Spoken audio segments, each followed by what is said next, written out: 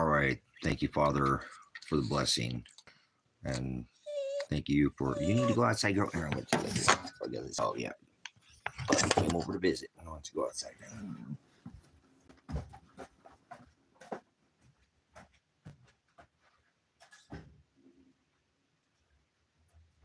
There you go. Thanks for coming over and visiting the property, the other poppins. Thanks for coming and visiting. All right.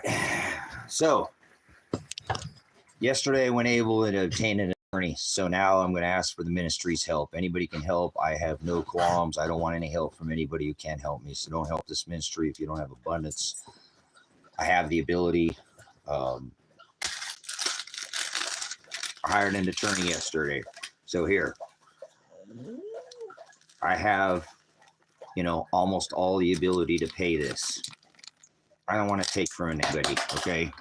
These are about 3,000-4,000 ounces a piece, a piece per piece of gold. Here's all my savings. Once again, I can't wait any longer, guys. My son is probably dead. It doesn't matter, though. I don't care anymore. Here's, roughly about $14,000 right here.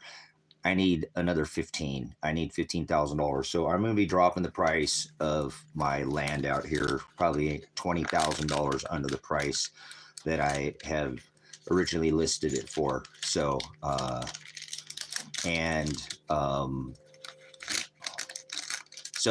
I have the attorney. So I went and, 14 months, almost 15 months of sitting and waiting for this state to do something. I can't wait any longer. So I really didn't want to, and that seems a little bit selfish not to want to spend the money, but why should I spend my money? I already lost 40 pounds of silver.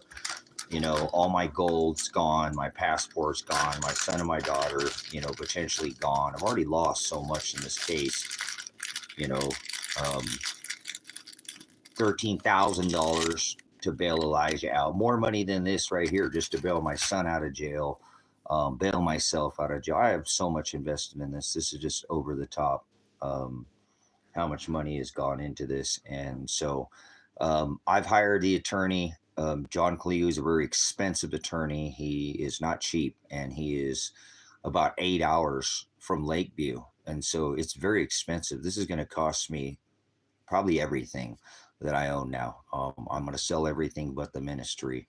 So I'm not going to sell the ministry because it's the ministry. So, but everything other than that, it's on the chopping block as of now. And I can't stay on here too long, but I thought I'd come in here and maybe there'll be somebody who can help out. I don't have any qualms for asking for help at this point in time. So, yeah, that's just a start. That's just the base. That's just a start. That's what I already gave them. And then I need more. Like I said, it's going to be expensive. And then I'm going to be filing a lawsuit as well, civil lawsuit. So I'm sure I'll be, I don't want to be wealthy. I don't care about money. I don't even want to own anything anymore. I'm so tired of this whole grind for, there's just nothing about this country I like anymore. I don't even want to be here. So my main focus is to get myself now out of the country, and I'm going to need to get all the charges dropped before I can leave. I can't go in another country without, with a record or being stuck on probation here. So I have to go at these people's, throat. And I don't mean that in a physical way, but I have to go. And I've waited 14 months for the system to do what it's supposed to do, and it hasn't done anything. So the system has failed me tremendously, and it's okay. I don't like to lean on other people. That's why all this right here is hard. Just one of those piece of coins almost took me a year. This coin right here took me almost a year to obtain through trading and fixing and bartering and selling. This coin took me almost a year to come into this coin. Now I didn't start it, but fixing things out, fixing things up. I started out, with one product, sold, fix, trade, sell, fix, trade. So, this is a lot of work for somebody like me to come up with something like this. This just doesn't, I don't get Social Security, I don't get disability, I don't get veterans benefits, I don't get anything. So, I don't feel like I'm grifting anybody. If somebody can help, it's because they have a tremendous amount of extra money. So if not, I've got it. It's just I'm gonna have to sell everything I own. So it's okay. I don't care. I don't want anything here anyway. So it doesn't hurt my feelings to sell everything but the ministry. So, um, but but don't worry about it. I don't want to take from anybody that doesn't have abundance. You know what I'm saying, Don? I don't want anybody who doesn't have abundance. Abundance, a lot of extra cash, a lot of extra money. So I'm not looking for, again, to try to take from anybody. That's not the case. I literally have, there's almost $15,000 right here in gold. Okay. So I'm not grifting anybody. I'd really like to save this metal because I do think in the next 3 to 6 months, okay, 3 to 6 months, that this gold right here will buy the property. These, what is this? 1, 2, 3.5 ounces. Here's 3.5 ounces of gold right here.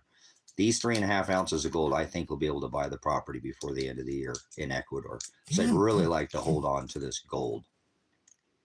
Okay?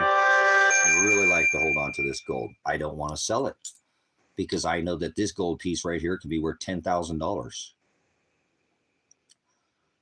$10,000. Okay. So don't give if you don't have abundance, guys. It is what it is. I have the money. I just don't want to cash this out. I want to buy the Ecuador property and donate that property to the ministry. Okay. I'm not doing this for me. I don't even want to be here.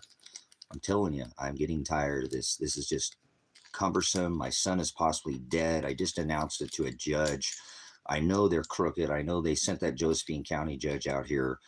I had no choice, guys. I think they were coming to kill me. I really do. And I know that Father would have protected me, but I don't need to be hit in the face again with a grenade. I don't need more difficult. I have served this country. I've got my discharge. I don't want to back down, but I got to keep going, guys. So I'm not a grifter. Like I said, here is $12,000 right here. Here's $12,000 plus right here, right? Here's $12,000. It's not like I don't have the abundance. I work my ass off for this, guys. I traded a lot of things for this piece of gold right here. This gold right here, I traded for a $6,500 Jeep. That Jeep was at least $6,500 because I helped the guy out. I helped a guy out who lost his wife, and I gave him a lot of money because I just sold a pickup and I didn't have to, but he needed the help. So I bought 2 vehicles from him. Okay. I sold the one. That's how I have some of this other metal here. Okay.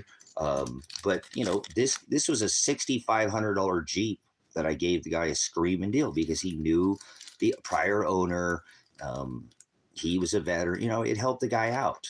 So I helped him out. He gave me a $3,500 piece of silver or gold. So I'm not grifting anybody, guys. Like I said, I don't feel bad. I'm not going to stay on here too long. I'm going to reduce the price of the property from my $39,000 to $19,000, guys. That's $20,000 I'm going to be taking off my property. Okay, so I have until Friday to get this money to the attorney, and I already showed him this gold. So he said, okay, I understand you have the money. You just have to go cash it in if need be. So don't give any money if you don't have it, guys. I'm not trying to take from anybody. Again, I am not. I don't want anybody to be without. I don't want you to be without. I have, but I like to take this money and purchase the ministry in Ecuador. I really wish I could purchase it right now. It was this close to purchasing it. I told you guys I was going to purchase that ministry down there. I had somebody else to help me a little bit. So I got to do this, guys.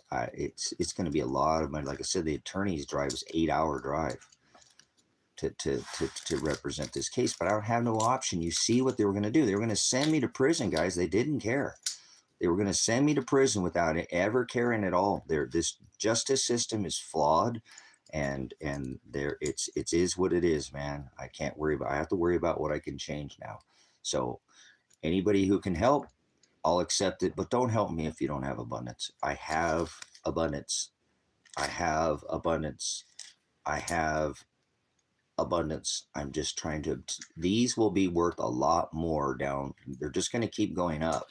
So if I can hold this, I'll be okay, but so I'm selling my land, the 5 acres. I'm selling my motorcycle. I'm dropping that down to half price. I'm dropping the flatbed, the ministry flatbed. I mean, it's mine, but I use it for the ministry. I'm going to sell that for half the original list price. So maybe I'll come up with some money, but even if I could, guys, even if I could just save one piece of this, even if I could just save this one piece of gold, man, this could be a deal breaker between, this could get very expensive. I do think gold's going to get rather expensive. It just because it's a metal that's always been around. It's always been worth something. So again, I appreciate all the help that everybody's given to me through the years, the support. Um, I don't want to ask, but I need to ask now. And so maybe there will be somebody, like I said, I'm not trying to grift you. There's people who tithe thousands, tens of thousands. It cost $1 million to run Grace and Truth Ministries, guys. Grace and Truth Ministries, Jim Brown's ministry, Andersonville, Tennessee, costs $1 million a year to run. He's got 5 salaries. Okay, remember, I don't pull a salary for the ministry. I don't take pay. I don't get pay for any work that's done here. So, and I don't want pay. And now I want to take this ministry to this, to down south. So, I appreciate it, guys. Again, I don't want to grift somebody. Selling scratch stones might be a good side hustle come the super cycle turn. Yeah. So again, I'm not trying to grift anybody. I don't want anybody to give this ministry that doesn't have abundance. I really wish that maybe somebody would have started a GoFundMe a long time ago. Maybe we could have put some money in that account and people would have hit it up. That's okay. Normally a GoFundMe is started by somebody else. You know what I'm saying? It's not started by the person. So, like I said, here's right here. There's $12,000 right there. There's $12,000. I don't want to grift you. I have the ability. I work my ass off for this, guys. I worked so hard in the last year. Remember, everything was taken from me like 6 years ago. Everything I own. I was left with just a tent by my own brother, by my own blood. And then Marshall took my 40 pounds of silver and my passport and gold. Remember, it was the gold that bailed Elijah out of jail. About the same amount of gold that I have here is what bailed out Elijah out of jail. So I lost all my gold already this year. 40 pounds of silver with it too. I have 40 pounds of silver. That's as much almost as the gold was worth, probably more because a lot of it was specialty.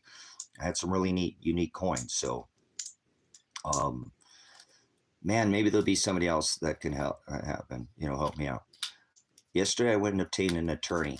I'm not playing anymore. I'm done. I'm done. Now I have to spend everything I worked for again, all over again and go back to zero. And it's fine. I've been to zero so many times in my life. My dad died when I was 16 years old and I had nothing but the clothes on my back. Nothing. I didn't get anything in the house burned down. I didn't even have shoes on. So I've been without. Like I said, 5 years ago, 6 years ago, my own younger brother came and stole everything from me that I owned. And I never pursued anything with him. I didn't care, whatever. I got to move forward. I sit here and waste all my time trying to. It's just like it did in this case. It just fought this case for 14 months and nothing has happened. Nothing has happened legally in the case. They have done nothing. So, I spoke with the attorney yesterday. I got to drive back over there. There's another, it's $100 worth of gas just to drive and talk to him. So it's an 8-hour drive. And he said yesterday, "Are you sure you want me to take this case, Tracy? I'm a very expensive attorney. I'm not one of the most expensive attorneys that there is." And I said, "I know that. That's why I hired you. I have a son that's dead. Okay. And the cops won't go look for him. What is some stupid gold going to do for me? I need my son. I need to know if he's alive. And I don't care how much money it costs. I don't have to sell. If I have to sell everything, I'll sell everything but my own body at this point, And I'm not doing that out of desperation. I'm doing it because I need to make sure my son is not looking over his shoulder. He's done the work that he needed to do. And like I said, I mean, even if I end up in prison, I don't care. I mean, I do because I want my dogs. My dogs don't do well without me. So as a matter of fact, hell no. I'm fighting this because I'm not wrong. I'm not wrong. I'm not wrong. I know something's up with my son. I know something's up with Elijah, and nobody cares about him.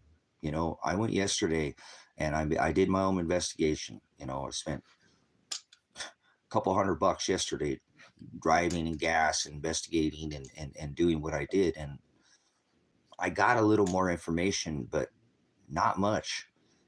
Elijah hasn't been seen in at least 7 to 8 months is the last time that I know that for sure. Now I can investigate that he was seen. So I don't have good news. The news I got was not good news, and exactly what I thought it was going to be. It wasn't going to be good news. Actually, like I said yesterday, I'm doing my own investigation. It won't do anything, so I'm doing my own investigation, and it all takes time and it takes effort. And like I said, it's a long drive, and I'm probably going to have to get back in the car again and do some more. I'm not going to give up on this. I have land I need to get up for sale. I have these vehicles that I need to get up and sold. I have so much work to do. I can't stay on here too long. I'll try to stay on here for about an hour, but then I got to go, guys. I appreciate everybody who helps. It doesn't matter if you do or you don't. Just being here is a huge asset. But I have to call on the ministry, and there's 21,000 people in here. Maybe somebody, maybe one person can help me out. And that'll be great. And if not, that's fine. I got this. But man, I'd really like to hold this silver and gold, because I do think, once again, guys, that this will pay for the ministry. And I won't have no retirement again. I won't have retirement, but at least I'll like I said, I don't need to. I am retired, so you know what I'm saying. I have one land payment left out of 65 acres. I have 20 acres that I pay on. So as a matter of fact, that's why I can't stay out here too long. I have to go into town and take the last of the money I have and go to the bank. And I didn't get there yesterday, so I'm gonna have a late fee. But oh well. I had to go do that yesterday. So if you know anybody that wants to help in this situation, I'm a veteran and I need help. And I'm not going to be pride in any way, shape, or form. I need help. So I'm going to ask. And hold on, I'll let you out, Buggy. So maybe somebody can. Again, I'm looking for people who have abundance. I know there's some people who are doing really well right now. I'm going to let you out. Come on.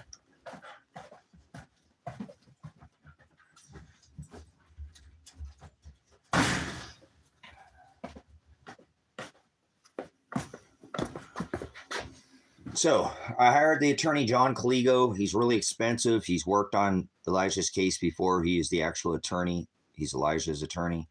He's really expensive. But I don't care. I got to do this for Elijah. I did this for Adriana. And I need to do this for myself, you know. A little over a year ago, I was set and ready to go. I had my passport. I had all my precious metals ready to go. I had been making a big statement on here that I wanted to go travel. Instead, I stayed in the country to help my son, and now I am facing, time, and so I have to pay for that, guys. And they already ruined my property. I still haven't been able to fix everything. The windows are still blown out. I haven't been able to fix everything that they ruined, and so. But I do have a civil case. Okay, I have a civil lawsuit. But that again, that all takes time and effort and money. So this is the money that I need to hire the civil or the criminal attorney, and I still don't have enough. I can prove everything. I have everything on video. I live stream the SWAT raid and everything. So you know what I'm saying? So I don't feel like I'll have a big issue on the civil suit. The hard part is fighting this corrupt. That's why I had to go get the attorney that's already been on this case, okay? Because he knows how corrupt this county is. He knows this county is extremely corrupt. He said that when I went and talked to him yesterday. He said, Tracy, this is going to be a near impossibility. This county just does whatever they want out there.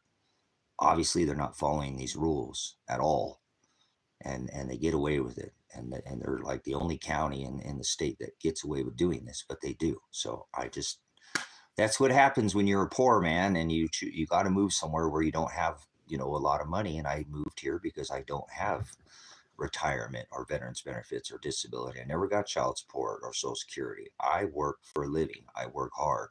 You know what I'm saying? I can't believe this isn't a national news story. I can't believe this hasn't gone, you know what I'm saying?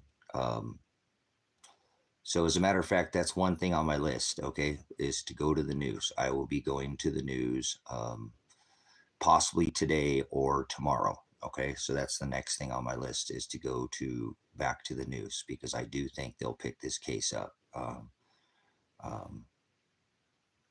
There's just too much evidence. They violated my civil rights, my 4th Amendment, my 5th Amendment, my 8th Amendment, my 12th Amendment, my 6th Amendment, my 14th Amendment. They took my, I have proof of all of it though. You know what I'm saying? So you guys, I have tried to avoid this for so long. 14 months is a long way. I don't need a job, dumbass. I'm retired. Look at this dumbass right here. Look at get a job. You own any silver? You own any gold, dumbass? Are you trying to find your dead son or daughter? Get a life. I don't think you get shit, okay? So I'm not trying to grift anybody. I have a fucking job. How do you think I got all this? You see these? These are calluses on my hand from working. I don't push buttons all day, okay? I fucking work my ass off. Apologize for the cursing. I'm a little pressed right now. I cannot believe that I'm going to be back to zero again, guys, and it's fine. It just, every time I get up, I get this whole retirement built up, bam, it all just gets crushed down. And you have Social Security, you got disability, you get a fucking check. I don't get shit. I'm a veteran. I serve this country. I only get veterans benefits. I don't get separation pay. I never got a dime of child support for 8 years. I was a single parent, both mom and dad, and I never got a pencil one from his mom during the school year. No play clothes during the summer, nothing. She didn't help at all. That's why she's not even helping now. She don't even care. As a matter of fact, she was one of my people on my list yesterday to go talk to her, and I scratched her out because she don't give a shit about her son. I already found out from the other people that are around her, she don't care about her son. She don't give a shit about her son. I care about it. I said, that's our kid. And I scratched her off my list because she ain't going to help her son. I'm the only one that's helping Elijah. And even if he's dead, at least I'm helping his story so it could be told, so it could be heard. At least I'm still looking for him. Nobody else cares about Elijah. Nobody else is looking for him. Nobody else is working in his behalf. So, you know, I'm trying to do the best that I can with what I have, guys. I got hit in the face with a grenade. I suffered a concussion. My brain it hurts every day for a whole year. More than that, I could not eat. Look at the SWAT raid. Tell me that you get hit in the face with a grenade and it doesn't hurt your face. So no, he's dead. He's probably dead. He's probably dead. They sent Josephine County. The only person that's seen him that I know, because I did a lot of investigation. Like I said, I went and obtained the attorney. I drove and went and made a lot of contacts here. 8 months ago is the last time he's been seen. You know, as a matter of fact, fuck you, Robin Miller. Look at this piece of shit mom of his. Packed up all his shit of his mom's house and brought it to his fucking stepdad's house. His own mom brought all his shit because she don't want nothing to do with him. Can you believe her? I don't ever want to talk to Robin Miller or Elijah Werner's mom ever again. Ever again do I want to talk to her. She got all his stuff and packed it up and took it to her fucking or his stepdad's house. See, she don't want nothing to do with him. She don't want nothing to do with it. When I heard that, shit, scratch that bitch off the list. Fucking mom don't even care about her own son. I apologize. You're in and out, in and out, in and out, in and out, like you're having a lady changing her clothes all day. Good job, Tanner boy. Look at all that food in there for you. You got a whole bowl of food. So, once again, no, nobody's grifting there, dumbass. Once again, do you have a child that's dead? Hammer. I'll put the hammer down on you, dumbass. Is your fucking daughter dead and your son dead? Did your son and daughter get hit with a grenade? Go fuck yourself. Hollering with a hammer? Well, bash you with a hammer with the truth, and not physical hammer, with the truth. You're an idiot. Go help my fucking son. His name is Elijah Werner. Go find him or get off this stream. I'm trying to find my possibly dead son. I reported to the police, okay? Dumbass, I have a fucking attorney involved. You're on the wrong channel. Go somewhere else. Pound sand. I need help. It's been 14 months. I didn't ask anybody for fucking help. Not a single dime has been contributed to my legal fund. Not one penny. So I don't want to fucking hear it. I'm not in here because I want to be in here. I'm in here because I need help. I'm swallowing any fucking pride that I have at all. And I don't have any pride. And I'm doing this because I have a potentially dead son and daughter. That's why I'm doing this. I'm going to lose everything I fucking own and sell it so that I can find my son. And it would cost me every penny that I have. I already could have had the fucking money. $47,000 I could have bought the attorney, but instead I paid off the ministry. I chose to pay off the land. Instead of helping myself, I helped the ministry. So I'm not grifting shit. Don't call me no grifter. I'm not a grifter. I have the fucking money. If you don't want to help me, don't fucking help. Shut your fucking mouth. Go somewhere else. Go to TikTok or something. You know, there's people that's grifting all day doing dumb shit. I'm looking for a dead fucking kid, man. A dead kid. My son is dead. He gonna come in here and have the balls to tell me that I'm grifting somebody. You know what kind of pride? You know, I had to call the cops on my son and they could have killed him. Shot him already once. And I had to call. Imagine what it's like to have to call the cops on your son.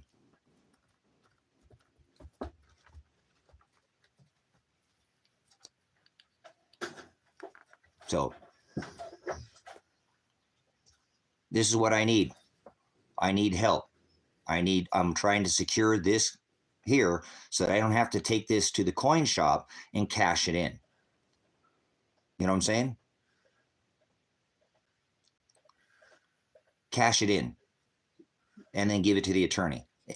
He said he would take it, obviously, but he said, look, it'd just be easier if you just cash it out. Okay. I mean, I would take it, but I don't, you know,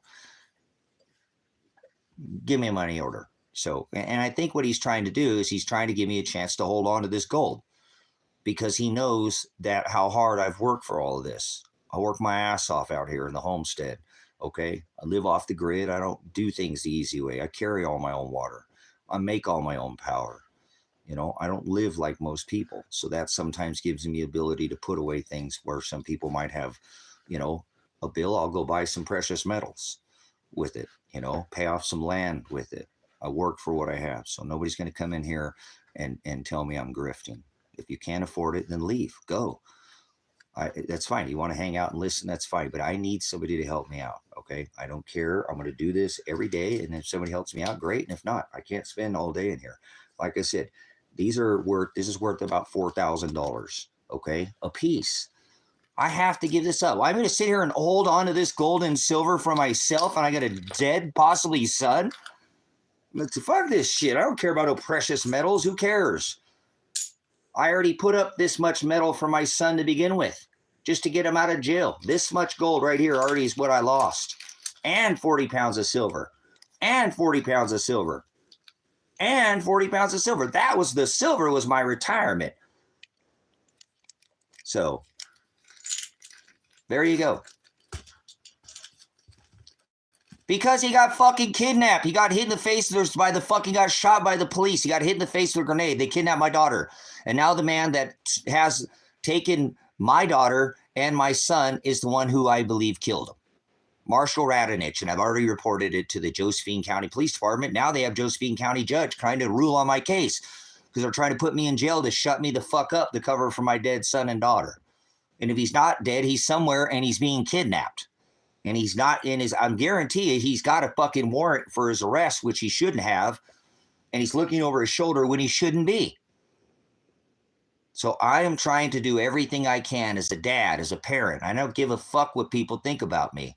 So go watch the thing. It's all live stream. I don't explain shit. You have some money, help me out. If not, just hang out. Go watch the story. There's thousands of fucking hours. And you can hang out if you don't have money. Nobody has to give me money to be a part of the ministry. At all. I don't have to receive a single dime for you to be a part of this ministry. Your comments are even more valuable. I've always said that than any kind of gold or silver or dollars. Okay. The ministry is the comments are valuable because after the case is gone, the ministry is still here. This may come and go. This has been 14 going on 15 months, guys, since my house was SWAT raided by the state of Oregon. And I'll let you know, like I said, I've spoken with the attorney and he wants me to, you know, keep tight-lipped with the case too. And I've already put it all out there because I have nothing to hide, that the warrant wasn't even valid. There's a good chance the warrant was not even a valid warrant to begin with. So this is going to be probably one of the largest cases ever in the state of Oregon. And if you want to help out, great. Leave a comment. Go find my son. Help me out. I don't know where he's at. He was in Josephine County. The cops said they knew where he was at, but they didn't go get him. I don't think Josephine County's telling me the truth. I don't think either of these police departments are being truthful with me. Like Lake County, they're running over my property out here on my driveway. Literally running over my driveway sign at the end of my driveway. It's the police are literally running over my property. Who do you call when the police are harassing you? They want to shut me up, guys. I'm a constitutionalist. I'm not sovereign citizen. I don't claim none of that nonsense. I know the right. I took an oath to the Constitution. So I'm a constitutionalist. I stand up for the right of the Constitution. So once again, you know anybody can help me out? You know anybody who has abundance? You know anybody who you know is looking for a 5-acre parcel? And I have a nice parcel out here in this valley. Many people come out here and just absolutely love the dream. So Jennifer, I appreciate it. You know, like I said, it's I don't want it. Please don't give to me, guys. If you don't have abundance, I don't want any money from somebody who's going to hurt them. It costs a lot to get that $10. That's a lot of this day and age. It's not easy, Jennifer. It's not. I know that. It's not easy to even make $1. Like I said, I just spent all my gas money. I don't even have gas money to go back over the hill right now. I'm going to have to go by the coin shop and trade in some of my precious metals because I just $15,000 retainer is a lot of money, you know? So just to start. So I don't want any to take from anybody. You know, if I'm on the other side of that, Jennifer, and, you know, like I said, look, I'm holding, you know, what is that? Almost $4,000 for an ounce of silver with the premium right now, about $3,800. So here's $12,000. Okay. I'm trying to pay this. I already paid this ministry off. This ministry's paid off. Instead of getting an attorney, if this means anything to you, Jennifer, $43,000 or $47,000 is what it costs to pay this ministry off. $47,000.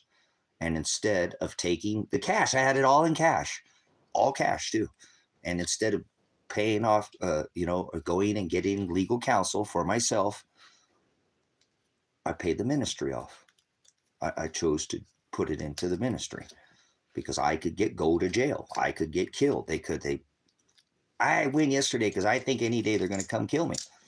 I'm not kidding, guys. You can take that as if you think I'm fucking being sensational, but I'm not. I think any day out here they can come kill me. I am not safe where I'm at right now. I'm not. The only thing that's protecting me out right here is God right now. That's the only thing keeping me alive. I know that. I shouldn't even be here. The other day, I almost got in an accident, and I should have hit that car in front of me. And I was falling. I actually had as much distance as I could possibly get without the guy rear-ending me behind, and I still cleared the car. I didn't hit it at all. I missed it, probably by a foot, by much. But I pulled out right into oncoming traffic. I could have been T-boned. But I'm like, Father, wow, how did you help me through that situation? I really knew that guy was going to be behind me. He was too close to me, and I kept seeing what was coming. I have a CDL. I knew it was going to happen. I was watching that vehicle, and bam, the tire came off, and bam, bam, rear end accident, you know, and I didn't. I pulled out, and I missed the car in front of me, and I pulled out, and I rode right between two cars, coming right at me, right between two cars. And then pulled back out on the highway. And I was like, oh, Father, you're not done with me yet, apparently. You want me, and if I would have been there, I would have been in the hospital. I'm sure I would have been pretty messed up. That would have, I wouldn't be able to be at the court date and record that phone call. So Father's not done with me yet, okay? I know that. So please don't give to this ministry. And honestly, Jennifer, and like I said, that is something I wouldn't even be able to get access. And just so you know, Jennifer Price, and it's fine. Until next month. I don't really like the super chat. The only reason I leave the super chat on, because it's the only way for some people to make donations to the ministry. And honestly, I don't think that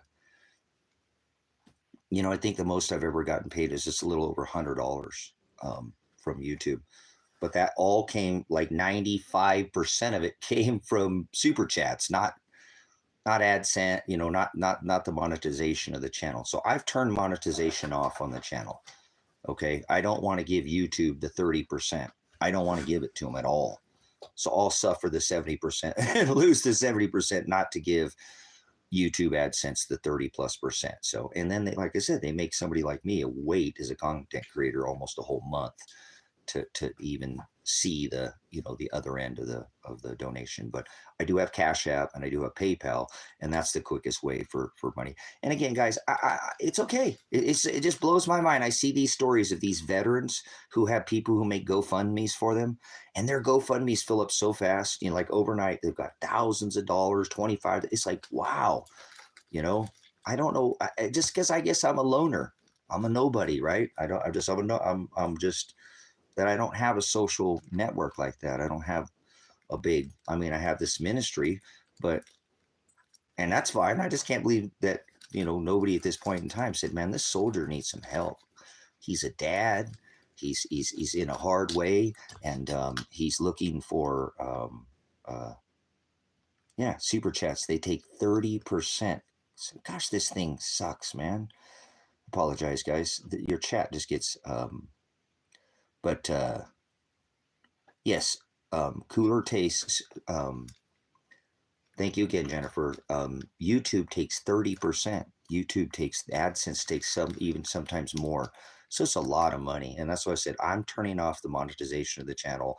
I shut the super chats off for a while because Dawn, you know, was the last one. And then I had like 30 or 40 bucks sitting in there. So it's in the link. It's the $ predestined, the number 4 light. It's in my bio, I think, is the Cash App. But please, guys, don't give if you don't have money. I don't want to take from anybody. Imagine me on the other end of this, guys, where God places judgments on me and said, Tracy, you had abundance. You had abundance. I made you work your butt off, and you had a busted up back, but I gave you the strength and you had the money. Maybe he doesn't want me to pay this off. Maybe he wants me to get rid of all this gold. Maybe he doesn't want me to own precious metals, because every time I get some, they get stolen or I have to spend them. This is my retirement, guys. I mean, eventually I'm hoping to pad this. I know this sounds crazy, but that's how I work. Pad this, pay the ministry off down there in Ecuador. And I haven't even bought it, so I don't have to pay anything off, but pay it off and then still have this. And then use things like this in the future to pay for my food, you know?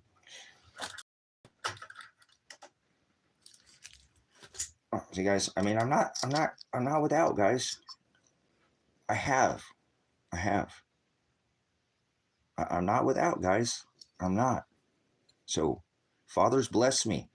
I'm just hoping somebody is as blessed as me and Father will allow to, you know, save this money for the ministry.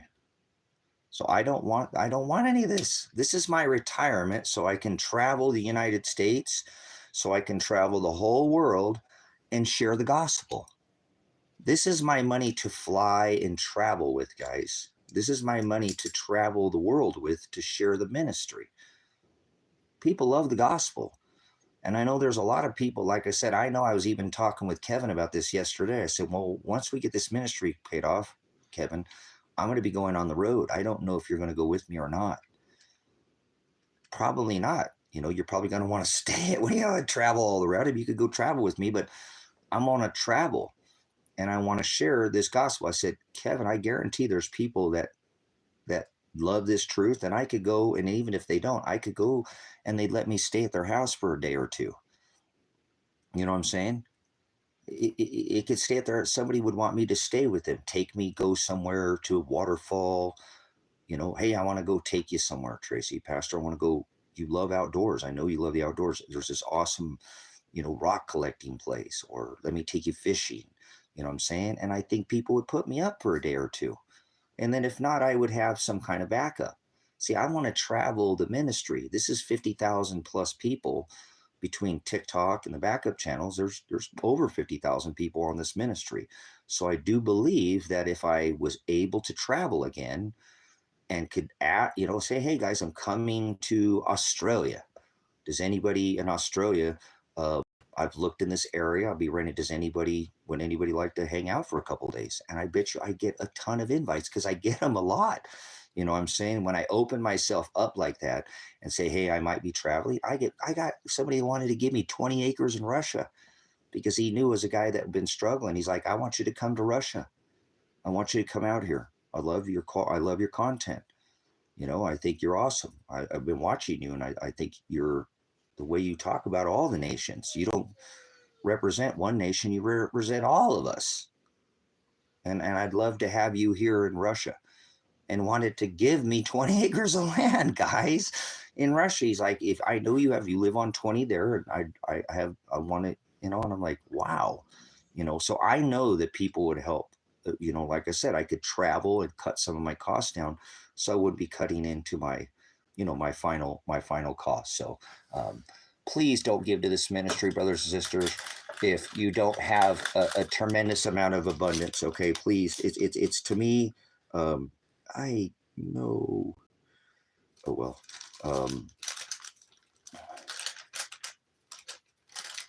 It'll all work out, guys. It'll all work out. I know it will, but it's not going to be easy, guys. It's going to be very, very, very, very difficult. This last year has just been absolutely. Isn't that pretty? These are some pieces that I bought from the pawn shop the other day because they had these priced kind of underpriced, and I purchased these. These are some limited sets, and these are West Mint Silver Eagle, called a reverse proof. So once again, I don't want anybody to give this ministry if you don't have a tremendous amount of abundance. Please, brothers and sisters, that's the last thing that I'm looking for again, because I know again that. Hold on, watch it there, Biggie. What do you want?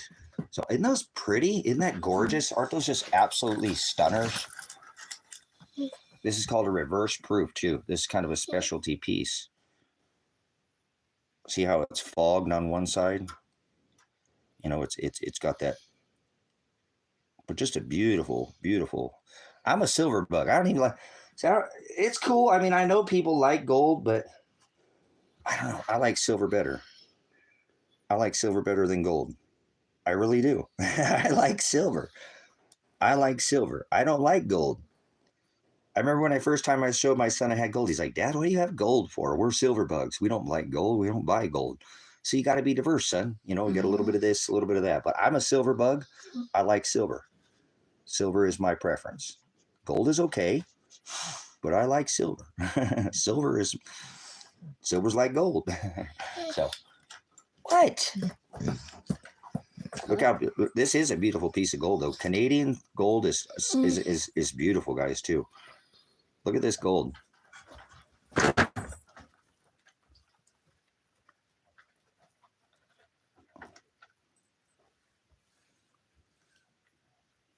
See that?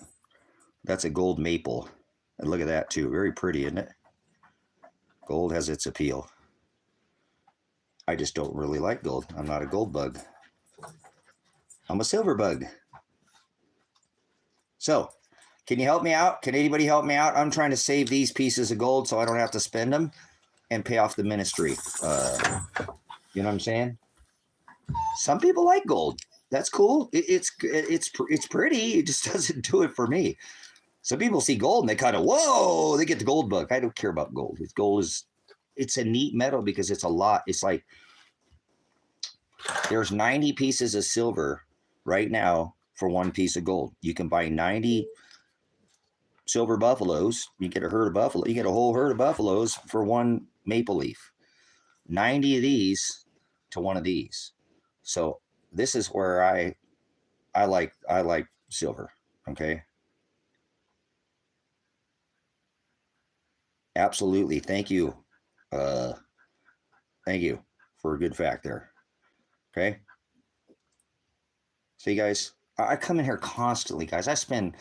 Sometimes I stream in here 20 hours a day, guys. I've streamed 20 hours a day sometimes. 7 days a week I stream, every day. 15, 16, 18 hours. I don't get paid.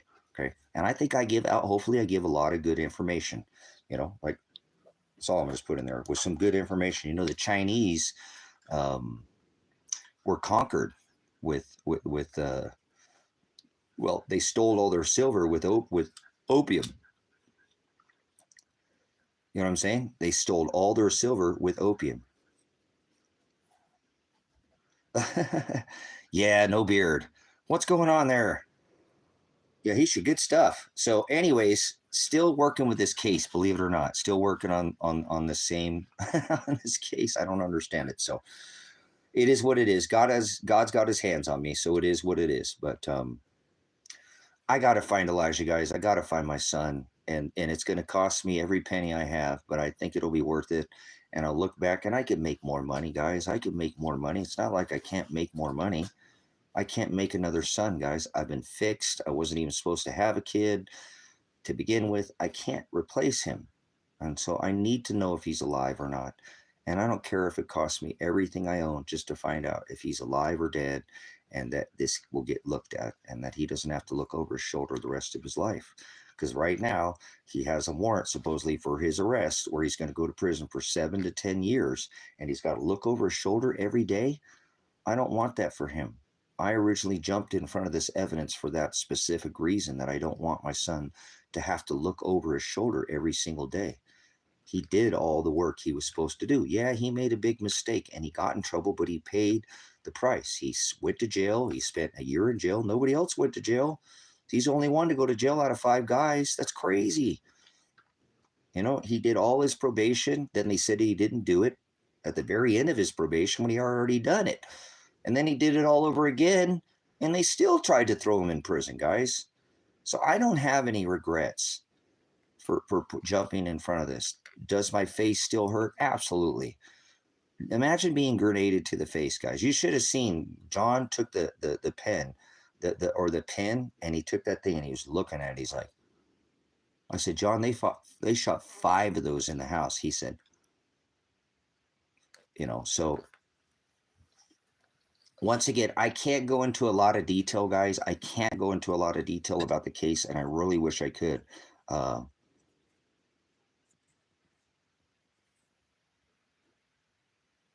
Nice. Okay, appreciate it. I didn't see anything that may have my phone notifications all weird. My phone's all messed up. So, again, guys, I don't want to take from anybody. Remember, there's 4,000. There's 8,000. There's 12,000. 13,000. These are almost 1,000 apiece. 14,000. Okay.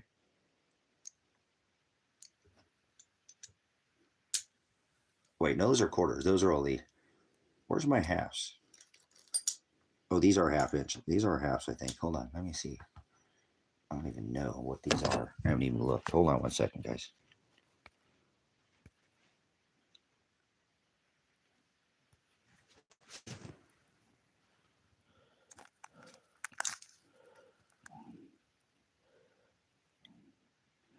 I don't know if they're quarter or not. I can't. I think they might be quarter ounce. It doesn't matter. But anyways, like I said, guys, I'm not trying to take anything from anybody.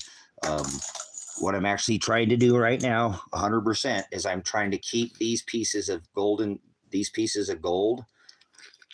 and buy the property in Ecuador with this money, with this here, because I think by the end of the year that this $15,000 will be worth at least 30, twice as much, maybe 3 times as much. So this would pay off that land in Ecuador. If I could keep this metal in my pocket, and not spend it. And so that's why I was looking for somebody who has abundance. Somebody says, yeah, I want to help him. I want to help him. I know his situation. I've been following him. And again, honey, let's sell the car. We already did it. We cashed in our Bitcoin. We cashed in whatever. But it doesn't, like I said, it's not going to hurt my feelings, guys, to come in here and ask. Maybe somebody will. Life is definitely timing. Life is definitely timing. But the one thing that I don't want is I don't want somebody to give to this ministry that doesn't have. Okay? That doesn't have. So this is I think this is the Battle of the Coral Sea is what this is called. What this piece right here is called. Battle of the Coral Sea. And that gold's pretty, isn't it? This is 4/9 fine Canadian gold.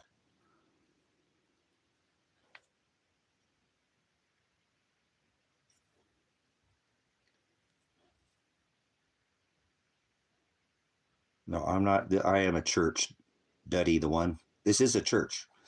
This is a ministry. This is larger than any church in this town. I'm larger. This ministry is larger than every church in this town and every church in Bend, Oregon combined. There's more people in this ministry. Okay. So, but Duddy, I don't want to take from anybody. Okay. You understand the tithe is for people who have it and they don't have to. Tithing in this ministry is exactly what you just did. Comments. And your time is the tithe that I require. If, like it says in the book of Malachi, to give me 10% of your earnings, I would like 10% of your time. Because you can make more of this. You can dig this up out of the ground. You can't dig up time. You can't make time. You can't print it. You can't make it. Once it's gone, it's spent, so to speak. You can't get it back. You can print more money. You can print more time. So, again, normally, guys, like I said, I'm good. Like I said, I don't have pride, but I work hard for what I have. These were part of another motorcycle that I bought, fixed, and traded. And actually, like I said, that's pretty funny that all of this gold, guys, every bit of gold that I have here, every single ounce of gold I have here was done from bartering and trading and selling. There's not one single piece here. I didn't buy any of this. None of this was bought. I purchased none of this with cash. See? Hallelujah, guys. That's so awesome now that I think about that. That's amazing, guys. That's absolutely amazing. Thank you, Father, for just giving me the ability. Every bit of this, guys, was purchased with the sweat of my brow by bartering and trading and fixing. Remember, I told you I helped a guy out with this Cougaran and traded that for a $6,500 Jeep. And at the time, gold was $3,000. So I took a $3,500 loss to help the guy out. He knew the owner of the Jeep. He'd seen it. He knew what it was and went right back to the hometown that it was at. So it was a good deal to me. It felt like it was the right place to go. So look at this. Seriously, guys. I traded for all of this. This piece here, traded. These here, traded. This traded. All of these. I paid no cash. Now, I had cash involved because I purchased some things and fixed them up. But imagine that. All of this was done by working, bartering, trading, and selling. None of this was not purchased from a coin shop. None of these came from a coin shop. None of these were purchased online. That's how hard I work. So that's how hard I work. Some people are, get a job. Well, look at that. That was all earned by the sweat of my brow, by working my tail off out here, by fixing things up, by selling things that I've built, by repurposing, renewing things. You know what I'm saying? So that's how I work. So, so I don't want to take from anybody that doesn't have a considerable amount of extra cash just lying around, just sitting there, don't know what to do with it. Well, here you go. You need a good reason. You know what I'm saying?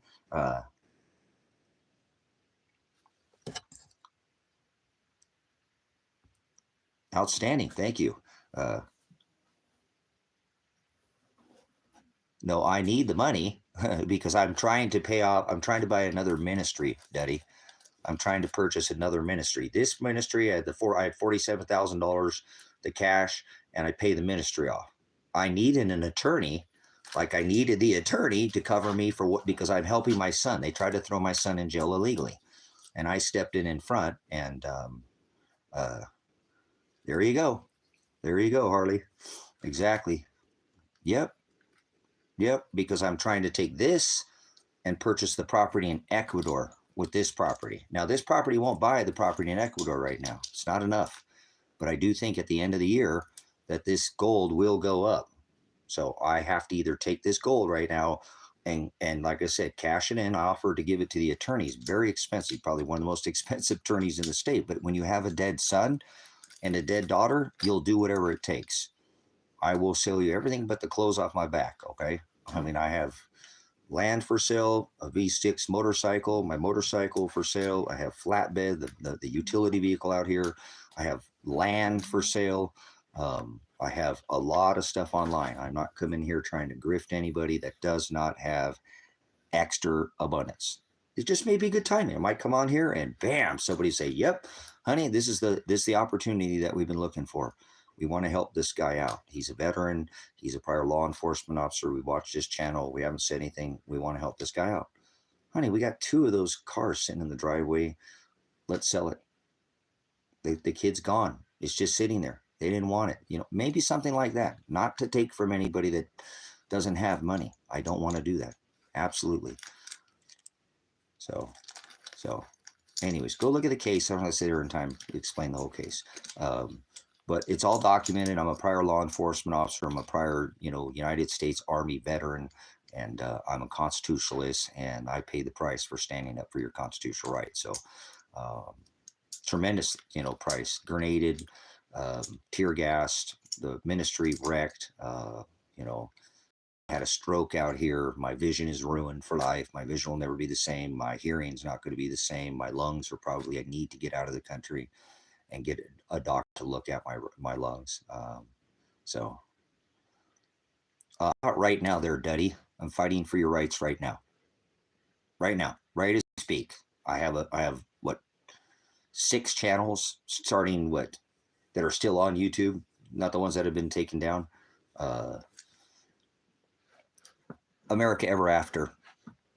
That's the first channel I did to help you out, to get you to pull your head out of your ass and stop being such a numbskull. Not you personally, but these American people that don't stand up for the rights.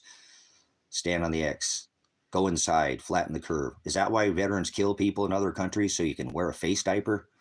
I don't think so. Okay. It's not about freedom. It's about the right to choose. Soldiers don't die. Women don't die. Children don't die. Fighting age men don't die for freedom. It's about the right to choose, and they've taken your right. So I stood up against the President Trump there, Daddy. Did you hold a actual planned protest with a city council member, with a pastor, to hold a prayer and hold an actual protest against the government? That's what I did for you, Duddy, the one. You're very welcome. You are so welcome. Don't thank me. If you want to help me out by giving me a cash app, that'd be great. PayPal, that'd be great. Super chat, that'd be great. How about holding a protest against your sheriff's office? Did you hold a protest, Duddy, against this sheriff's office, your elected sheriff, during the COVID, to tell them to get off their ass and start doing their fucking job? Did you do anything, Duddy, or did you sit on your ass like a fuddy-duddy all day, like a bump on a log, like a turtle? Get them on their back, and they're fucked. So most people I know don't have any kick in them at all. They're like a bump on a log, and that's okay. I don't know anybody else. Not one other person do I know, other than the people that were with me at the time during the COVID, that had a protest against the COVID. Did you protest I don't know anybody who protested the COVID. I mean, literally protested, had sheriff's office pissed off, and actually this is why they're doing what they're doing to me now. That's why I explained to the attorney. Remember, John, this all happened at the time of the protest, when I was protesting Donald Trump, when I was protesting Kate Brown, and when I was protesting Michael Taylor. Remember, this all stemmed, this case with my son. They're attacking my son because they're pissed at me because I'm a constitutionalist. So I stood up. A disease can't be protested against. Duddy, I'm asking you to leave now. You are an idiot. You know that? Did you not hear what I just said, asshole? Rights, you fucking idiot. It's about rights. Now, you have the right to get the fuck out of here. Leave right now. Get out of here. Get out of here. Get the fuck out of here. You can't even concentrate. I said rights. Dead fucking American citizens, and you're talking about some disease. Leave. You're not in the league. Get out of here. Seriously. I'm a constitutionalist. I have that right. I'm telling you to leave. You can't even figure out a dead son. I stood up. No, but you're asking, you play stupid fucking games, you get stupid fucking prizes, okay? That's how it's going to work, okay? So, What rights? You said COVID. All right, moderate Duddy. Get him out of here. He can't even concentrate. Apologize, guys. See what I'm saying? So this is stupid, guys. He can't even. I held a protest against the elected sheriff about the right of the people, not the COVID. Obviously, the COVID was a scam. Grow up, Duddy. Come back when you're not being such a fuddy-duddy, a stick in the mud. Don't let the door hit you where the good Lord split you. Thanks for your time. No, because you're an idiot. I don't hang out with fucking vipers, Duddy. Father tells me that. Don't cast your pearls before swine. You're being swine. You're swine. You're being swine. You can't concentrate. I have a dead fucking son. I'm literally putting all my possessions up on the chopping block to find my dead son. I'm telling you, I held a protest and they're attacking me because I stood up for people's rights. And then you make it about COVID. Oh, you can't protest a disease. So stop. Focus, guys. I have a dead son, a dead daughter. I said it in fucking court. And the judge threatened to throw me in jail. Told me I was nutty. Told me I was speaking gibberish. Is this what's gibberish to you? If this is gibberish to you, it's not gibberish to me. I have a son. I've reported this to the police. I've reported this to law enforcement. They will not go get him. Why? Because I don't think he's even alive. That's why I think the Josephine County judge was sent out here 4 hours away to this county to try to shut me down and put me into a trial tomorrow. Tomorrow. I supposedly had a trial without even summoning any juries. No jury was summoned. The attorney quit months ago. Forgot to even call in and quit. Forgot to call in and quit. Months ago. How stupid is that? How stupid is that? I'll stay in there a little bit longer, Don. What time is it? Yeah, just give me another few minutes and I better get off here. But anyways, if you want to help, like I said,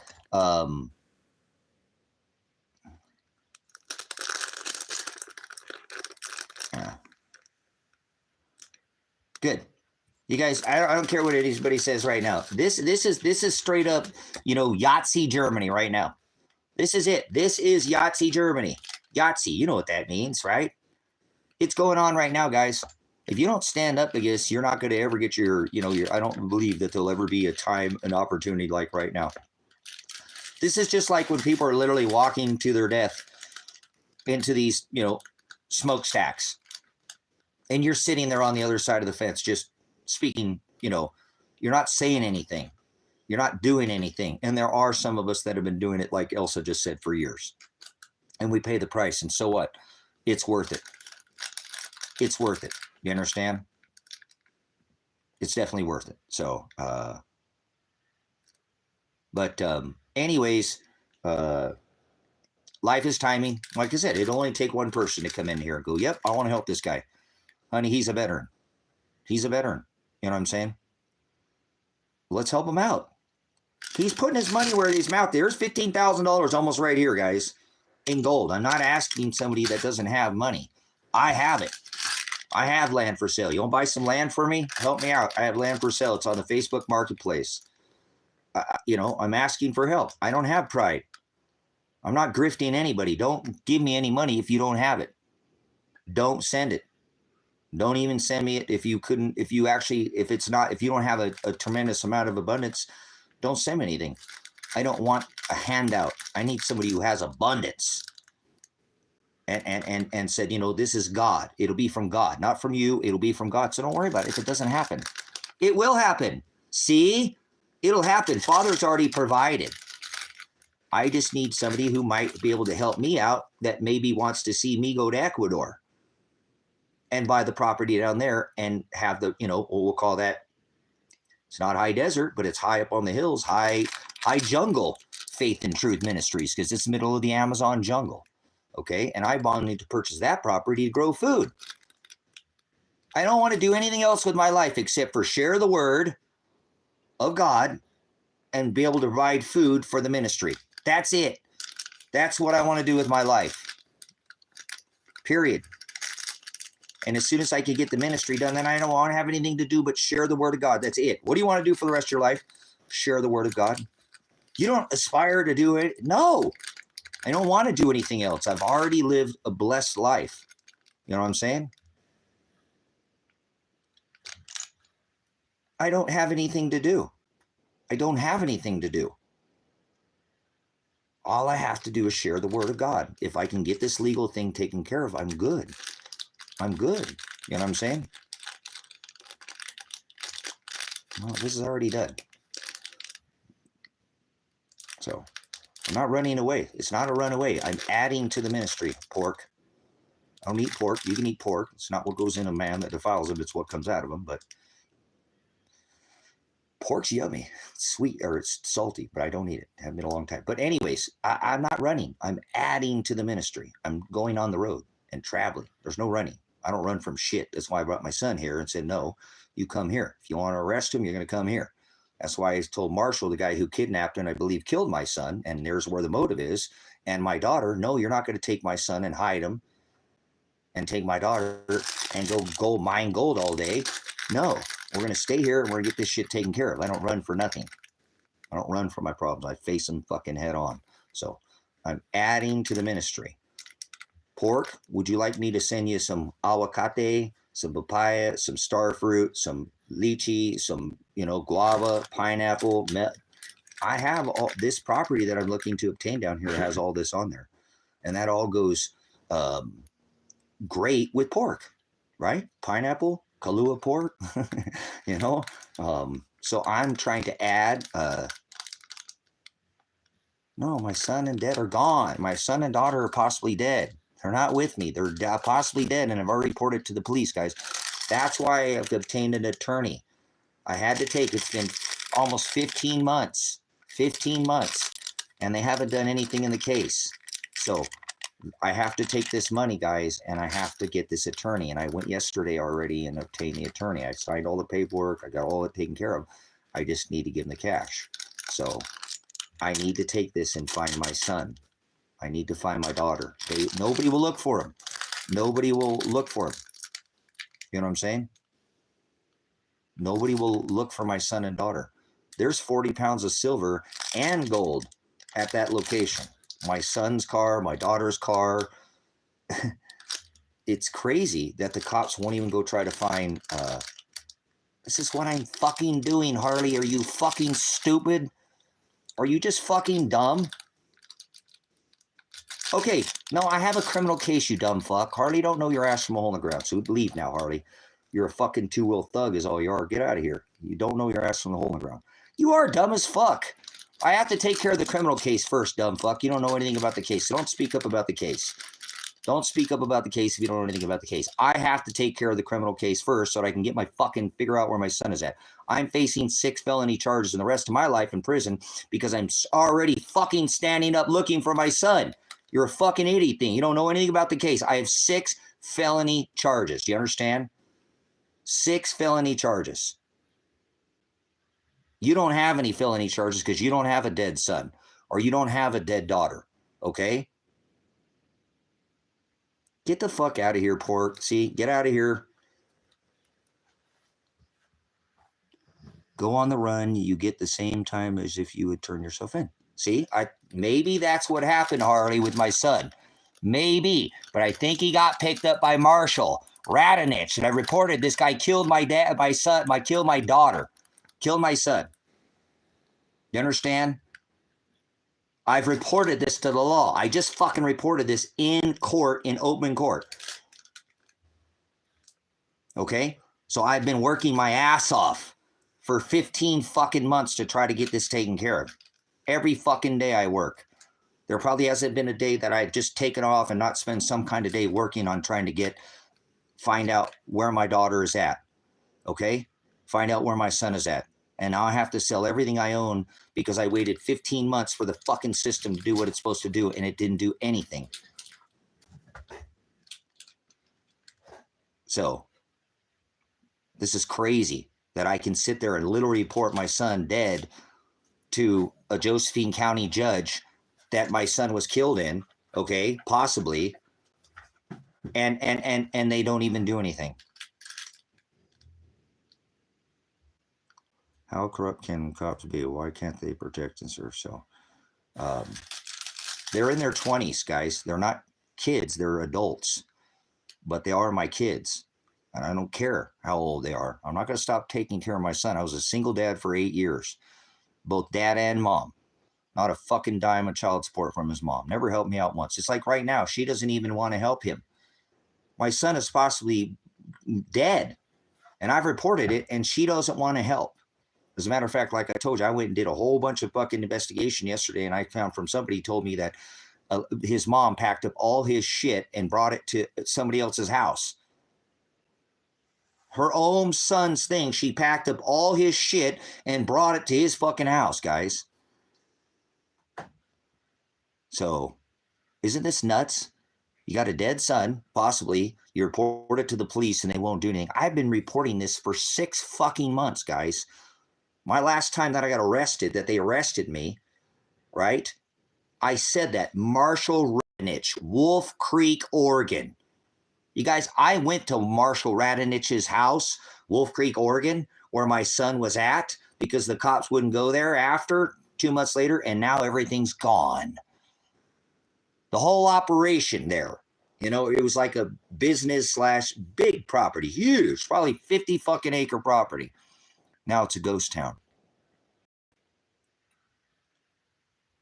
Now it's a ghost town. The only fucking lead that I had on my son, and I told the cops knew where he was at. They didn't go get him because I can't contact him. And I say my daughter's being raped, kidnapped. You know, what the hell is going on? And they won't go get him. I got 40 pounds of silver there, a passport, and they won't go get him. That's a fail to call for service. That is an actual crime, what they did to me. Instead, they threatened me with arrest. I said, I think my daughter's been kidnapped. She's being raped. I think my son he's kidnapped, possibly killed. Both of them. Here's the motive. Here's 40 pounds of silver. Here's a passport. Here's every reason for this guy to kill my son and daughter.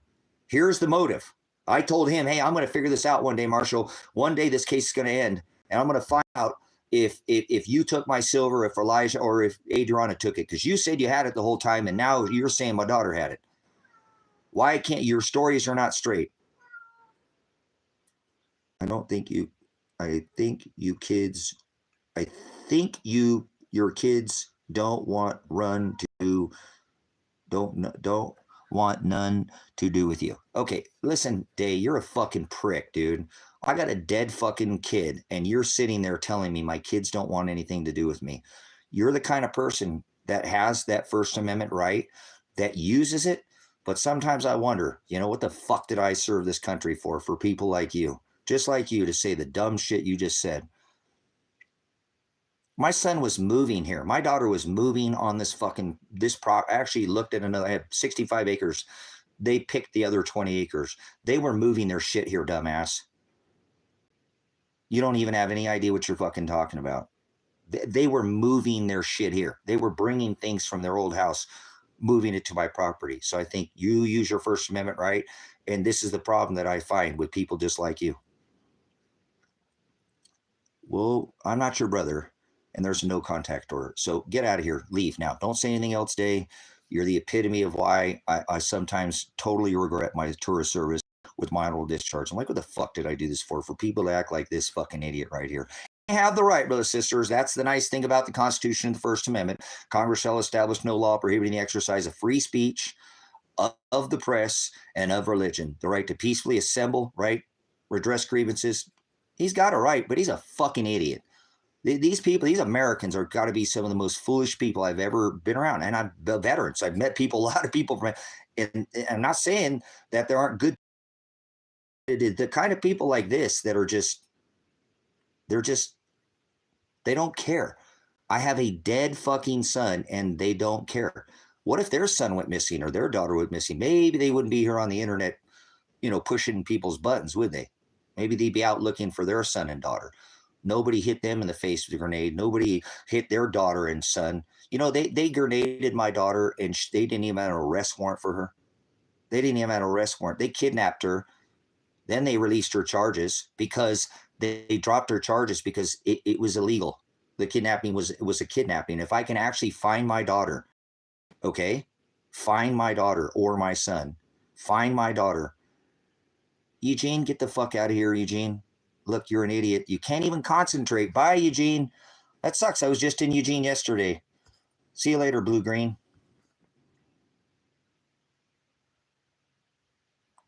No, you are. You're being an idiot, Day. You are being disrespectful. You said maybe my kids don't want to fucking talk to me. You're a fucking piece of shit. I got a dead kid and daughter, and you're going to sit there and say my son and daughter won't talk to me? You're a fucking idiot. Have you listened to anything I just said? Did you hear what I said? I've reported my son and daughter dead or murdered or being raped or kidnapped. I reported it. And you're coming in here and you're asking stupid fucking questions and saying just ridiculous fucking things. If your son and daughter were missing, you think it'd be nice to come in and to say to somebody, hey, man, I don't think your kids want anything to fucking do with you when you don't even know anything about the case. You know nothing about the case. So you can pound sand. Get out of here. Okay? Oh, I've heard it all, actually. Oh, you have? How have you heard it all, Day? Do you know that there's 257 hours of just live streaming before the house was ever SWAT raided? Before the house was ever SWAT raided. Have you watched all 257 hours of before the SWAT raid? If you know this, okay, if you know all this, Day, tell me times how many tear gas canisters were launched into this 8x40 cabin with a bathroom and a kitchen and a shower room. So there's a lot less than feet square footage of that, right? Don't type in capital letters, child. Stop screaming and kicking your fucking, shut the fuck up. They shot 15. See? Moderate this asshole. Thank you for coming in. All right, guys. I better get off here. I appreciate it. I got to go. I got to get things for sold. I have a 20-acre parcel. I got to get it for sale. I have that flatbed. I've got to get it unloaded. I need to sell it. I originally listed it for $6,900. $8,900 is what I originally listed it years ago. I'm relisting it for $3,500. Okay, hopefully it'll sell. $3,500 will save me one piece of silver or gold. See, so even I could just hold on to this one piece of gold. Even I could just hold on this one piece of gold, that'd be great.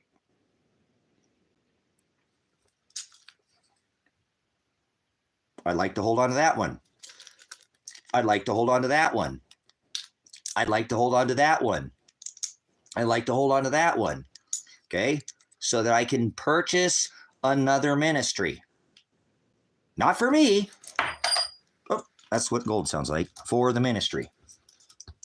Never ping gold. Let's ping some gold.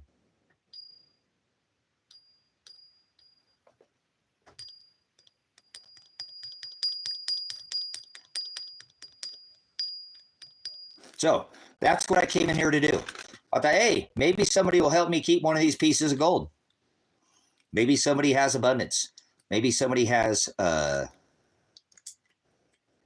it sound like crystal? That kind of had a weird tone to it, didn't it? Let's do that again.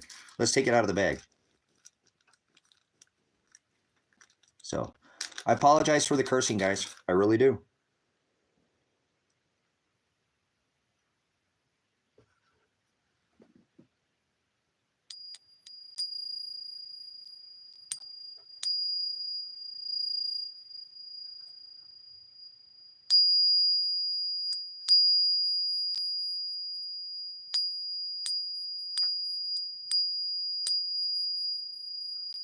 Isn't that incredible sounding, guys?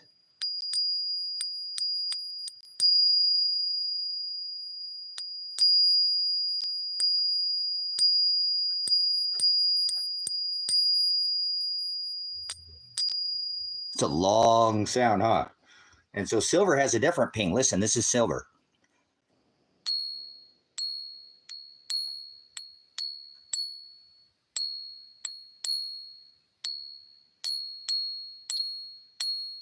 Well, that silver's a lot more dense, or that gold's a lot more dense than the silver, huh?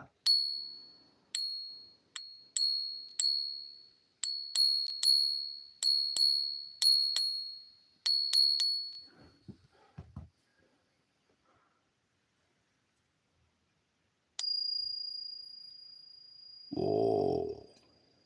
I've never pinged gold. I've never done it before.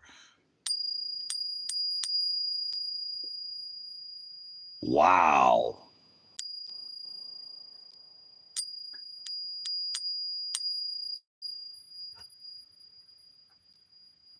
Whoa, that's got a long residual, guys.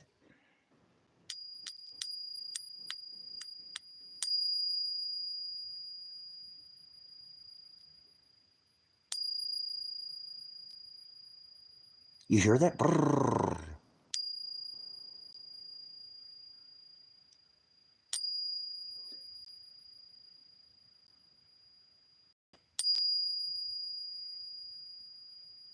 That's amazing, guys. I've never pinged gold. Never had gold, really. Oops. Okay.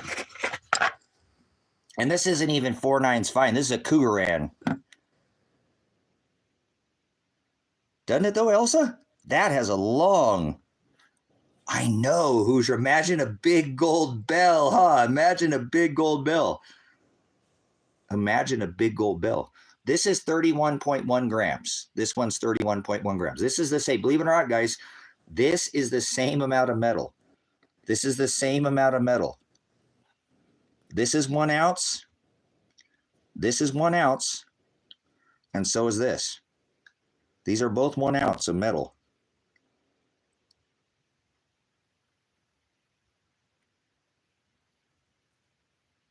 Pretty awesome. And then look, this is the same amount of metal. Same amount of metal. And then this is the same amount of metal. Look at that. Same amount. That's the same amount.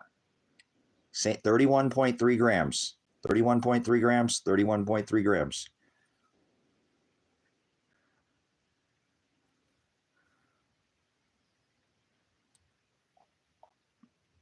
Pretty amazing. Pretty amazing. All right, guys. Hold on 1 minute, guys. I'm going to put you on a pause here. I might go for a little bit longer here because I had to make this phone call, okay? Thank you for the Cash App. Somebody sent me a Cash App. They're in here. I appreciate the Cash App, guys. Cash App goes directly to my account. That will go directly to something where I can put money and give it to the attorney, okay? Yeah, that's Ross. That's why, Ross, this is why I'm trying to hold on to this gold. That's why I want to hold on to this gold, because I think that if I can hold on to this gold, that this piece right here, and this piece right here is worth almost $15,000. This is almost as much money. This isn't quite actually, because this is shy. I thought these were halves. These are only quarters. So I'm still about 2,000 short. Okay, but this is 3.5 ounces right here. 3.5 ounces. This is 3.5 ounces. So this is about $13,000 right here. Okay, $13,000 right here. I think if I can hold on to this gold, guys, that by the end of the year, I will be able to turn this into $40,000. Gold is at an all-time high. You know, I would be able to pay the $40,000. $40,000. I think that this will triple in price. So I think gold could hit almost $10,000 before the end of the year. I think it's possible. I know that sounds crazy, but we have a lot of events that are coming up. I mean, look at the current state of the union right now. Gold is an indicator of chaos. Gold is sitting at nearly an all-time high. Silver's pushing 40. Silver's coming up a lot, guys. And I have silver too. And I don't want to sell any silver. If I don't have to, I will sell my silver. Okay, I'll sell all of it. I don't care if I have to sell every stinking piece I own. I have this attorney. I've filled out all the paperwork, and now I have to give him the money for it. And like I said, he's a very expensive attorney. He's not a cheap attorney. He said that to me more than one time. Tracy, are you sure you want to, I'm not a cheap attorney. I'm very expensive. So yeah, but that's nothing. The price of gold is there's going to be a pullback, guys. If you know anything about price, there's no such thing as a price of gold. That tells me somebody has no idea what they're talking about. Price is to pay by a piece of paper. This costs you a physical premium over your price that you think the price of metal is. And that actually, let me show you, price has nothing to do with it. Silver and gold, this ought to be worth $100 cash app from one of you guys. Now I'm going to grift you, and you don't have to give me the $100, okay? You don't have to. They valued silver and gold at 1-to-1 at the time of Rome. You could buy, with this gold ounce, you could buy the finest toga. No gold is down today. Okay, get out of here, pork. You're a dumbass. Get the fuck out of here. Doesn't know anything about price. Gold is down today. Look at this fucking dumbass. Doesn't know shit about from Shino. Probably don't even own any gold either. So, brothers and sisters, at the time of Rome, okay? That's right, Hammers. Listen what Hammer's saying. This at the time of Rome was valued 1-to-1. Price is a tool of manipulation. It doesn't give a fuck what the price is. You're an idiot. You don't know anything about precious metals. Let me help you out. You can go ahead and give me a cash app if you'd like after this. I'm going to give you some extremely valuable. I have multiple channels dealing just with precious. Silver's Like Gold is a channel of mine, okay? You can go look at that channel if you want to see someone, talking about precious metals. Silver and gold, 12th century, they were the same price. They were not different. So silver and gold are not a different price. You're an idiot. They have manipulated it to do that. There is no difference between, it's what it will buy you. It's the purchasing power. Purchasing power. Now watch. Go ahead. Somebody hit me up with a $100 cash after this. You're going to go, wow, that's amazing. And if you don't, it's okay. I'm just grifting you now. And I don't care. I'll do whatever I want. Gold. Silver. The time of Rome, they sold Christ for 30 pieces of silver. They were valued exactly the same. This gold ounce would buy you the finest toga. This is Rome. Remember, they wore togas. This would buy you the finest toga money could buy you. The finest thread count. I don't know what the thread count on that was, but a steak dinner and a bottle of wine. You could take your lady out for a bottle of wine. I don't care any time in history, that's never going to change. Go take any time in history and tell me the price of metal. What was the price of metal? Let's go into the 1700s. It looks like I'm in a movie set of cowboys, live out in the country. How much was an ounce of silver in 1800? 1700, 18. It was the same price. It stayed at the same price for a long time. How much was an ounce of gold in the 1800s? When you go into a bar and you put your drink on the table, you ever hear that? You go to good Western, you'll hear that.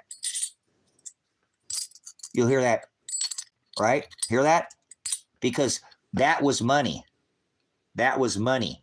So how much was gold and silver? How much was an ounce of gold in the 20s? Because this would buy you a nice steak dinner, a bottle of wine, and the finest toga money could buy at the time of Christ, Rome. In the 12th century, I'll just tell you, gold sat at about $20 an ounce for a long time. Long time. In the 1800s, for $20, that would buy you the finest tailored suit money could buy. The finest tailored suit money could buy in the 1800s. Finest suit, you could have a hand-tailored suit. He'd hand-tailor, you could have enough to buy a steak dinner and take your lady out for a bottle of wine in the 1800s. What's an ounce of gold for right now? What's an ounce of gold going? Yeah, it was $20, Hoosier. $20 in the 1800s. $20. Okay. What's an ounce of gold going for today? What is an ounce of gold going for today? Out the door too, spot price, not spot price, but the actual physical metal to purchase it and have it in your possession, because the price you see is a paper contract. So 12th century, steak dinner, toga, bottle of wine. 1800s, $20, finest tailored suit money could buy you. If you're a lady, nice, dress, steak dinner, and a bottle of wine. What's an ounce of gold going for today? What is an ounce of gold going for today? If you looked up Atmex right now and you looked up Cougaran, what's a gold Cougaran going for? To buy it, not to have a piece of paper. What's APMEX getting it for? What's JM Bullion getting it? What's our SD Bullion? What is Money Metals Exchange? What is Monument Metals? What is goldandsilver.com? What if you called up Andy Scheckman from Miles Franklin? He's a mint dealer. He uses a U.S. mint. What would you pay for a gold ounce right now? 33.33, close enough, pretty close right now, give or take, pretty much. It's been a little up, but a little bit down. It's actually sitting at $3,600 right now. You know, between 33 and 36 out the door. For $3,600, guys, you can buy an Armani suit. An Armani suit. That's one of the finest suits money can buy right now. An Armani suit. Have enough left over for a steak dinner and a bottle of wine. See that? It never loses its purchasing power. It doesn't matter. The price has nothing to do with it. Price is a tool of manipulation. You're not going to give a shit when this goes to $10,000 if you paid $100 for it or $1,000 for it, correct? It's not going to make a difference. People say silver is heavy because you can buy 90 of these for one of these. But when silver's $1,000 an ounce, it's not going to be that stinking heavy anymore, is it? Not going to be, see? Did you get it, Hoosier? So listen, Hoosier, in the future, okay? In the future, you'll be able to go anywhere in the future, okay? Okay? No, I'm not surprised. What it should be. Silver's way undervalued right now. Silver's been $50 3 times now before in history. It's $50 in Canada right now for an ounce of silver. So anytime in history, this will buy you the finest suit money will buy, a nice steak dinner and a bottle of wine. And listen, Hoosier, I don't care how far you go into the future. That won't change. And I don't care if it's gazillion dollar bills. This will still purchase you that space suit. There's no such thing as space, but we'll go ahead and use it for conversation's sake, right? A space suit, some 3D printed, you know, whatever, and a bottle of some 3D printed wine, you know, Soylent Green. It's not going to change. It's never going to change. This does not lose its purchasing power. It keeps its purchasing power no matter what. See? So finest suit money can buy, finest toga money can buy, finest hand-tailored suit money can buy, and in the future, Hoosier, it's not going to matter. You're not going to have to buy a cheap suit with that. You're going to buy the finest space suit, Soylent Green, and some 3D printed freaking, you know, alien juice or something. I don't know what the future holds for us, okay? But I do know that no matter what it is, you'll be able to buy the attire, have a nice steak dinner, and bottle of wine. I don't care what system it is. This will pay in the new system. I can take this piece of silver anywhere on this rock, talk to 3 people, and I guarantee I don't care where it is. Dinar, dong, ruble, ruby, I don't care. Somebody will give me their paper for it. I might have to talk to 2 or 3 people, okay? I might have to talk to 2 or 3 people, but I guarantee you somebody will give me their paper for this right here, okay? Somebody will give me the paper for this. I'm certain of that. So this is money. This is money. This is an IOU. This is a debt note. Jamie Dimon said there's gold and silver, and everything else is just money. And look, they're telling you where they're going, guys. Look at where they're headed. Look at where the system's headed. You don't think the system's headed right there? They're telling you right there, this is where it's going, by the way. See, it's going from the greenback to gold. They're going to do this, guys. It's just, I mean, this has been out for a while too. They're going to this system. It's right here in front of your face. There'll be a point in time. See it? Read all of this. Read all of this on this $100 bill, the most printed note in circulation. Read it. Read all the lettering. It's telling you they're going back to gold, guys. They're going back to gold. That's what this is signaling. The coming back to the gold standard. This is what this is telling you, guys. You're just not, you don't know how to hodl. Hold on for dear life. So that's what I'm trying to do. I'm trying to hold this metal, guys. I don't want to sell it. I'd like to keep it and purchase the ministry. And then I'll use my silver to live. I'll use my silver to live. Okay? So can you help me out? Anybody help me out? Cash App, PayPal. You don't have to. It's not obligation. There's no, you don't get a bonus. You don't get your name on anything. I don't do anything. I don't do anything special. I might thank you for your time, but it doesn't get you in the graces of the ministry any better. Okay? Just help me if you can, okay? I'd like to keep all this precious metals and buy the property that I've already been saying. I have motive, guys. I've already been telling you for months and months and months on end. I want to purchase another property for the ministry. I'm not purchasing it for me. It doesn't benefit me. I'm going on the road. You know what I'm saying? I got to go on the road, guys. I want to share the gospel. I want to come visit you. I want to come to your house and hang out with you for a couple days. 3 days is going to probably be my max to hang at anybody's house. I want to go 3 days, and I got to get on the road. But I'd love to sit down and sup with you. I'd love to sit down and read the word of God with you. I'd love to sit down and have a dinner with you. I'd love to sit down and meet your family, meet your kids. I'd love for you to take me out to the best spot in town. Take me to a waterfall. Take me on a hike. Take me to an all-you-can-eat buffet. Take me somewhere where I can learn your culture. I can learn about your town and your family, and we can share the word of God. That's what I want to do with my life. You know what I'm saying? That's what I want to do with my life, if God so allows it. If not, I'm going to prison, guys. I'm going to prison. But I'm not going to go to prison, guys. I'm not going to prison. I'm not going to go to prison. I just needed to buck up the money. I should have done this a while ago, guys.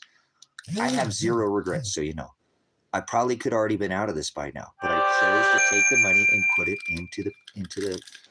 into the ministry. So much blessings, guys. Again, please do not tie to this ministry if you don't have anything, guys. And if you do, I can return it to you. Okay, I don't want anything for free. If you're ever in Silver Lake, Christmas Valley, Oregon, I have worked really, really hard out here to open up some cabin rentals. I actually built these cabins to try to get people to come out here and live at the ministry, but nobody ever shows up.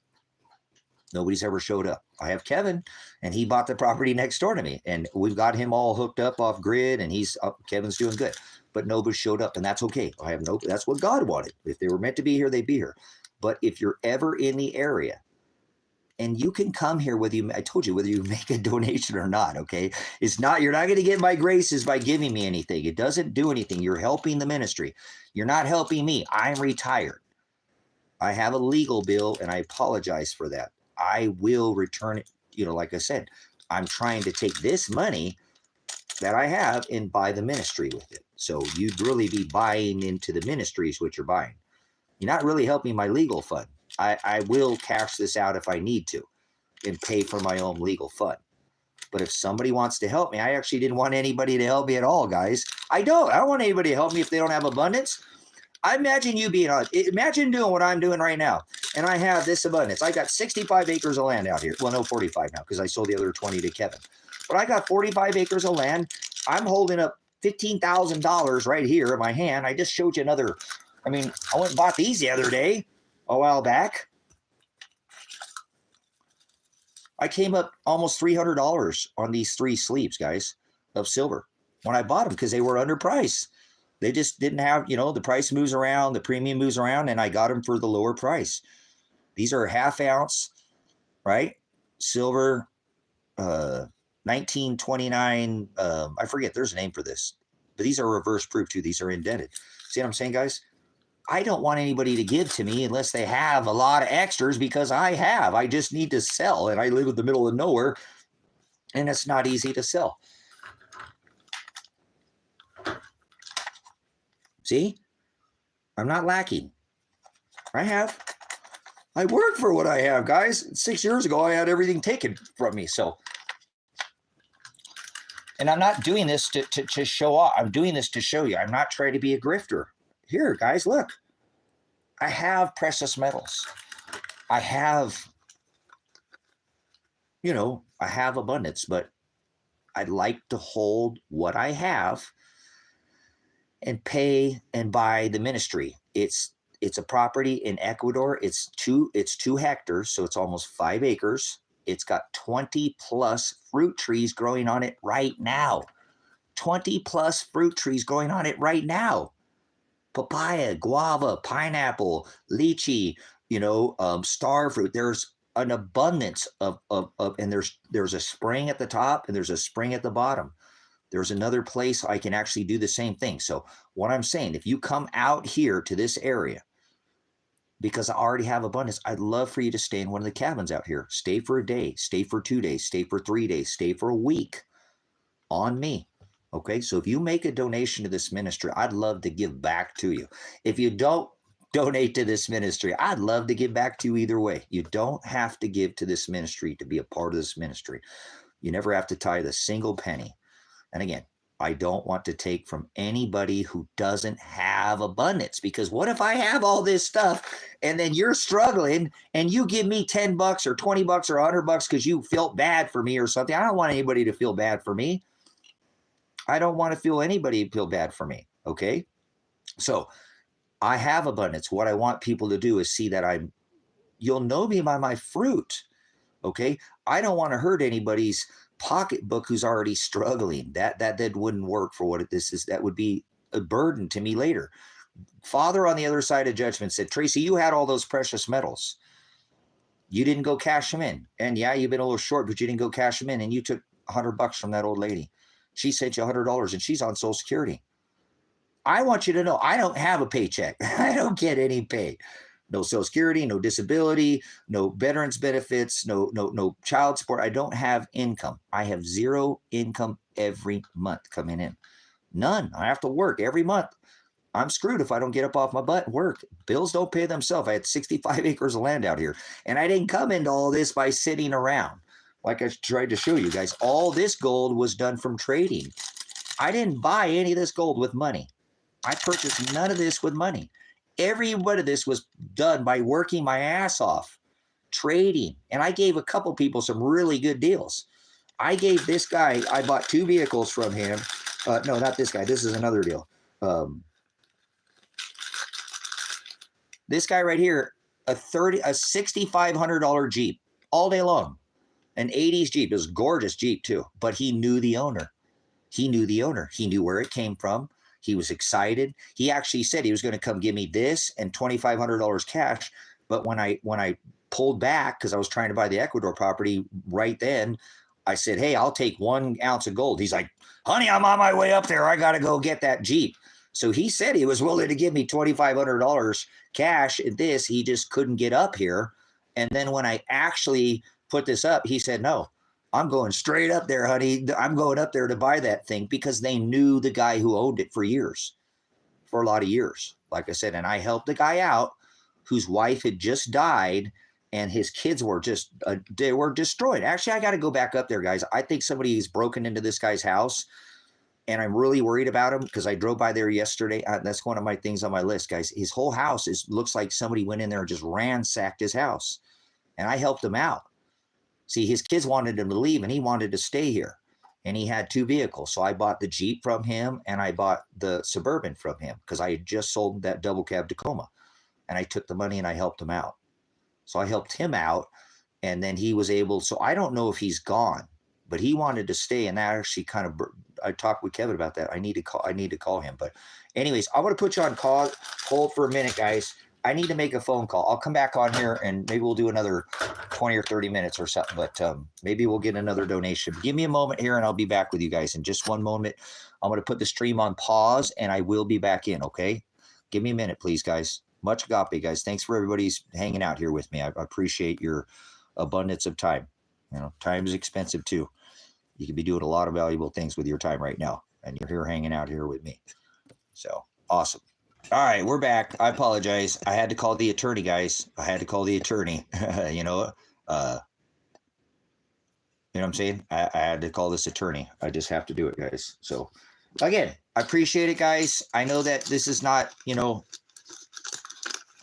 it's not easy for anybody to come by anything right now. So I'm not wanting anybody to give to me that doesn't have an actual, what I'm calling is an abundance. These things are getting harder and harder. This almost like this. Look at that. It's almost like that's real now. This is just a fake one, but it's a good thing to teach with. So,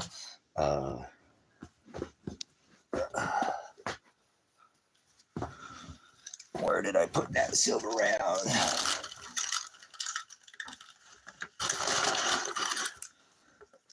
Oh, did I stick it in there? I think I did.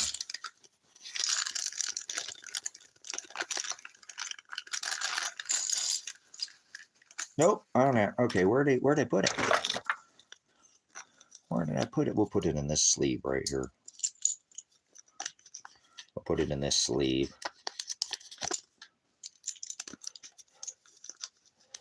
So, thank you guys. I appreciate it so much.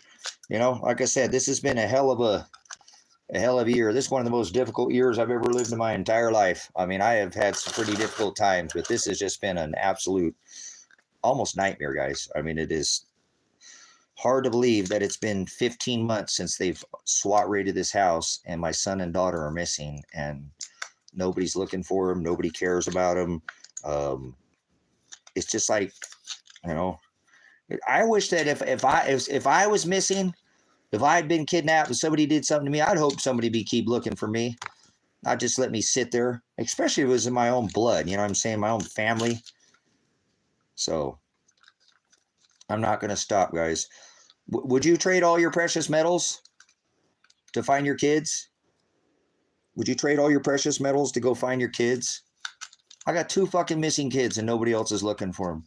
Not stepdads, not uncles, not nieces, not cousins. Nobody's looking. Not his mom, not the lawyers, not the law. The law's not even looking for him, guys. That's why I don't think he's alive. Why would they have an arrest warrant for Elijah in Josephine County when I called in December and them not go arrest him? Why would they not go arrest Elijah? Why would they not arrest him? They had a warrant for his arrest, guys. They had a warrant for his arrest. They also have 40 pounds of silver of mine that was taken. You guys, if I had that 40 pounds of silver right now, I could give that to the attorney. That's the money I need. That's actually more money than I need. I could have went and got myself an attorney straight out the gate.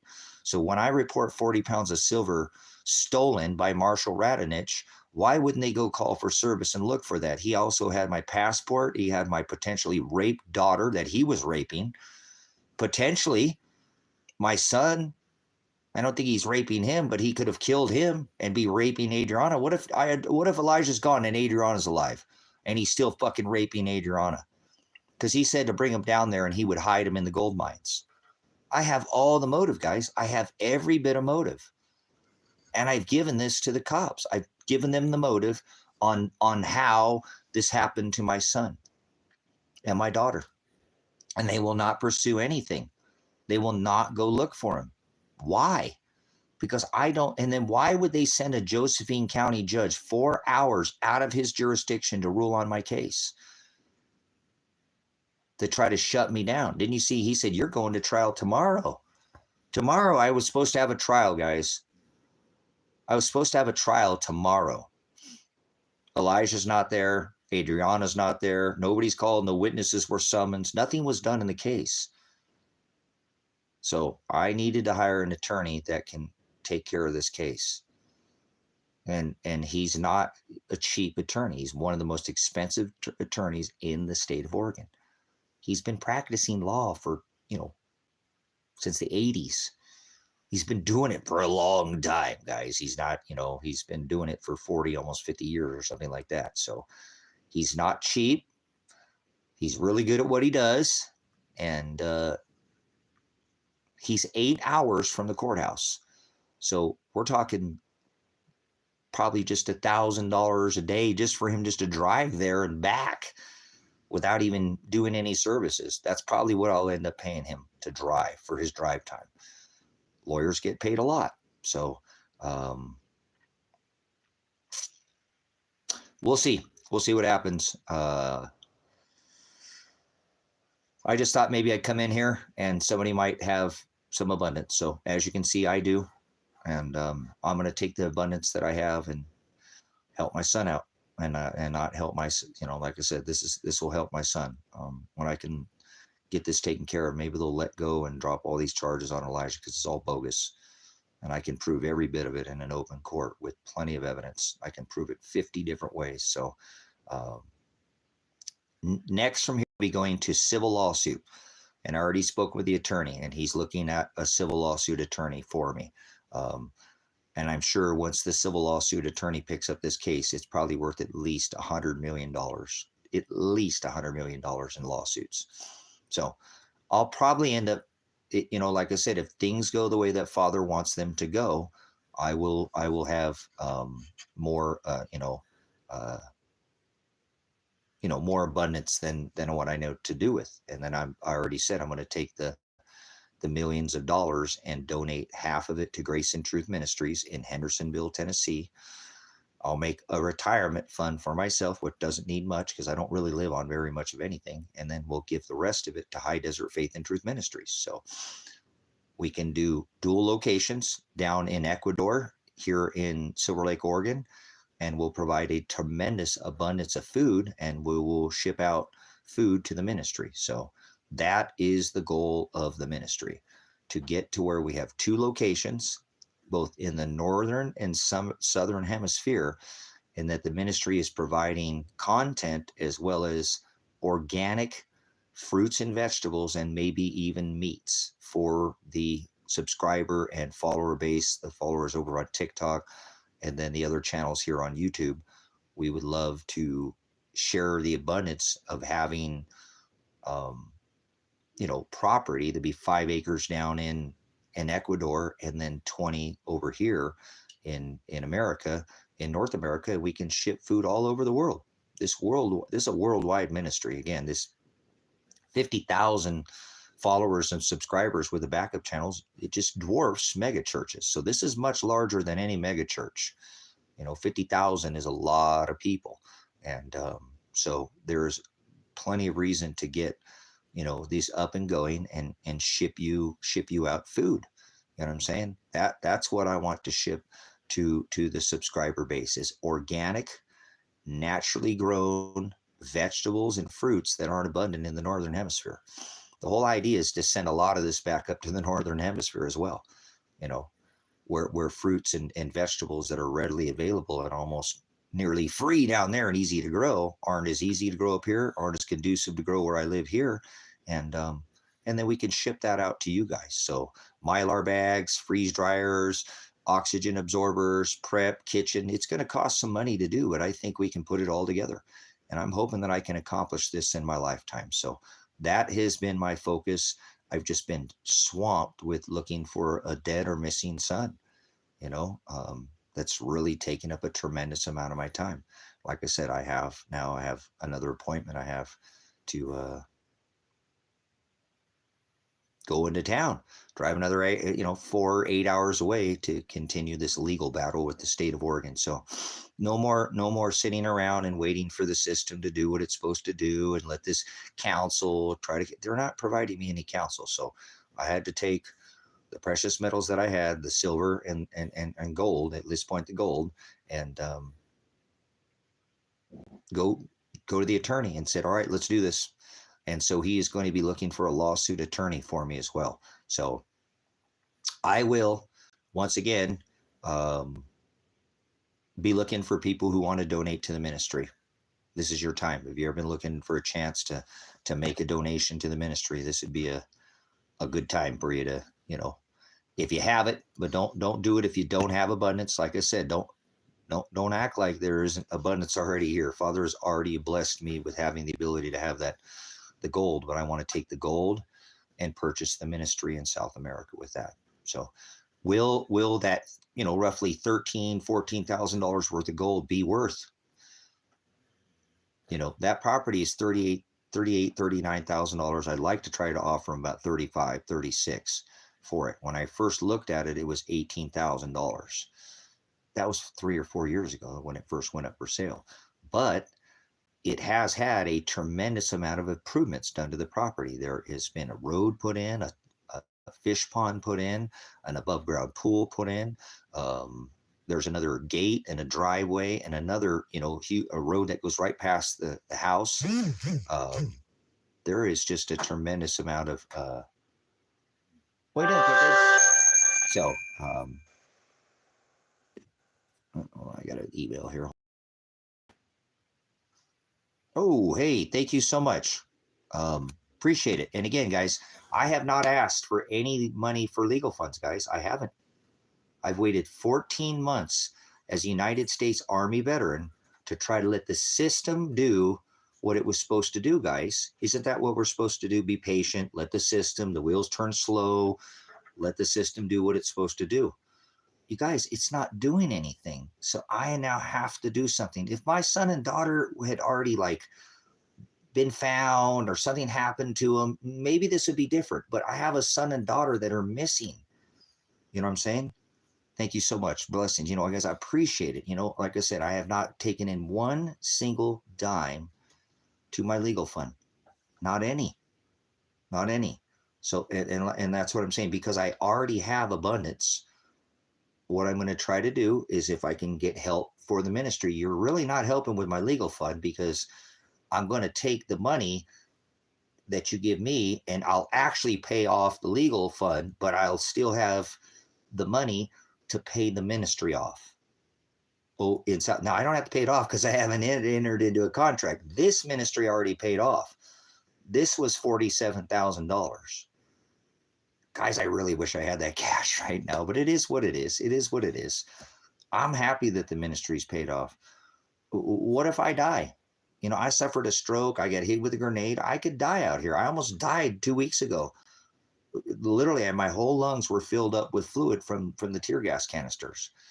Just every night, it's worse and worse. I can only lay down for about 4 hours is the most, because my lungs completely fill up with somebody thinks that they burnt from the tear gas. They burnt the inside of my lungs, are burnt. And that's why it keeps filling up with fluid. And the other day I woke up after sleeping 5 hours. I slept 2 hours. I woke up for an hour, was on tooling around doing some stuff. And I fell back asleep. I slept for another 3 hours. And when I woke up, I could not clear the fluid in my lungs.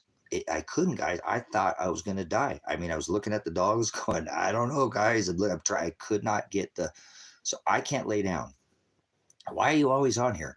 Now I can't lay down, guys, for more than 4 or 5 hours, or I'm going to end up dying out here, because my lungs fill up at least twice a day with fluid. You'll hear it at the end of the day. I start getting kind of a raspy, and you can hear a little bit of a, and in the morning it's really hard. So the other day I almost didn't make it, so that would be a blessing. What if I was found out here dead, right? Because I died of my own respiratory failure from basically drowning to death, and the ministry's paid off. Now the ministry can still provide. Maybe somebody could pick up the torch and say, hey, Pastor just wanted this ministry to serve, so let's keep this going for him. Maybe somebody would pick up the torch, if you will, and carry on. And that's what I was hoping, maybe someday I could have bodies out here, so that if I did pass, that somebody would be here to enjoy this ministry. The ministry's paid off. This means for the rest of your life, you could be here, and you could, if you had kids, they could, and grow up here, and then they could pass it on, and they could stay here. So the ministry will always provide housing at no cost living to people within the church, within the ministry. Isn't that a blessing, guys? I don't know how many people right now could say, hey, you want to come here and live? Now it's off the grid. You got to build it up from here, but I don't want your money. You'd have to be a part of the gospel, part of the ministry, but I'm not looking to make a dime off anybody. People who come here are going to be able to live here rent free, no cost, because you'll be a part of the ministry. You'll be able to grow food and do things here to allow the ministry to continue. That would be your pay would be your labor here. You'd work at the ministry to be a part of the ministry, and there's no cost to live here at the ministry. So wouldn't that be beautiful someday too, guys? And I've talked to this about Kevin. If I end up suing the state of Oregon, which I will, I am 100% going to sue the state of Oregon. Guys, I waited too long. I think maybe I did, but maybe I didn't. I mean, my son and daughter are missing and possibly dead.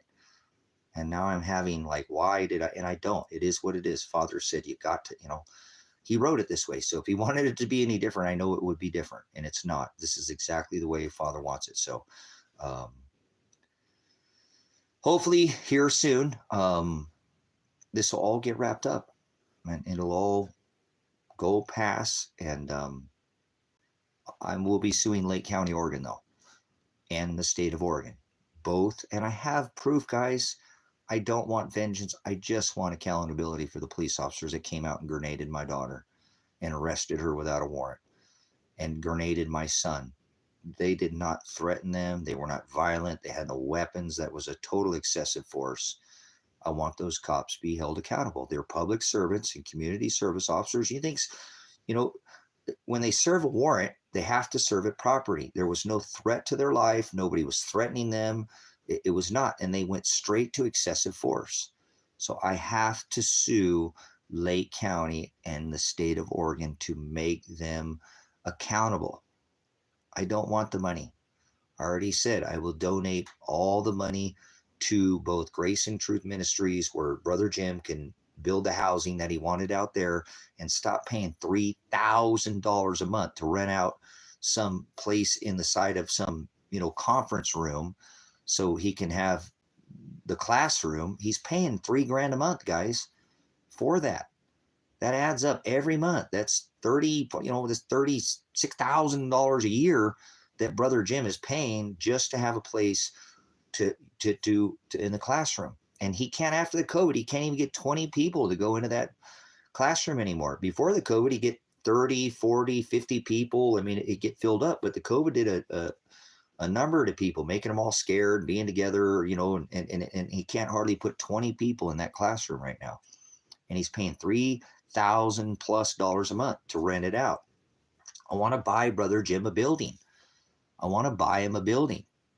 I want to buy him a place, a classroom. And then I want to buy him and have a fourplex built, or 2 fourplexes built for Brother Jim. I want him to do it. I thought I may go out there if I can get this all taken care of and go out there and with him, and kind of pick his brain. But I want him to do it. It's his idea, not mine. It's not about going out there and having it built for him. But why would I do that? He needs to be there with the contractor working, saying what he like. Maybe there are certain things that he has in his brain that he wants. So I bet you if I gave Brother Jim $25 million, he could do that. I bet you if I had $25 million from the lawsuit here, I could put 3 to 5 houses here on the grid. There's already 3 places to house people already. That'd be like 8 different homes out here, guys. 8 separate locations for people within the ministry. And I could pay for all of that with the 25, if I, split it in half. I don't need a lot of money to retire. As a matter of fact, if I could hold some of the silver I have right now, I might be able to see that shoot back up a little bit too, where it should be. And that would provide my retirement for me. But 100%, I'm not going to not. I said I was going to do this, and now I've already said I'm going to do it, and I've already made good on this. On this attorney, and now I'm going to make good on my word, and I'm going to do it for accountability. I mean, if your daughter was grenaded and son was grenaded excessive force, wouldn't you want them to at least have the officers held accountable? They shot my son with his hands in the air, guys. He literally was complying. He's complying, and they still shot him with his hands in the air. Don't you think that state trooper should be held accountable? Pants, leave him alone. Leave him alone. Don't you think that state trooper should be held accountable? What about the grenade to the face, guys? That, at the minimum, that's an excessive force. Yeah. Well, I was able to attain an attorney yesterday. It's going to cost me all my precious metals, like I was showing here. I have, I'm trying to take donations, and I don't want to take from anybody that doesn't have a tremendous amount of extra money. Abundance. People do. There are some people that are not struggling right now. Some people invested well, but these are gold pieces here. These are all ounces right here. This is an ounce. This is an ounce. This is an ounce. Okay. This is an ounce. This is an ounce. This is an ounce. These are half ounces. So this is about $13,000. I need another $2,000 for the $15,000. No, I still think they're dead, Paul. I still think my son and daughter are dead because I have the motive.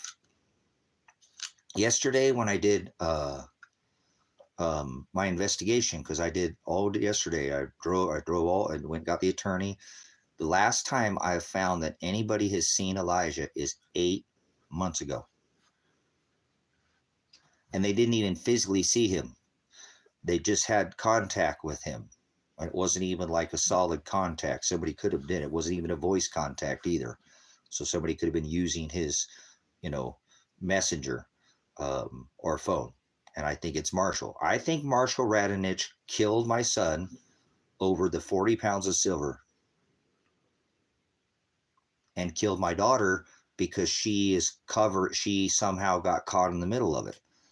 I know he kidnapped her, because why would her car be there at his house? He had to have kidnapped her. She had to be there. There's no way her car would be there. He said he had never talked to neither my son or my daughter. So he's lying, and I reported this. He said he didn't have my 40 pounds of silver. He said my daughter had it. He's the one who had it. He's the one who had my passport. He's the one who told me to bring my son and daughter to the gold mines, and he would hide them for me. This guy said he could hide my son and daughter. Do you understand? He said he could hide my son and daughter in these caves. And I said, no, Marshall, no, that's not what's going to happen here. We're going to stand up and we're going to talk to these people. We're going to communicate with them. If Elijah did something wrong, he would do the time, and he already did. There's no reason to run, Marshall. I'm not going to allow this to happen. Well, bring them down here. They can mine $300 of gold a day. They can mine for, gold and $300 a day. And I said, no. Why would I do that? Well, you need to get it taken care of. You got to get an attorney. They're trying to screw you, and I don't think he was even sincere. I think he was trying to kidnap my son and daughter from the beginning. I think he had all the reason to do this. 40 pounds of silver, about the same amount of gold, that's,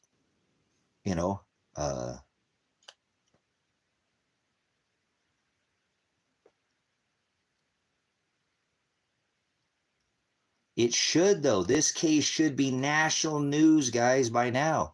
This case should be national news. It really should be, guys. God is the only one doing this. God is keeping this restrained like it is now. This is the only thing that's keeping me. I'm so thankful that I'm a pastor and that I love the word. And the word is, I love Father more than I love my son. I love Father more than I love, and I love Christ Jesus more than I love anything. And it's the only thing that gets me up every day, because I don't know how I would do this. I have done everything I could legally do. I let the system for 14, almost 15 months do what it's supposed to do. And this ended up making it even worse. And now my son and daughter are both missing, and the cops won't even go get him. The reason why I think Elijah is dead is because the cops had a warrant for his arrest for 7 years to put him in prison. They get him, pick him up at 7 years, guys. 7 years. 7 years. You know what I'm saying? 7 years, guys. They could have went and picked him up. But they didn't go get him. That doesn't make any sense, guys. I'm reporting, and instead they threatened me with arrest. I'm calling for a welfare check of my daughter being raped, kidnapped. Here's her car. Here's the motive. Here's all the motive. I'm showing them that my son, this guy said he could kidnap my son and my daughter.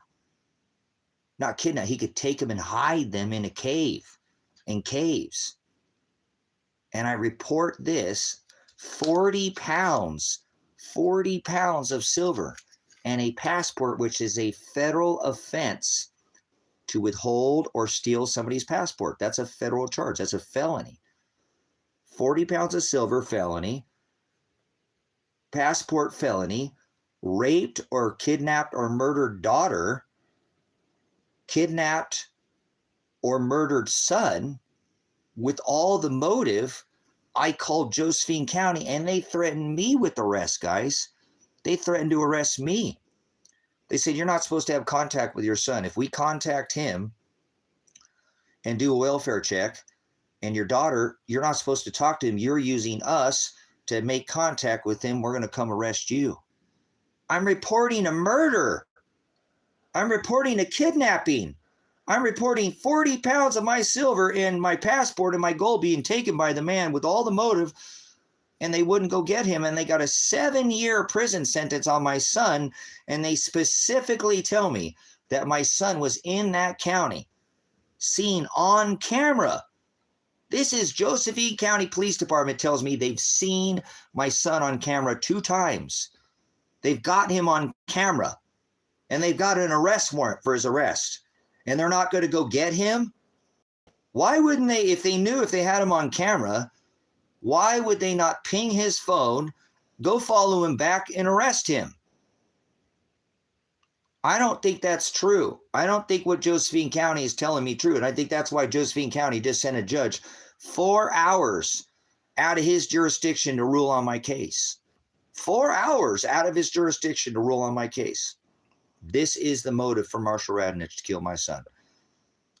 You guys, I don't have a good feeling about it. I'm telling you, if Elijah would have went on the run, he would have messaged me by now.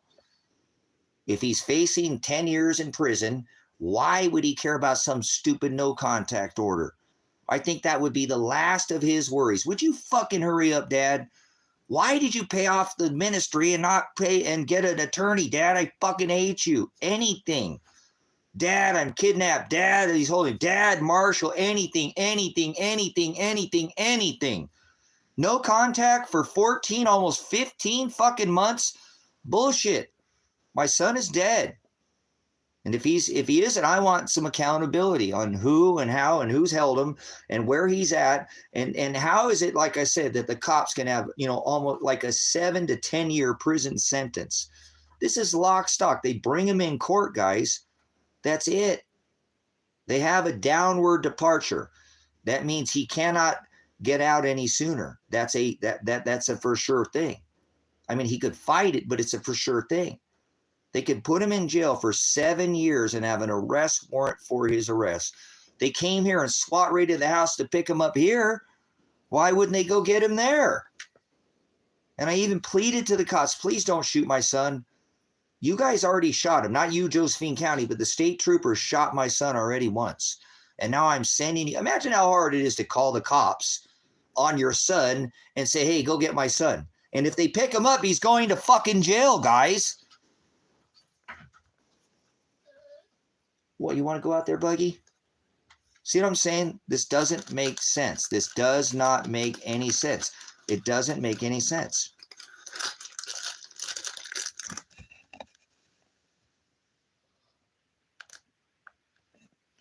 But that's why I'm doing it, Jen. That's why I'm doing these things. This is a paper trail. This is discovery. You're exactly right while I'm doing what I'm doing. I have to do this, Jen. I have to do this for my own safety, guys. I don't think if I was live streaming, they would have come out here and killed me already. I don't say that lightly. I told the attorney yesterday, I don't feel safe where I'm at right now. I'm gonna let you know, guys, I don't feel safe here. I did for a long time. I've been here for many years, and I felt like I don't feel safe here anymore. My life is in jeopardy. They just sounded Josephine County out 4 hours away, and I reported the murder in his county, and he didn't say anything. I think Paul or Pat Wolke has something to do. He knows this is his. How would I report a murder to a judge in his county and tell me that's gibberish? That's gibberish. That's gibberish. And then he said, it's nutty. And I said, it's nutty to report my son and daughter murdered or missing. And they turned around and said, if you don't stop talking, I'm going to come to where you're at, not him. I'm going to issue a warrant, and I'm going to come pick you up and throw you back in jail. He threatened to throw me back in jail, guys, because I reported my son murdered in his county. He said that was nutty and gibberish. He drove 4 hours. That means he had to get up at 3 or 4 in the morning, guys. 3 or 4 in the morning to drive all the way over here to rule on my case. He shouldn't even be seated on the bench. He's 4 hours away from me. He has no idea about the case. They're covering for whatever's happened to my son and daughter. And now law enforcement is trying to cover up for it. And I know they are. I already got it right. I caught 2 felonies because I told the cops, do your fucking job. You haven't done anything in a year. You're a dad. I'm a dad. Go do your damn job. I got dirt on you, man. You could be out helping my case, doing the fucking job, but you're out actually harassing people, and I have dirt on you, Josh Buzzle. I have dirt on you. I have people literally reporting you going onto their property without a warrant and going in their house without a warrant, Josh. You are an absolute tyrant and you're not doing anything. And he turns around and files retaliatory charges against me, harassing the police and menacing the police. Because I told him, hey, you know where my son is at. And it turns around, Josephine County says, we've seen your son on camera. How the fuck is that? How do they see my son on camera? They have a 7-year arrest warrant for his arrest, and they don't go arrest him. They got 40 pounds of my silver, gold, my passport, my daughter there who could be raped, her car was there, all the motive, and they don't go do anything. I fucking hate this country so much, guys. I love the people here, but I cannot stand what they've done to me. It just blows me away. I can't leave the state. I can't leave this. I can't go anywhere. I am stuck. The SWAT team, state of Oregon, came SWAT raiding me. So I go anywhere in Oregon and they can do it to me again. I'm not safe here. I know it. Look at what they've already done to me where I'm at. I'm not safe here. I'm just not. Again, I'm not trying to sensationalize anything. Come on, Bats. Go outside. Go outside. With your brother. You are such a good boy, Mr. Pants, that I love. You're the best Pants. You're a good boy, Mr. Pants. I like I said, Rose, I wish I had better news. I wish I had, I wish things were different, but they're not. It's just the way it is. It's just the way it is. I can't change it. I've tried. The only thing this has ever done was make it, no, I'm in Oregon. I'm not in Arizona. I'm in Oregon. So, well, Art Lover, I don't know. You know what I'm saying? I don't know. I think for my safety, I need to get the hell out of here. If this attorney doesn't work here, which he will, I will be. I don't care. I fear for my life. I've already reported. I have the cops out here running over my property.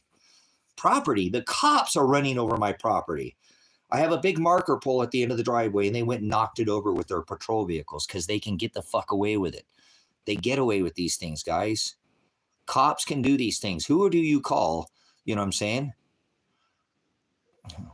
This is my house. It's the ministry. So part of the farm out here. We live out here on the ranch. We've got a couple of lighting sources there. So here's the wood stove. Fireplace hearth. There's the wood stove there. Automatic fan. There's an oven. So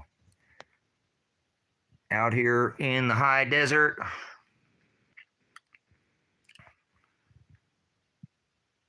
There's where I do my board work. There's the waterless composting toilet, the shower room behind there. It's just built out of repurposed materials, guys. It's all repurposed. It's all repurposed material. Every board comes from somewhere else in the state. Now, this board is probably hundreds of years old. Right, this board right here. This board's different from this board. It's different from this board. It's different from this board. See, there's no two boards that are the same. They all came from a different location. So there's even boards popping out of the wall. See? Made a little shelf out of the wall.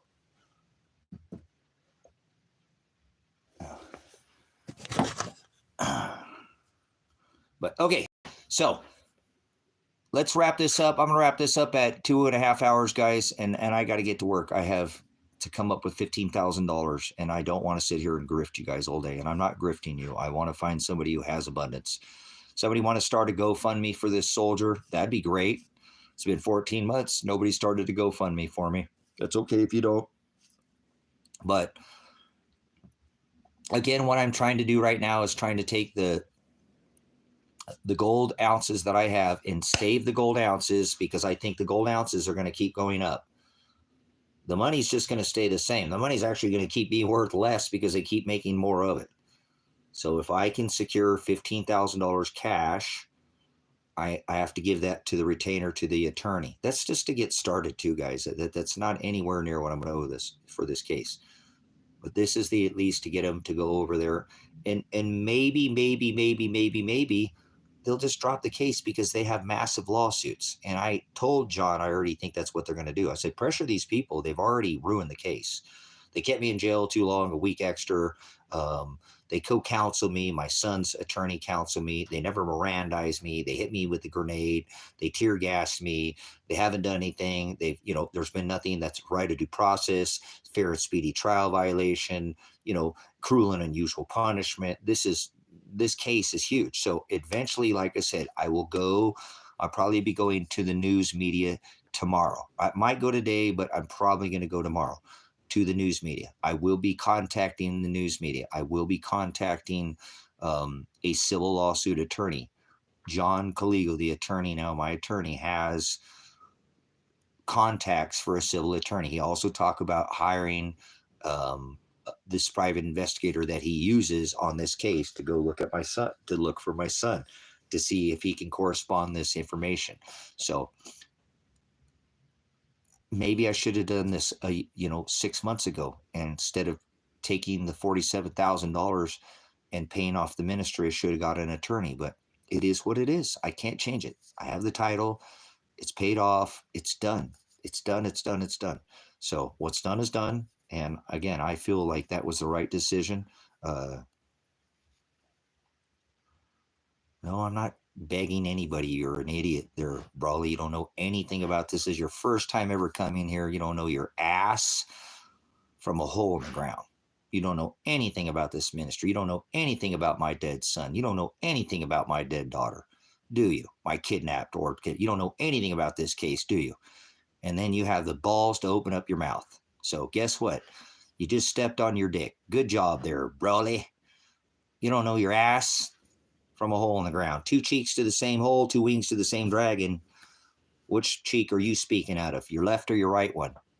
Because you're beating your gums in here and you don't know what you're even talking about. No, you don't know what you're talking about. So if you knew what you're talking about, it's not begging. You're an idiot. Nobody's begging. I said nobody has to give. I said they can give if they have abundance. You just don't know your ass from a hole in the ground. Didn't you just see me hold up $15,000 worth of fucking precious metals, idiot? Shut your fucking mouth. See that? I'm trying to buy another ministry with the money. It's not begging. I'm not buying anything for me. You don't know anything about the ministry. No, you don't. See? There's almost $15,000 right there. Shut up, Raleigh. You're making an ass of yourself. If you were here earlier, you really knew what I was talking about. So don't come in here and tell me I'm begging for shit. Okay? Okay? You don't have any calluses on your hands. You don't work for a living. How many people could you house right now, Brawley, for no charge? How many people could you have on your property? How many people could you house on your property right now? How many people could you house on your property right now? How many people, if you shut your gates right now, how many people could you bring onto your property, feed them, make sure they have plenty of food, plenty of water, power? How many people could you help for no charge? How many animals can you house right now? How many thousands of hours have I offered people to come here for no charge? Right? No charge. They can live here for no charge. So shut your mouth. You don't know anything about this ministry. Don't talk about this ministry because you don't know anything about it. We're trying to actually provide a South American and North American ministry. But you're not welcome here. Okay, Brawley? Don't you ever come here, because I don't sup with vipers and I don't cast my pearls before swine. So either put your money where your mouth is or leave. Leave. Okay? Leave. I'm trying to purchase another ministry. More land. More land. More land. For the ministry, not for me.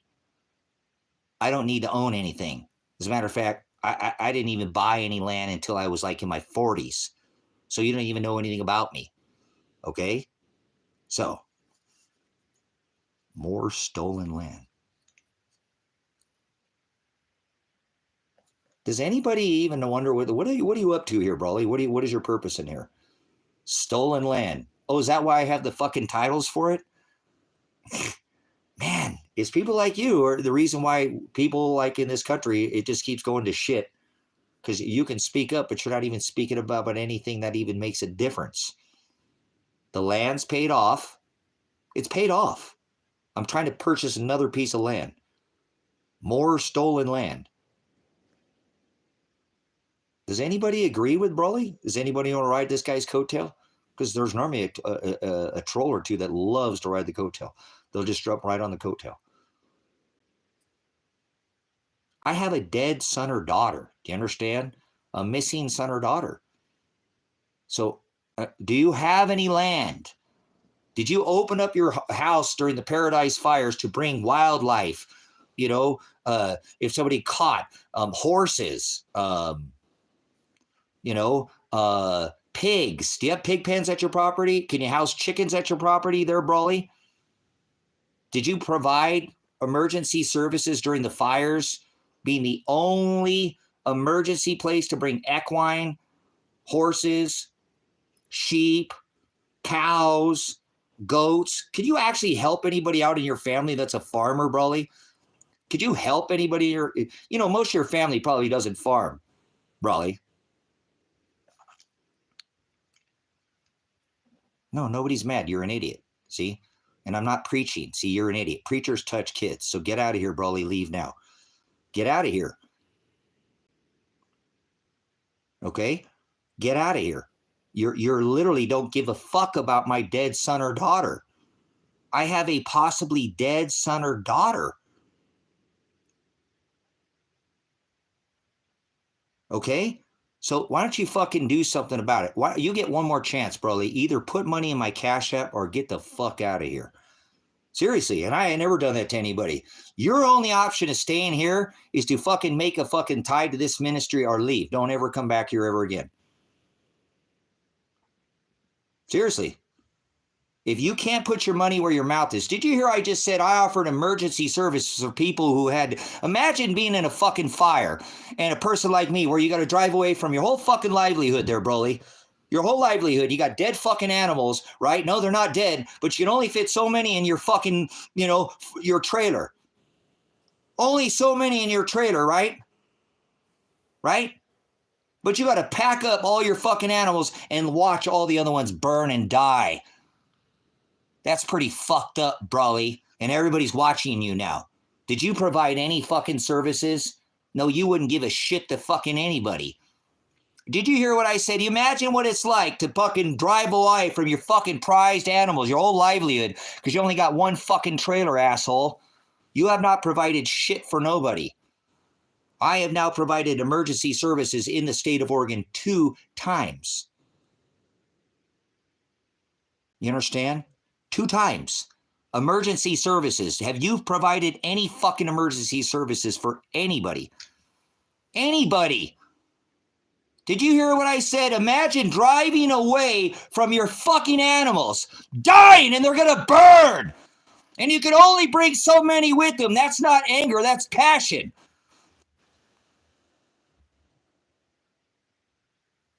This is what this ministry is already provided. And you want to talk shit. I'm not grifting anybody. If you don't want to give, then fucking leave. You don't have to stay here. I have a son that could be dead and a daughter, and I'm doing everything in my power to locate them. Even if it takes spending every fucking penny I have.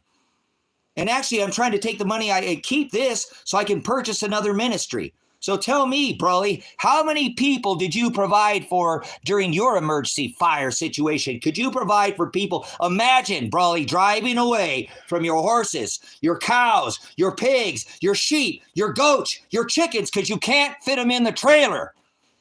And you know they're going to burn, Brawley. This is the problem with people like you in this society. You don't care about anybody but yourself. You're an arrogant prick. You're a narcissist. I can already tell by talking to you. I am not, I don't need anything. I don't want to own anything. Everything I own, I've donated, including my time, sometimes 20 hours a day. And to get people like you come in here and make an example of what's fucking wrong with society. Exactly what's wrong with society. And nothing's going to be perfect, I know that. But when somebody calls you out on something, you know what I'm saying? You need to actually admit what the fuck you've done, or you're just showing your narcissism. I'm going to ask you one last time, Broly. How many people right now, it's shit at the fan, could you provide for? You shut your doors, nobody can come on your property ever again. How many people can come on your property and you don't want a dime from them? Okay, if you don't answer my question, Broly, I'll moderate you myself. I'll moderate you myself. How many people can you provide? I'm trying to purchase a whole nother ministry so I can send people in this ministry food. Elsa, Hoosier, Lion, all the body of this ministry, send them food. Have you invited anybody to come live on your property for free? No charge? Speak up, Broly, because you're making a complete ass out of yourself. Okay, leave now. Either you, now you're going to pay to play, motherfucker. I'm going to sound just like Donald Trump. You either fucking pay, right? Right? If you want to play in this room. You hear me? Put your money where your mouth is, asshole. You're doing so good. You're going so good in life right now. Make it rain up in this bitch or get out of here, Broly. You're not welcome in here anymore. Nobody wants you in here. Everybody else in here doesn't like your energy. So put your money where your mouth is, big shot. Make it rain up in here. And I'll give you credit because I don't ever even announce when people leave a Cash App. Cash App or PayPal or Super Chat or get the fuck out of here. Okay, goodbye. See, you ain't got no money. You're just a bum. Get out of here. You ain't trying to help anybody. You know what? You'll know them by their fruit. Do not judge them by their cover. You'll know them by their fruit. And you're not producing any good fruit in here. Exactly. You're the bad apple, and one bad apple, Broly. Guess what? A little leaven leavens the whole lump. Yeah, that bad apple will cause the whole cart to get bad, won't it? You're the bad apple in here. Would you like one more chance there, Broly, to make it rain up in here? You're just a broke dick Bob, aren't you there, Bio? You ain't got no sense at all. You're not even making any sense. So last chance. Pay if you want to play in here or get out of here. I don't hear my Cash App ringing. I don't hear my PayPal. I get notification. I don't see a Super Chat. I thought so. You're just a broke troll. Never ever once have we ever had a troll donate a single dime, too, guys, proving that all trolls are broke. They don't even have any time to contribute a good conversation, let alone, a monetary tithe. Did you hear what I said? I appreciate it, Strenda. And look, that will help because I'm putting that towards my legal fund, okay? And I haven't asked for any money for a legal fund. Remember, I've gone 15 months with no donation to my legal fund. I have been working my fingers to the bone. Like I said, none of this metal, guys, none of this metal I purchased with money. Now, I purchased a motorcycle and I fixed it, you know what I'm saying? But none of this metal came purchased from a store, online. I traded. I worked my ass off. I fixed things up to get this metal, okay? So I worked hard for this. I took a $3,500 loss on this piece of metal. I lost $3,000 to help somebody else on this. $2,500 he was going to give me and this. But I helped him out. This guy that I traded this for, I started out, guys, with $700. $700, and I purchased a motorcycle and I fixed it up. And then I sold that and I flipped that and I fixed that and sold and fixed that. And I actually fixed and I bought a truck. I bought this Mazda pickup truck with actually traded. I didn't even buy it. I traded it. And then I traded that Mazda pickup truck for this ounce of gold. So $700 and my labor, you know what I'm saying?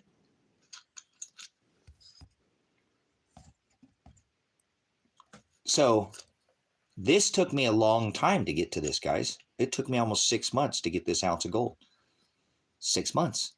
6 months it took me to get to this ounce of gold. And I started with $700 cash.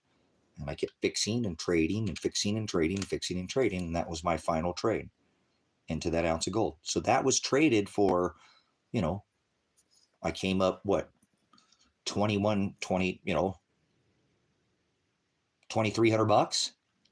But I worked for it. I worked my ass off. It took me 6 months. You know, this Jeep right here, I traded this for a Jeep. I lost $2,500 on that sale to help somebody out because he knew the owner of the Jeep. And actually, this here, the Jeep, I had bought 2 vehicles from a guy that lives up the road whose wife just died. You know what I'm saying? Nothing, Deborah, nothing. They're not. Actually, I spoke with somebody yesterday about that, and nothing. Because I did a bunch of investigation yesterday. I did a lot of work. I made a lot of, I have a lot of work. I can't slow down now. I have to go constant now. I can't actually stop. I can sleep 4 hours a day, but I have to work every moment until I find my son now and my daughter. I can't rest. I just hired this attorney. I got to go full bore right now, and I'll be all right. But I helped somebody out with this one, guys. I helped somebody out. His wife died. His kids were being horrible to him, taking all his money, guys. His kids came in and just took advantage of him when his wife died. People do this around times of death, guys. They act all kinds of crazy, and that's what they did to him. And it's a guy I known for years. I sold him when he first moved out here. He first got out here many years ago. He bought a Suburban from me, and I said to him, "Man, if you ever sell this Suburban, I bought this from this older guy, and I really like it because it's really, he did all the service work on it. It's just a really nice Suburban." He actually bought it because he has a super brand spanking new one of the 80s, and he wanted to use that for the motor in that thing. The motor alone, he's like, the motor is worth yeah. And so he bought it, but then his wife died, and his kids just ran him through the ringer, guys. And he wanted to stay here. He didn't want to leave. The kids didn't want him to stay here. You know what I'm saying? The kids didn't want him to stay here. You know what I'm saying? Right, exactly, Jen. You know what I'm saying? You find too. I've been around death so many times, Jen. I hate death sometimes because people always come into your life real quick, but then they disappear. I've noticed because, like on this case, people come as fast, you know what I'm saying, in your life in times of death or when you win the lottery, you know what I'm saying, or something like that. And then they leave as quick as they come. Like on this case, I had all kinds of people, at first, when I first went to jail, probably 5 or 6 people. "Oh, I'll be there till your son gets out. I got you to the last day, man. I'm so sorry." And they just dropped off. I don't talk to none of them anymore. They didn't last a month. So death would definitely make people, they come around. So that's what they did. This guy, like I said, his kids, guys, were being horrible to him. And I had just sold a crew cab Tacoma. I'd actually bought it, and I just got in over my head, guys. You know what I'm saying?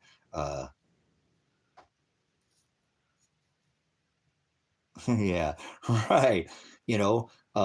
But like I said, this guy, when his wife died, he called me up. He said, "Hey, Tracy, I don't want to call you, man, but I'm in a bad way right now." And he has money, you know what I'm saying? But it was kind of tied up, and his kids were wanting him to move. And he wanted to stay here in the valley. He wanted to stay here, guys. He wanted to stay in the valley. And so he said, "Trace, I don't know what to do. I need some money, man." And he says, "I know you work, you have a bank, and you have to stay going. I've dealt with you in the past." And he said, "You said if you ever wanted to, if I ever sold it, to buy that back." And I said, "Yeah, I'll buy it back from you." And so I bought the Jeep and the Suburban for what I had paid for the Tacoma. You know what I'm saying? And so that helped him out, guys. He actually was able to stay here. He didn't have to leave. So I felt really good. I mean, I was broke. I didn't have any money, and I had 2 cars that I had to fix up. the Jeep didn't need much. He just needed a couple little things, and the Suburban needed a couple, but not a lot. They were, just little things. They needed about $200-300 a piece that I put into them to make. I like things to look nicer than when I bought them. Every time, never sold a car that wasn't in better condition than when I bought it. So, and both the owners, like I said, the lady who got the Suburban, she's so stoked. She's so happy. She just loves that Suburban. She calls it her Frankenstein because it's got a bunch of different parts from added on to it. The older man put a lot of really neat parts on it too. Some unique stuff on it too. So, but that's how I helped that guy out. And so, like I said, I bought both of them, and that's how I came into this Gold Ounce here. Is I bought the Jeep, and I was like, man, I recognize that Jeep. That's down south. He's like, yeah, the old man, I bought it from him, and he had it for 22 years. And he drove it down there, and when people would see it, I'd get comments, oh, hey, I know whose that is, right? They recognized it. So when I'd actually sold it, because like I said, the guy contacted me and he says, hey, I'm interested in your Jeep. I'd like to come take a look at it. He said he was going to bring me $2,500 cash and this Cougar Ram.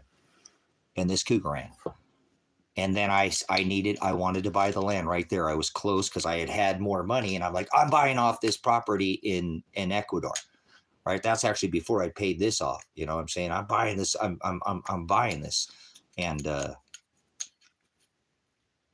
I turned around, like I said, I paid this ministry off, and I didn't have the money to do both. But now I have, like I said, I have this all held up in this gold and silver, this gold is probably not going to go down very little, if at all, but it will go up. You see what I'm saying? It will go up in value. So I need to try to hold on to this, guys, because if I can hold on to this, then I can take this, and I bet you by the end of the year, this right here will buy the land. This will buy the land in Ecuador. If I wait, I got to wait a little bit longer. I know I have a funny feeling. I haven't gotten the precious metal. I've told Kevin exactly what's going to happen in the precious metal sector. I've been following it for 30 years. Okay. I'm not new to this precious metal sector. Okay. So every time I get a bunch of it, it gets stolen from me too. By somebody I know. Not even a random person, some stranger, breaking in my house. It's somebody that I know. My brother, my younger brother, is the one who took 25 pounds from me last time.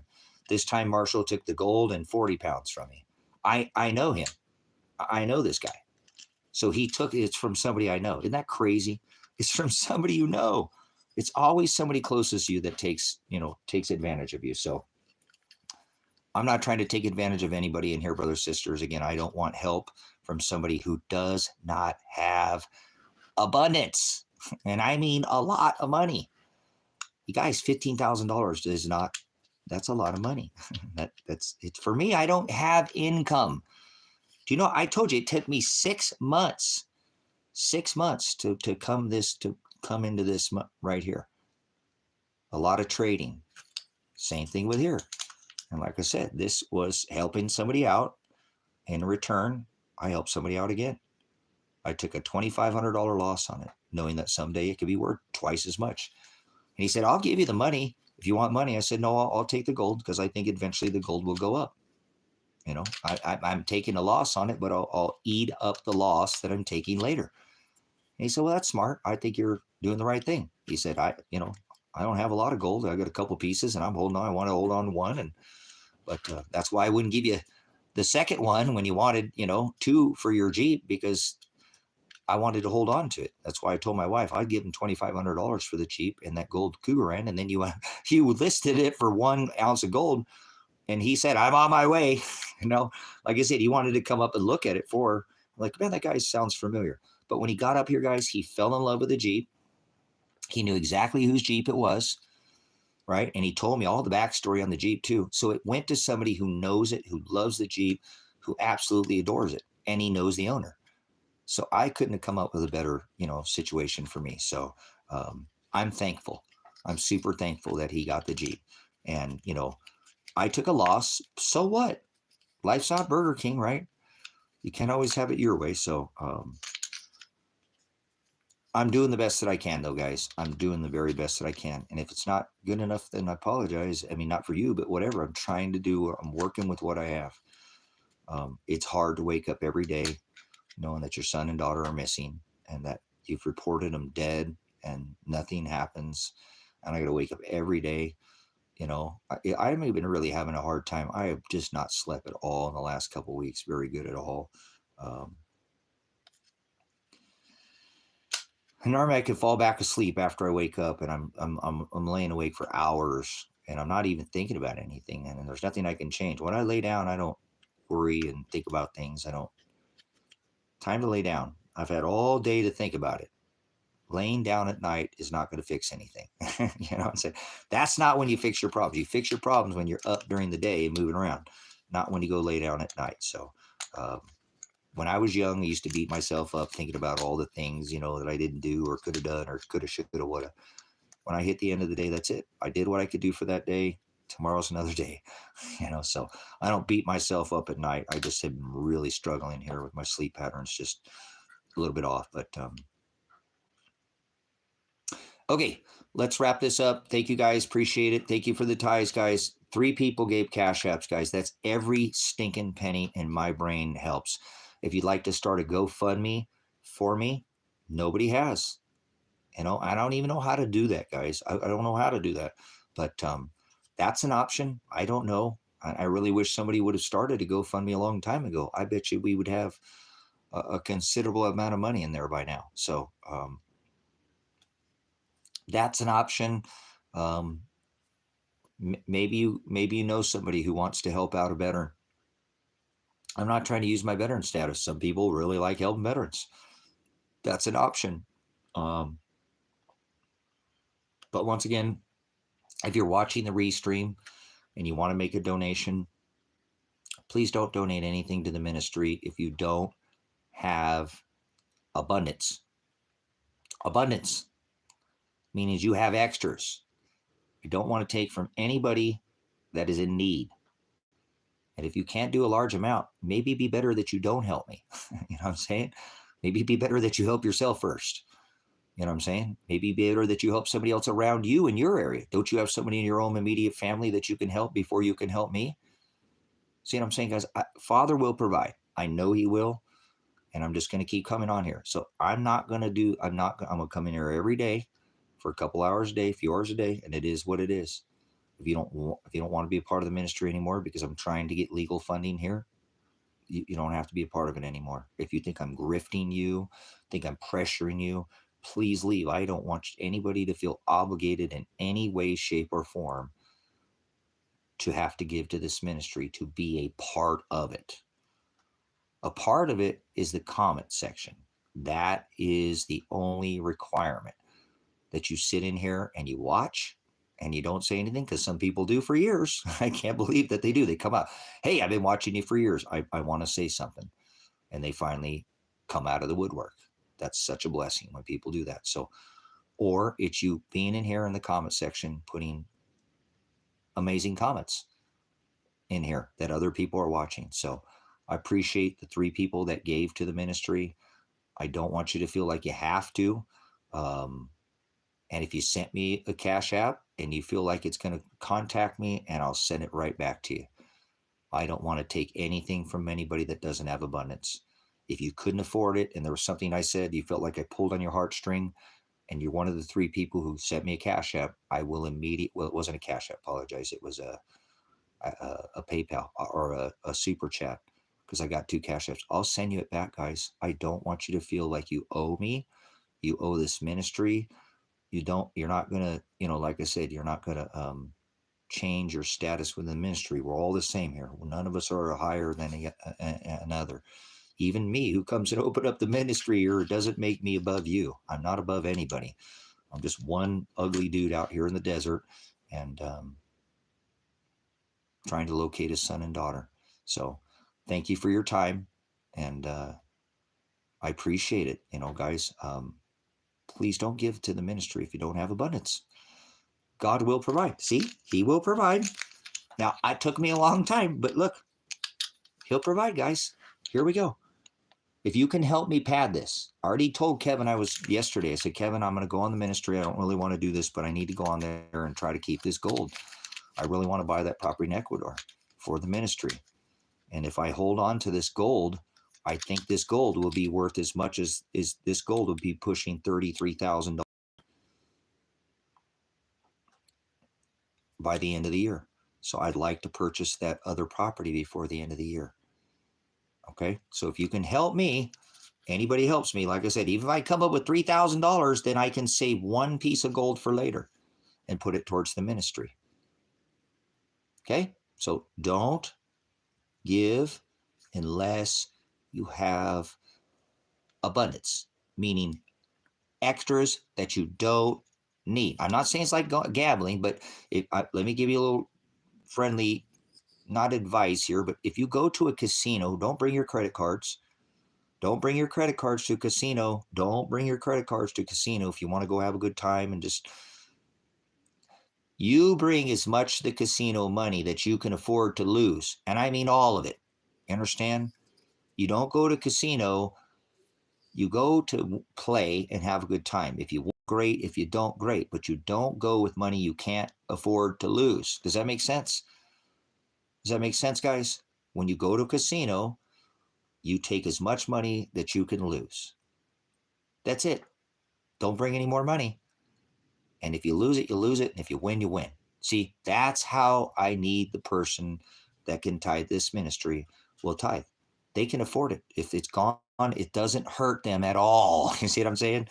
That's how you go. I don't know if you ever, I'm not giving any, financial advice or anything, but if you go to a casino, you go with $1,000, plan on losing it all. Plan on losing it. Whatever, it's for fun. It's entertainment. If you win and you hit big, great. And if not, then you could afford to lose it. Don't gamble with money that you can't afford to throw away. Does that make sense, guys? That's what I'm looking for. That's the kind of person I think that could be able to help this ministry out. Somebody that says, hey, this isn't a loss to me. I'm going to the casino with $5,000, and if I lose it, how many people are going to lose money today at a casino? You know what I'm saying? How many people are going to go give money to some fake ministry? There's a lot of people you can do whatever you want with your money. Don't you let me ever tell you what to do with your money. That's my dad said. Don't you ever let anybody tell you what to do, and don't give your money to anybody if you don't want it. If you choose to give it to them, that's fine, but you don't just hog wild, go willy-nilly, just giving your money away. You earned it. You keep it. If you want to give it to somebody, it's because you want to give it to them. So what you be giving to me is a blessing to bless the ministry, because you're not giving it to me. I'm going to take and pad this legal fund and keep the money for the ministry, and then this will pay off the next ministry. So don't know if you ever heard that before, but that's a good advice that somebody gave me when I was real young about, going to a casino and gambling, and don't bring any money that you can't lose. If you can't lose $100, then don't go play. You got to be able to throw it away. Throw it away. That's how you should gamble, for entertainment purposes only. Okay. You know what I'm saying? So that's how I do it. I don't buy any more dollar lottery tickets. I bet you I buy less than 10 lottery tickets a year. Maybe I've ever bought is 30 or 40 in a year. Probably at the most ever when I was younger. And I win about the same amount as I lose on the dollar tickets. And I don't buy $2, $3, $5. I don't buy any of those. I haven't bought a lottery ticket in probably 6 months, maybe a year. It's been a while, but and I just buy just one ticket. So it only takes one. If you don't win, if you don't play, you can't win, right? So you got to actually, you got to put some skin in the game. So that's what I'm hoping, guys. Thank you for your blessings. I'm gonna go here and leave a comment on the live stream. Say I'm a grifter. I'm the biggest grifter on YouTube. I'm a farce. I'm a fraud. Say whatever you want. It's okay. I won't block censored comments. So thank you for your time, and thank you for everybody who gave to the ministry. I do appreciate it. I'll be back before the end of the day and see if we can pick up some more Cash App or PayPal payments or anyways. And if not, then just come back and hang out, and I'll still try to do some teaching and some lessons in here as well. I'm not going to just go all out, I always try to teach a little something while I'm in here. So I like to give and not take. So I'm I'm a veteran, so obviously I'd like to serve other people. There's just a sense of when you help somebody else out in need. That's why I bought this ministry, just to help people out. That's it. Remember, I just invited any one of my regular subscribers to come out here and live here with me for no cost. You could come out here and stay in one of the cabins, no cost. I don't want your money. If you know, like I said, if you want to come out and just be a part of this, that's what I need. So, but if you know anybody, again, maybe they're looking for a worthwhile cause to help somebody out, I need help, and that's why I'm asking today. If you can help me, that'd be great. But please don't help me if you don't have abundance. Okay. Much love, brothers, sisters. Thank you for all the comments. Thank you for the support of the ministry. Thank you for all the super chats. Thank you for the cash apps. And I will try to give you maybe a little, keep an eye, and I'll give you a little idea of what we're doing at sitting at on the well, the bill is $15,000 for the retainer, and like I said, Matt, I have here's about $13,000 right here in gold. Okay, so I'm not trying to gift anybody. If they don't have it, don't give it. Don't give it. Help somebody in your area. I feel comfortable, guys. I really do. I don't know why. I feel comfortable like somebody's going to give to this ministry, and they're going to give a large donation. Remember, I said last time, I'm only looking for one donor to pay off the ministry. Just one. Don't send me 100. Don't send me 1,000. We're talking 47,000. I need somebody who's got a lot of money, and it won't hurt them. And guess what? Nobody gave a single penny. Not one penny. But guess what? I paid it off. I sold some of the land. I sold vehicles, and I paid it off. So I was that big donor because Father blessed me. I bless the ministry. So when I get a blessing, I bless the ministry. So that's what I'm hoping to do, is bless the ministry with a second location in South America where we will tithe you organic produce, fruits, vegetables, and potentially even meat that has been freeze-dried. So we'll have a 25-year shelf life, and you can put it up as a storage, or you could start eating it immediately. That is the goal. I don't know what all these other churches are doing, and I don't particularly care what any of these other churches are doing, brothers, sisters. They can do them. The only other church that I care about is, and it's a classroom, is Grace and Truth Ministries. This is High Desert Faith and Truth. That's Grace and Truth Ministries in Hendersonville. This was in Silver Lake, and we're hoping to open up a South American second location in South America because the food there is very easy to grow. It's hard to grow where I live. Very hard to grow it here. Very easy to grow in South America. So if you'd like to donate, that's essentially what you're donating to. You're donating so I can keep this in hopes that before the end of the year, this $13,000 will turn into $36,000. I think it's possible, guys. I do think it is possible. I don't know everything in the precious metal sector, but I've been in it for a long time. Okay, so the retainer, just to get the attorney on retainer, was $15,000. Okay, so I'm trying to hold on to these. I'm trying to hold on to these so that I can use these for the ministry. I'm not buying me anything, guys. I don't need anything. I don't want to own anything. I have dogs. If I have dog food to feed them, I'm good. I don't need anything material. I'm all done. I've worn the same shirt for a week. Okay? Now, I've washed it, but I'm saying I don't care about my looks. I'll wear the same clothes for a month and wash them every few days, once a week. I don't care about what I look like. I'm not here to try to be vanity or anything of the sort. Okay? So I don't need to own anything. This isn't even for me. I'm taking this money and giving it to the ministry. I'm taking all this and giving it back to the ministry. This isn't mine. It's mine now, but if I can pay off the ministry down there, then I will be donating that to the ministry as well. So everything I do is 100% for the ministry. You know what I'm saying? Am I diagnosed? Yeah, I'm diagnosed with, I can't be around stupid people and idiots. Well, idiots is okay because they don't know, but stupid people and assholes, I just have a problem. I've been diagnosed with anti-asshole syndrome. Yeah, I can't be around assholes. People play stupid fucking games. They get stupid fucking prizes. So those are the kind of people I can't be around. Nope. Well, it actually says don't sup with vipers and don't cast your pearls before swine. So Father doesn't want us to hang around vipers. You know what I'm saying?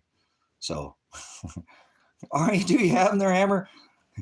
It's like I've been told I can't be, like around stupid people. Like this is a no stupid zone. So no stupid people here. I mean, if you're an idiot, that's one thing. I'd love to share my time with you. Idiots are fine. An idiot's not an insult. An idiot means you don't know. You don't never even been told or heard ever once in your life. You can't actually ever be even held accountable for that. So definitely, I've been diagnosed with anti-asshole syndrome. So um, can't be around assholes. Just something about it. Just, it's not good for my well-being, my state of mind. It's not even good for the state of the union at this point. So what about you, Rick? Are you on the tabbies terrible? You taking some kind of Adderall? Are you on the Mexican American? You one of those Mexican Americans goes into your Adderall, your Mexican cabinet, your medicine cabinet? Are you on the meths terrible? Are you on the tabbies? You taking tablets, some kind of pills? You on the Vicodin, Percocet? What are you taking there? You on OxyContin, or you just jab? Did you take the jab there, Rick? How many boosters did you get, Rick? Were you on the tap water? Did you grow up getting stung by the spelling bee in school? You got schooled, you went to public television, started spelling curses in cursive, and now you're in here. Yeah. So which one are you? Are you Mexican American? So what is your diagnosis? What the fuck is your problem? You see a problem with me? Is that what you're saying? You have a problem with my mental capacity? Do you have a doctrine, a medical doctrine? Where'd you get your doctrine at there, Rick? Where'd you get your doctrine? Where'd you get your MD? You're a medical doctor. You're not a nutritional, not an ND. You're an MD. You're in the line. Where did you get your doctrine at? Were you a prior law enforcement officer, council law enforcement education and training? That's the CLEAT certification I received on how to identify a mental illness. People with disabilities. I actually have more certification than most of these clown thug cops that roll around in their fucking clown suits acting like thugs. So what is your diagnosis? What are you diagnosed with? What is are you narcissistic? Are you schizophrenic? Do you have ADHD? I got ADT home security. Check that shit out. Hello, security. I'm feeling a little insecure over here. I need some security over here. So what do you diagnose there? Ain't nothing dumber than a fucking plumber, I can tell you that. Rick, you ever been told that? You ever been told that, Rick? You ever been told nothing dumber than a plumber? I mean, come on, fall. How hard is that, right? That's about as hard as it's got a little pipe action there. Don't worry about, hey, you just lost your girl to fentanyl. Oh, well, I apologize for hearing that. That sucks, man. So don't do the fentanyl. Stay off the drugs. Sorry to hear that, man. Rick, look at a tiny little pin. I was just watching something now. What is that other fentanyl they got out here now? There's another kind out there, guys, now. They just made something even stronger. The Chinese just made something even stronger, guys. Go look at I'm talking about a pinhead.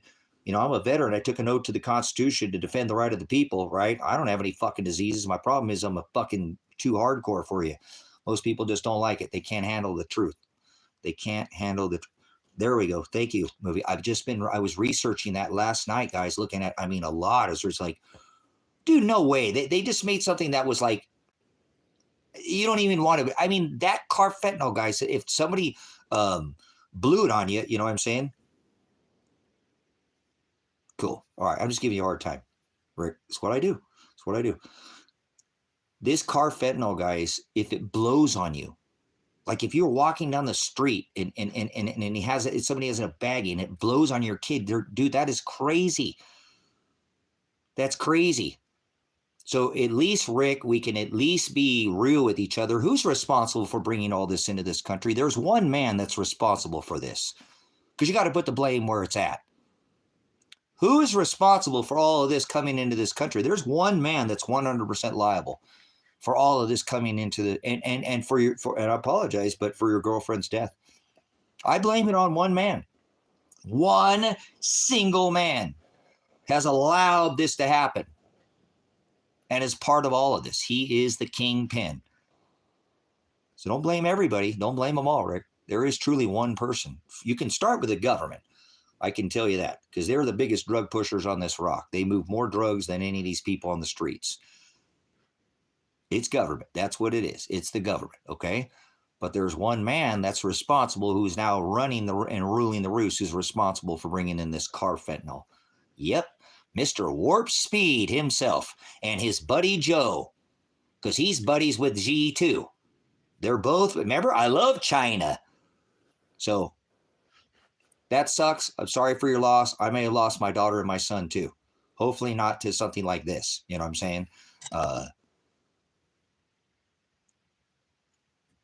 No. I'm saying it's new to the area.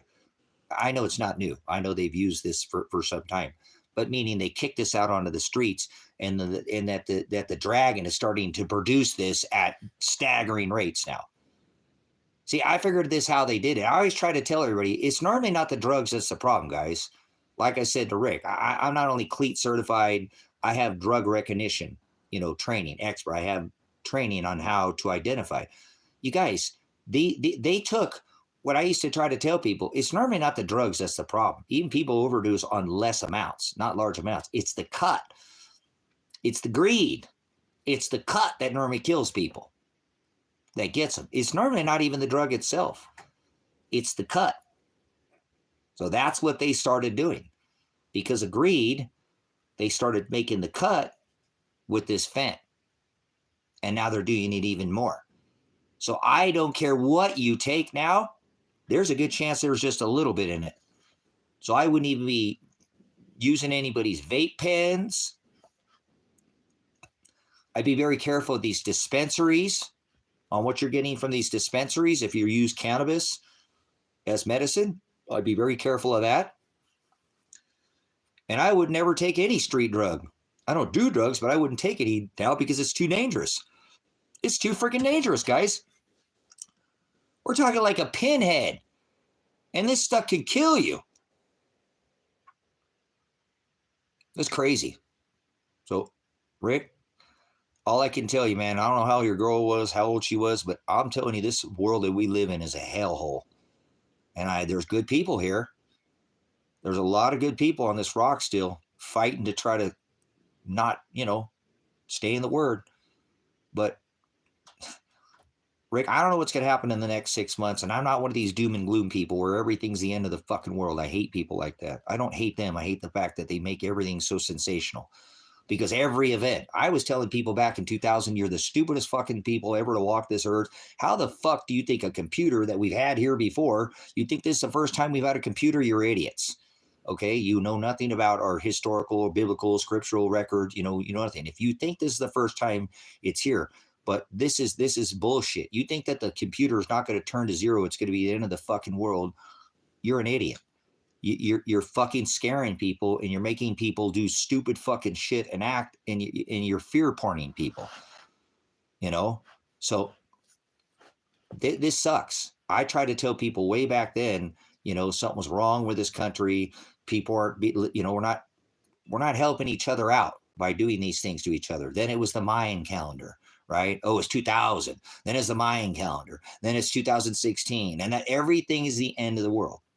Everything's the end of the world. And I can't stand it.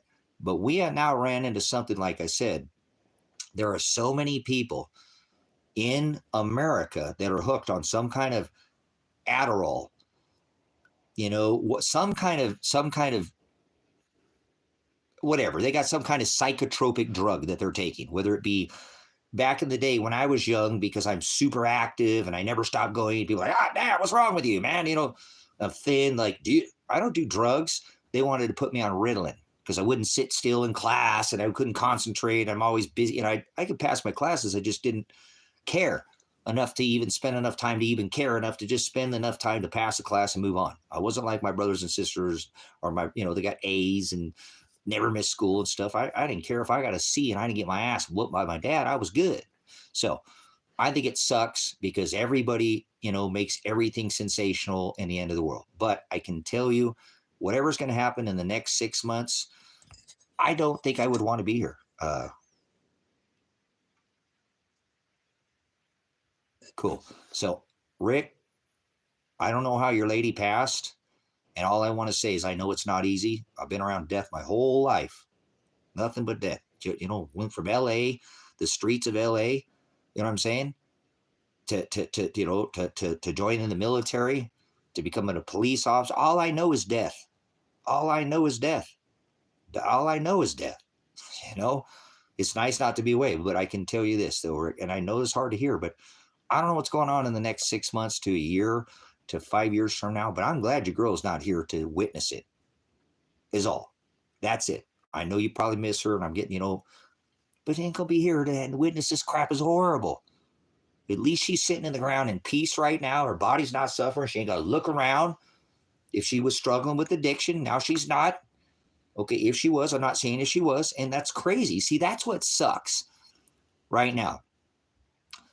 Maybe Rick, it looks like he's worked for his life. I just said, that if I said nothing dumber than a plumber, that's just a thing in the plumbing business, right? So the guy's earned his way. Now, I don't like he's paid a lot of taxes. I don't like that, but whatever. It is what it is. He's earned his way. And maybe he's just going to go do something recreational with his lady. They want to go take a trip, and they go to some beach, private beach, and they get something a little extra recreational, and they don't do it at all. They're just doing it for fun, like socially. One fucking time it can kill you. I'm not passing any judgment on this lady or anything. She's not an addict. She just wants to have a fun time. People experiment. So what? He's earned his fucking keep. He can't have a load off. He can't take a fucking load off for a minute. Somebody can't just let a little load off. Isn't that crazy? We've gone from something that you could just do recreationally that can fucking kill you, brothers and sisters. Just something, you're not even a drug addict. You're just doing it for fun, if you will. Probably there are a lot of ways to have fun, guys, but this is what people do.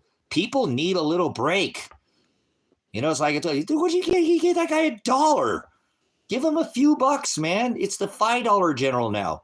Oh, he's probably going to go buy a bottle of alcohol.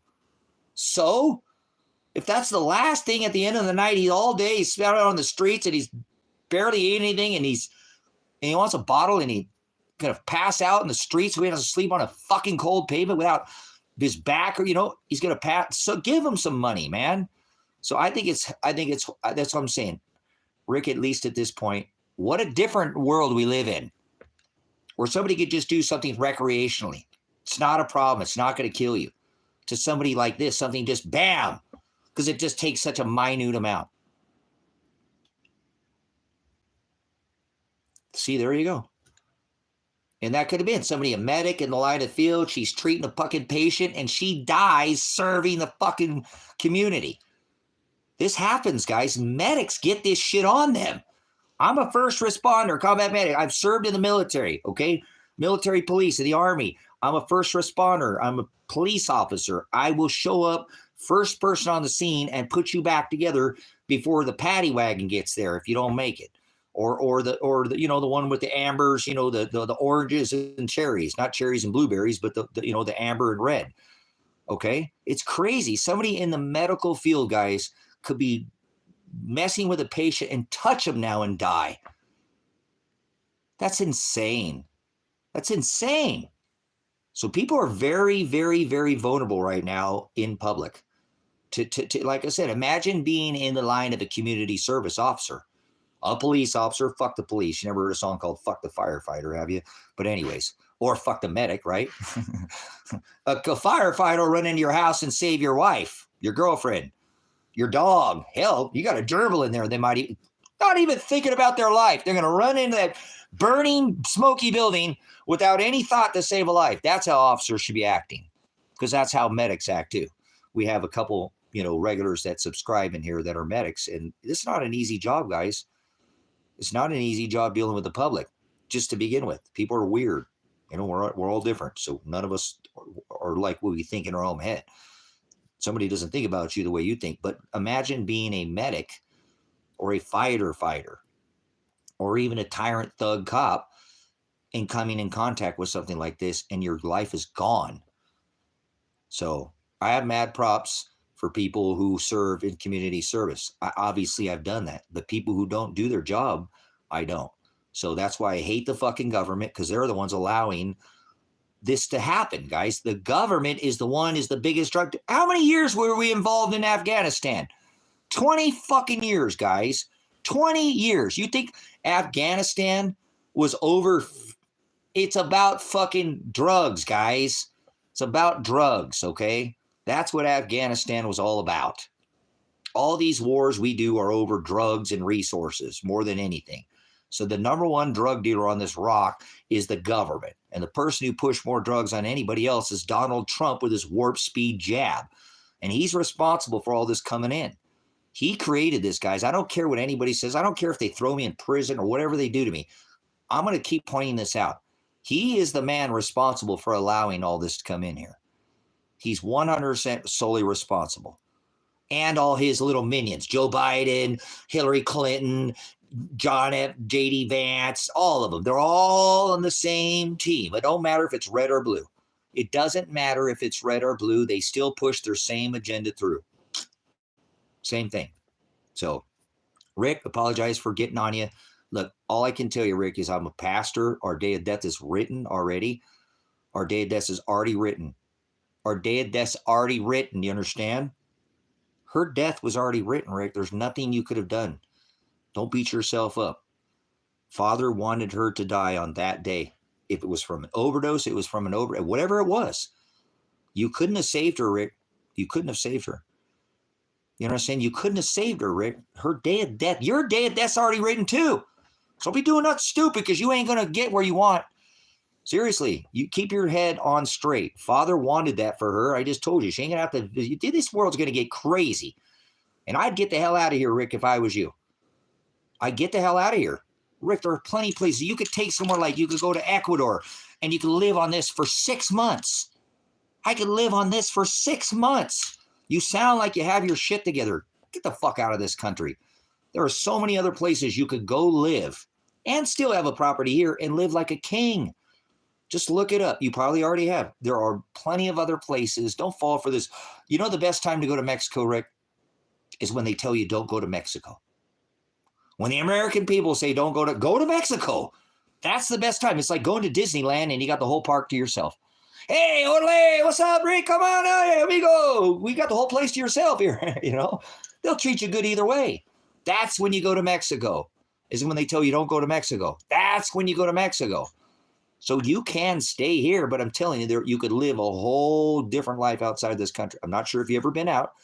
Sounds like maybe not. But if you haven't, man, there is a whole nother world outside of America.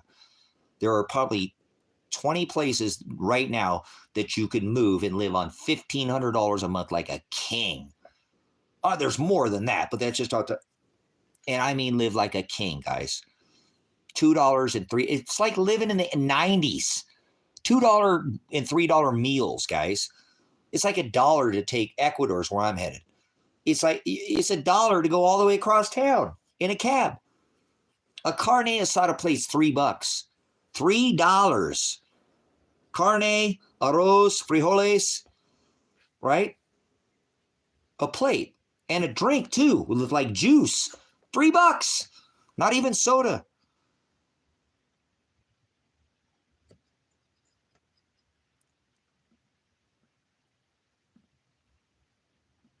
Cool. So, Mexico's a great place to go. Mexico's amazing. I love Mexico. Oh, Mexico's horrible. No, it's not. There's bad places wherever you go. Every country's got bad places. Every country's got the most violent place on this whole Illinois. There's not a more violent place on this rock than America. In here in America, the most violent place that has more murders per capita than anywhere in this world is right here in America. So I don't want to hear America's the safest place to be. Bullshit, it's not. They got a fucking Department of Justice to the Federal Bureau of Imbeciles down at the bottom. And they're all armed to the fucking teeth. They got state pigs that are rolling around. They're all armed. The deputies, the elected sheriffs, they're all thugs and armed. And then the city cops, they're all armed too. Now they got the fucking ICE out there. Dude, holy shit, guys. Now, if there's ever been a criminal thing, dude, a gang is ICE. That is a fucking gang, guys. A gang is a heavily armed group. When I was in the military, okay, and they did law enforcement outside. I went through Highway Patrol Academy, Oklahoma City. This is the 90s. Remember, a gang back then was 6 or 8 or more heavily armed group of thugs going around and harassing and extorting the general public, all wearing the same color. Thin blue line, much. They're thugs. They're fucking gang members. America's the most violent place there is to fucking be. And you don't think so, but why are more people locked up in prison than any other country in the world? We have more, we're like 3% of the populace. We have more people in confinement than all the other populations combined. And this is supposed to be the freest fucking country in the world? Bullshit. This ain't no free country. Bullshit. This is the most unsafe place to be. They got fucking military on the streets now. Thug pigs like me, active duty Army fucking veterans, Marines in this case, Semper Fi, hoorah, right? No, hooah. I work with Marines because I'm an MP. So, but anyways, you guys, this is just getting completely out of control in this country. This is not a safe place to be. Quit fooling yourself. You're just an idiot American. You probably never left the country if you're one of those you just think that it's all here. Go look at the infrastructure in Japan. Go look at the infrastructure in China. Go look at the infrastructure in some of these other countries. It's staggering. Our whole country is just literally falling to shit. It's falling apart. And they're sending more money to Ukraine. Remember, Putin said they got to be out. Putin's got to be, or Trump said Putin's got to be out of fucking Ukraine by September 1st. Done. No more fucking shit. That's it. September 1st. Things are about to get really, really nutty. You think they're bad now? We ain't even begun to see what is about to happen. This is just the beginning. This is just the tip of the iceberg. It is, brothers and sisters. You might not think so. This is just the tip of the iceberg. You have barely begun to see what this country is about to do. What I think they're going to do in my studies of 20 plus years, I've been on this platform for at least a dozen. I've got 6 channels, half a dozen channels. Some have been taken down. Some of them are blocked and monitored, but you can still get on. This is shit hits the fan. You guys, for 30 years, I have been planning for shit to hit the fan. This is it. This is SHTF. You just hadn't figured it out yet. They did not call World War I until they called it the Great War until World War II. People don't think it's happening, brothers and sisters, but it is. But it is happening. It already is happening. This is what World War III looks like.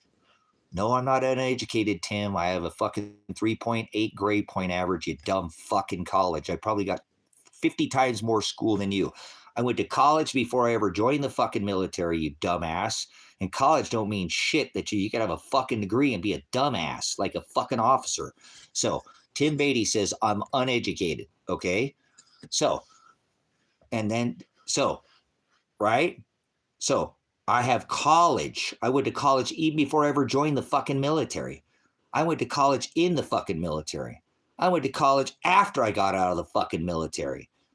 Okay, so you know what? You're a fucking dumbass is what you are. You said I'm uneducated. How am I cleat certified? Do you know how many different cleat certifications I have? Do you know how much fucking college I did when I was just in the military? Do you know I said I went to fucking college after I got out of the military, Tim? So you're looking like a fucking idiot now, aren't you?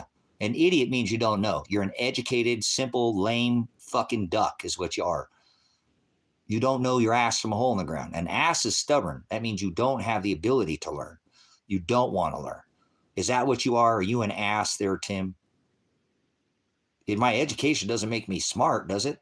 Somebody can be fucking smart, but not even applying it. Like you can know everything in the word, right? And not be living it. That just means you're head smart. You're a dumb fuck is what you are because you're not doing anything. So would you like to speak the fuck up there, Tim? What's your grade point average in college? You know what I was telling people when I was in college, when I was in my 30s? Like, would you shut the fuck up? I'm trying to learn here. I've got fucking bills. Okay, you guys are fucking 19. I went to college before, but shut up. I'm trying to talk to the fucking professor here. I'm trying to learn. Okay? You fucking are 19. You don't have bills. You don't have a mortgage. You don't have all these fucking, you don't have a kid. I have to fucking concentrate. I have a lot of things in my head and I still got to fucking learn. So shut the fuck up. I'm trying to learn. Quit interrupting. Quit asking the fucking professor stupid fucking questions. They're not even pertaining to the lesson. Shut the fuck up. You're just trying to entertain and be funny. What are you doing? Just getting some fucking education, some school money here? I'm trying to learn, dumbass. Shut your fucking mouth. You are 19. I'm twice your fucking age. I got twice as much shit going on in my head. Be quiet. So how much education do you have there, Tim? And my education doesn't mean anything. Just so you know, it doesn't make you fucking smart because you're, take a fucking butter bar, lieutenant that comes in the fucking military, get everybody killed because he's a dumbass. He's a fucking book smart piece of shit. He don't know how boots on the ground, wouldn't know how to save his ass from a hole in the ground. Take all his fucking book smarts. Can he set a fall trap? Can he skin a buck without cutting whole fucking deer up, turning it into hamburger, cutting the piss sack? Can you run a trout line? Just because you're fucking smart doesn't mean you're worth shit. So, Tim, I think you done stepped into the wrong chat, didn't you? Stepped on your dick. You thought you'd come in here and think I'm a fucking dumbass, but guess what? You turned out to, well, by yourself to prove you didn't say shit. You came in here one thing talking shit and then you left, huh? Would you like to say one more thing before you go?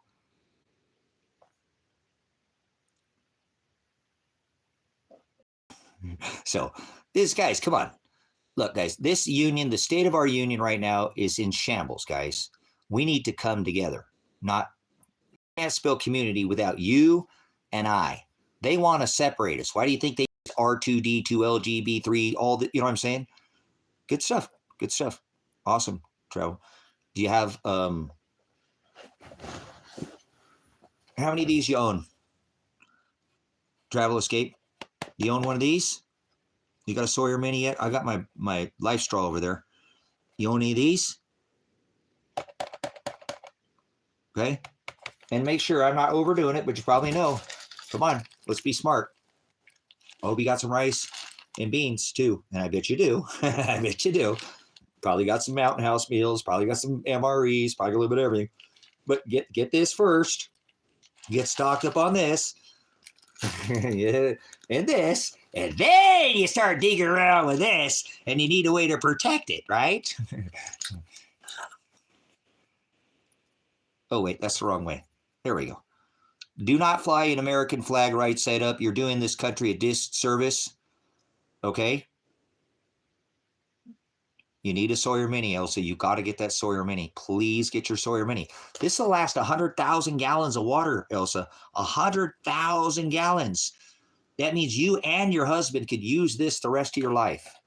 I would suggest he get one too. If you got kids, get them for them. But this is a personal water filter. You can carry this with you. I mean, I can stick it in the back of my hoodie. You know what I'm saying? So, you guys, seriously, right now, you could buy,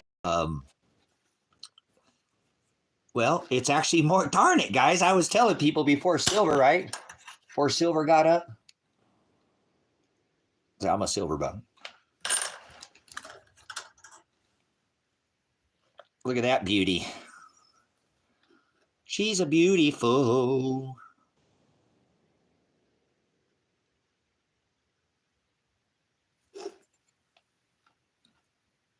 Isn't that gorgeous? What a beautiful piece they did there.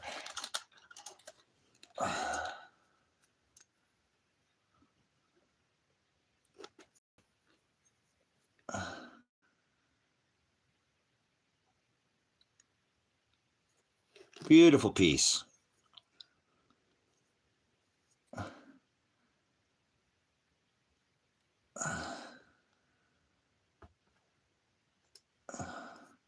Then this is the reverse proof Walking Liberty Eagle.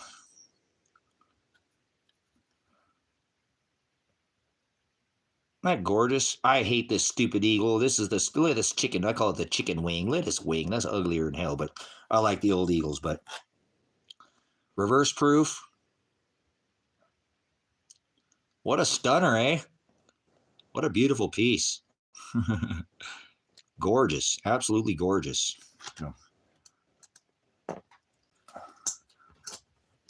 But I'm probably going to lose all my precious metals. I'm going to lose all my precious metals. Nice. Model 94 clip 2, bro. Very cool. That's a chicken. It doesn't look like a chicken. I call it the broken chicken wing, guys. Look at this thing. It doesn't look like a eagle.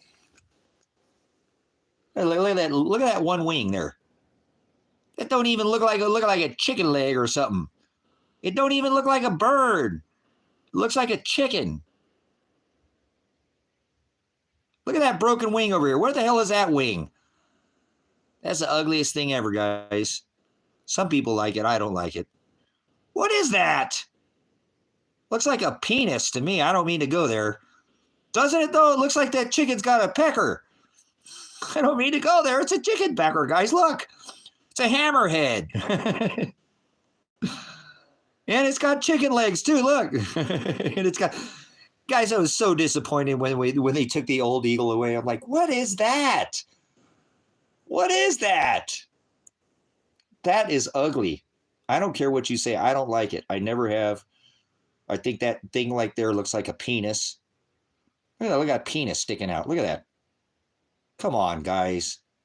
They're dinking with us, guys. That looks like a phallic to me. I'm serious. That is the ugliest thing I think I've ever seen.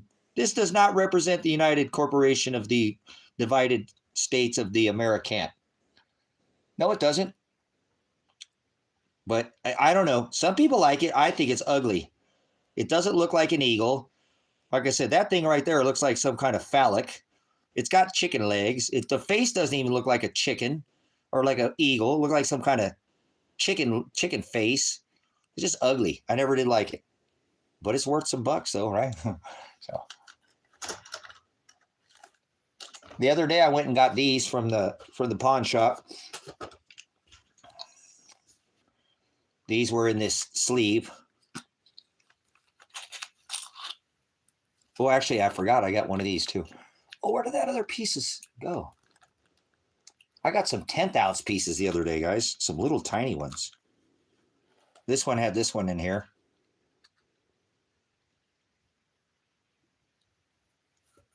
Come on, focus. Focus. And then I bought these ones because these were these...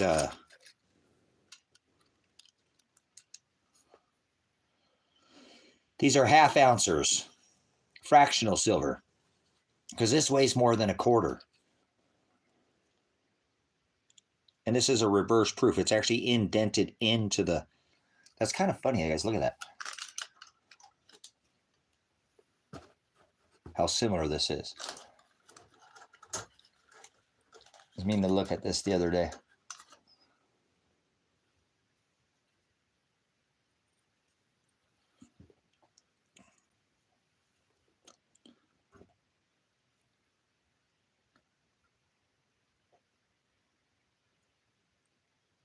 See that? That's reverse. That's sticking out. That's reverse. That's indented in. Pretty similar though, huh? I think they're trying to do that same bird.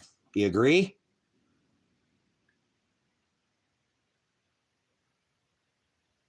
I know they're facing opposite directions, but that's what, I'm pretty sure that's what they were trying to do on this piece, is copy this eagle here. Oh, beautiful.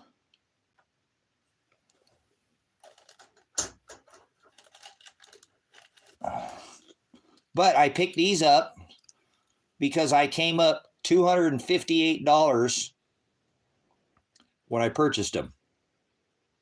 I came up $258 over just the purchase price because these were underpriced. There were 20 in a sleeve.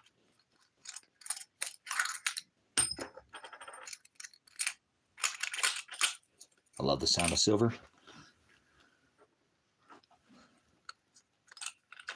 So when I bought the 3 sleeves from the spot, from what I paid to what I would have had to buy them in the store, because I bought 60 of them, I came up $258 just by buying them. Just by buying them, I came up $258 compared to what it would have cost me to buy them locally. Or not locally, to buy them online. You know. So I went ahead and purchased them. I wish I would have. There was 2 more, and then they had half ounces, but I didn't go back and actually called them up and said, hey, I'm on my way. And the lady who owns the shop bought them. I said, oh, whatever. It is what it is. I don't care. I drove 2 hours for nothing, but I picked up some more silver when I was that day. But anyways, that's what I came up. Good price for $300. That $30, that's a steal for silver right now. $30, that's a steal. That's a steal. I never even thought. I said I would stop buying silver at 25, and now I bought gold. I bought those gold eagles. I bought these the other day for $41.75 a piece. I bought these for $41.75 a piece. $41.75 is what I paid for these. This is a West Point reverse proof silver eagle. It's got the W on it. Look. See that? That's the W.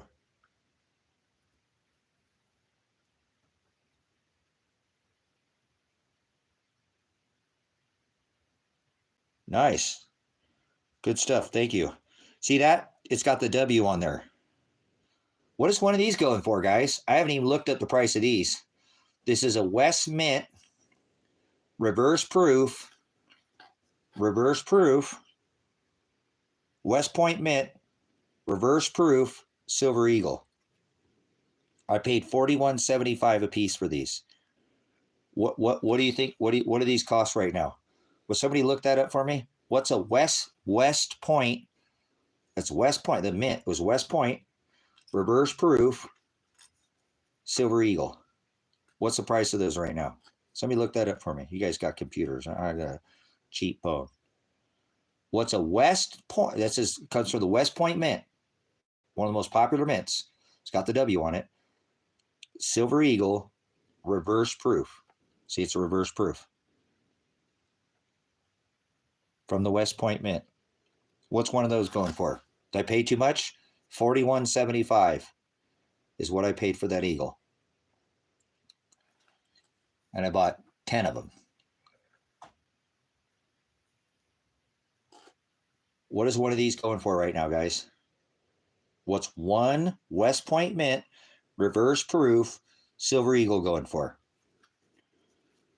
I also bought these, and I paid $30 a piece for these. I paid $30 for these. Travel. I paid $30 for these. For these two, because these are 90%. I paid $30 for these.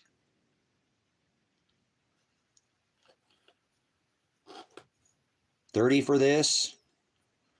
$41.75, I think is what these ones were. $41.75. Reverse proof. You see, it's a reverse proof. You see that reverse proof? Silver eagle. West Point Mint. There's the W. What's that going for right now, guys? Did I do okay?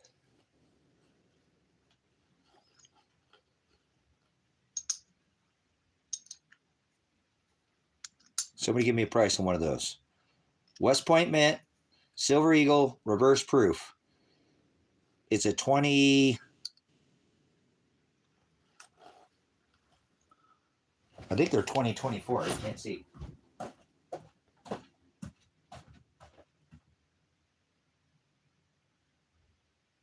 Yep, 2024.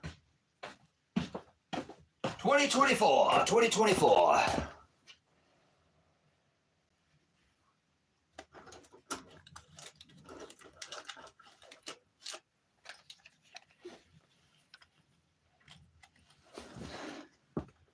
Yeah, I don't have it graded. No. This is not a 2011. This is a 2024. I didn't get them graded because I just bought them. I lost all my graded coins already. They're not easy to find, are they, Travel Escapes? That's not an easy coin to find. You got to look up the West Point Mint. West Point Mint. Silver Eagle reverse proof. Look up reverse proof. Silver Eagle 2024 West Point Mint.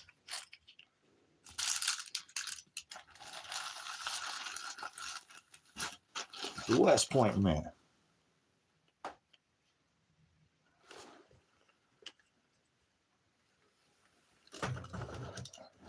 I think they're worth almost double what I paid for. I think they're almost $80 or something like that. I think I almost doubled my price on them. Seriously. I think they're almost like $80 a piece.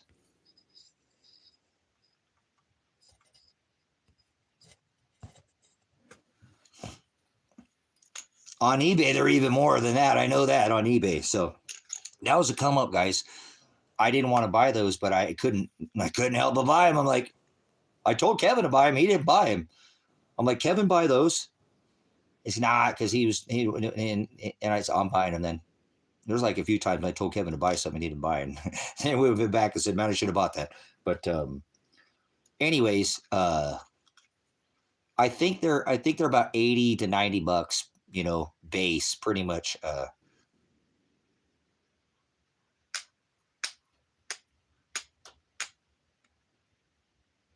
Yeah, I'm good. I'm not even worried about it. Like I said, and I don't buy specialty pieces.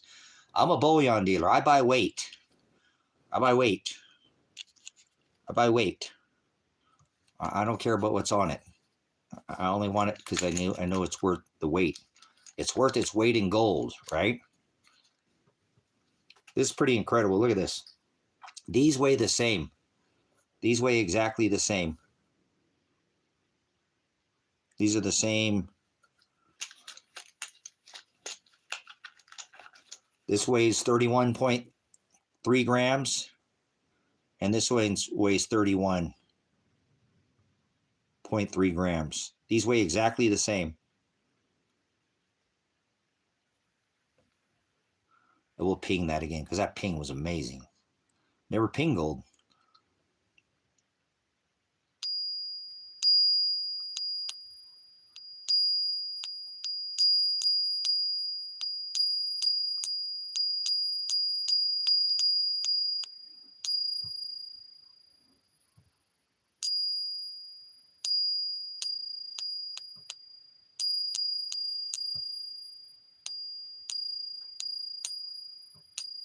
Got a long tone to it, huh? I really like these gold Perth mint. Little chub. Look at that. They hit it with the Perth mint on the back. It's like a little chub. See that? It's a beautiful piece, huh? Gorgeous little piece. These chubs are neat.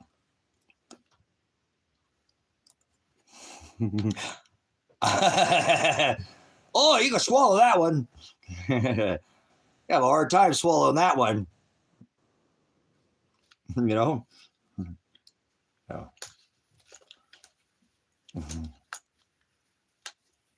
Did it woke the dogs up with the ping? That's something else, isn't it, though? Listen to that ping, man.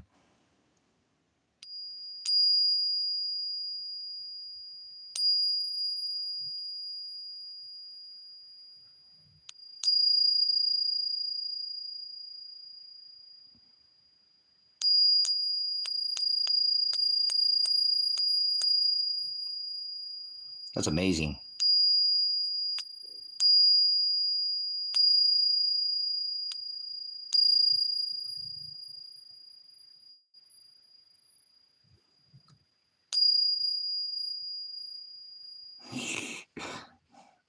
Isn't that amazing? I've never pinged gold, guys. I just never really collected. I always had silver.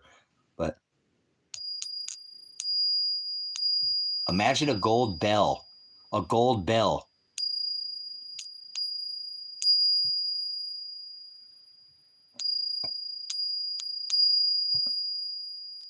I can't imagine. That would be crazy, huh? All right, guys, I got to get off here. I got to go pay the land payment, guys. I got to go to the bank, go to the credit union. I thought I'd stay on here until they opened up, but I got to go, guys. I got to get to the credit union. I got to get that money in there for the land payment for the 20-acre property. So I love your other sisters. Appreciate it. Thank you for the cash apps. If you want to help out now, like I said, here's, you know,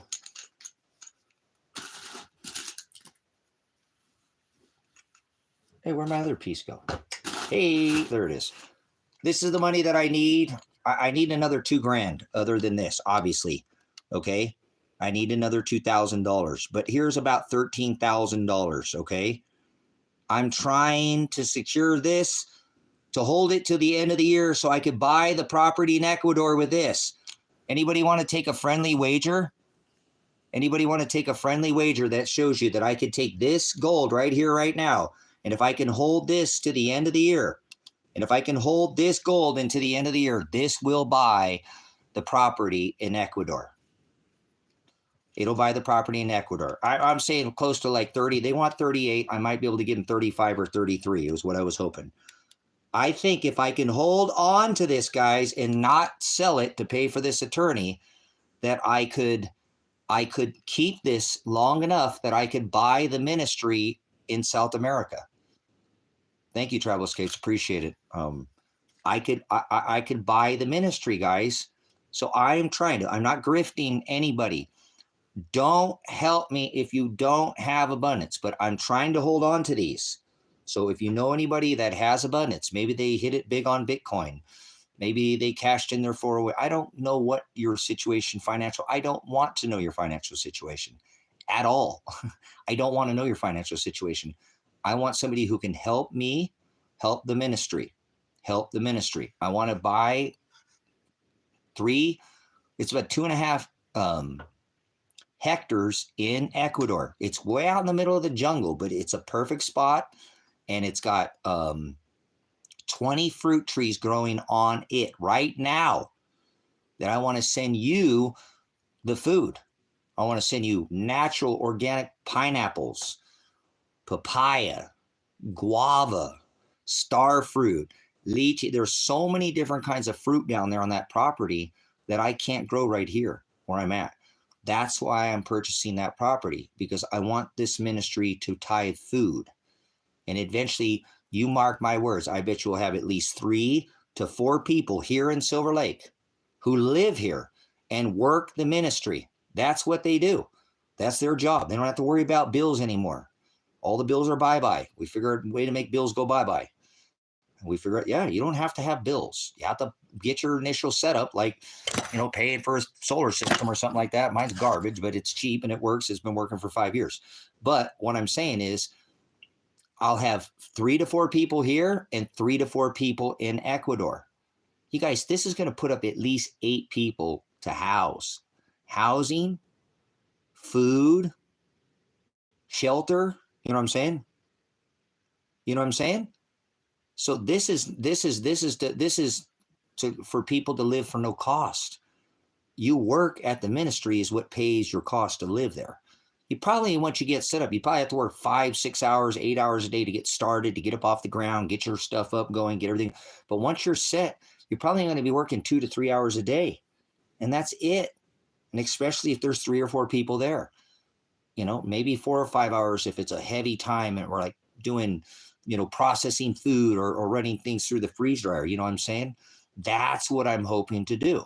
So this property down there will tithe back to the ministry. Will give back food, and then this will provide housing. 8 people to 10 people will be, there's 20 acres here. We could put 50 people here, but that's too many. 4 or 5 people would be more than enough people here. 4 or 5 down in Ecuador would be plenty there. And that's what they'll do. You work for the ministry. You're just part of the ministry. You don't pay rent because you work there. There's housing there because that is part of what you do. Your housing is taken care of. That's part of what this ministry will provide. No cost housing. I mean, you will work for your labor, but it won't be extensive. Go out and clean the chicken coops. Make sure there's no poop in the little baskets. Wipe off the solar panels and make sure the water tank is, topped off or, something very light. The duties aren't even that hard. For building out here, like I want to build a huge outdoor kitchen. I want to build a massive outdoor kitchen out here so we can enjoy all summer long eating outside. Big open area, big barbecue, all rock. So I want to have people to help me build that. I don't want to build that until people get here. That's one thing I haven't built. I've got so many things built out here. You know what I'm saying? But I want to do a big outdoor kitchen, pizza oven, flat grill, propane stove, burnt charcoal, gas, big spread, big kitchen, outdoor running water, so island sink, so we can prepare food outside in the hot months. So you don't have to cook inside in the cabins and heat your cabin up. You just go outside, community kitchen. We'll try to, if we have it on grid, we'll have a refrigerator out there running or whatever, but this will be a place where you can come cook your food outside, or we can meet up at the end of the day. Hey, we got a meeting. We're meeting next week. We're all going to meet inside the outdoor kitchen, and we're going to sit down there and eat, prepare food, and that was the other thing too. It's like one day travel prepares meals. I'm doing it the next day, right? Next day, Rick's over here doing it. Elsa and her husband have duty the next day, right? And we take off, or we just cook our own food. Like I said, there's things where I was going to try to at least have 1 or 2 community meals a week. 5 days a week, you do your own thing. Okay. I don't want to, and if you don't show up, it's not a deal breaker, right? But a couple times a week to sit down, talk a little bit, you know what I'm saying? And then eat food and in the kitchen in the food that we grew. We're cooking boar goat right now. Goat. Oh my gosh, that's so good. Oh, that's a good, chicken eggs that we grew. We're eating free range chicken. We grew them right here on the farm. We're eating lamb right here. You know what I'm saying? Right here on the farm that we grew it.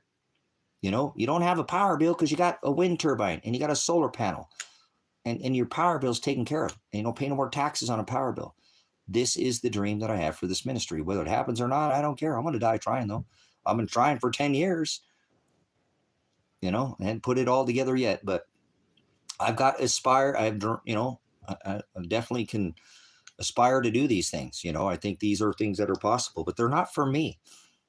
I just want to float around and travel. I really want to just travel and share the word of God. I think that's what the most valuable thing for me is. I love to build. I love to conversate. I love to but I want to give. I love the word more than anything else on this rock. I love the word so much. You've been here for a minute. I have a mad passion for this word. When I'm not here, I'm studying it so that I don't have to look it up in the book and go through it that way. He wrote it on my heart, and I continue to seek it, and I ask him for the revealing of the reality of the truth. And I knock with, and he sups with me, and then I eat of his meat, and then I get to share and tie that with you as well. So that's what I feel like would be most valuable as a person for me. I mean, I'm in shape, but I'm not 20 anymore. So I think it's, enough hard labor. It's time to start using this noggin, this brain of mine, my head, and using what Father has written on my heart and in my head, and sharing that. That is where I'm hoping that my life over the next year, 2 or 3 years will go. I'll be coming to visit you at your house. I'm going to go visit Elsa and her husband in South America. And I bet you Elsa and her husband have put me up for a day or 2 or 3. I've kind of already had an invite. I'm not inviting myself, but I bet you if I went down that way, I bet you Elsa would go let me stay at her place with her husband and her for a couple days and go see Paraguay, right? That's the plan for me. Travel, share the word, and enjoy the resources. Travel back and forth between the ministries. And I'd probably actually be traveling back to Hendersonville, Tennessee, you know what I'm saying, to visit them. So I bet you if I got on the road, that my expenses aren't going to be super extravagant. Obviously, I'll have a retirement fund. But how much you want to bet if I went over to Elsa's house and she invited me over, her husband and her are going to have me over for dinner. They're probably going to invite me for a dinner. I don't want to assume, but I would say that probably they'd want to spend, if I spent a couple days there, they'd probably want to cook a meal for me and have a dinner. You know what I'm saying? Have a Paraguay dinner. Have something that I've never had. Show me what the dish in Paris. Show me your specialty dish. You know what I'm saying? That's what I'm looking to do. I want to go to your town and tell me, give me the hot spot in this town. What does everybody in this town do? What is the secret of this town? Show me your best nature spot in this town. Take me to the most amazing waterfall. Take me to something nature to just, make my eyes just want to just, oh my, that's what I'm hoping to do.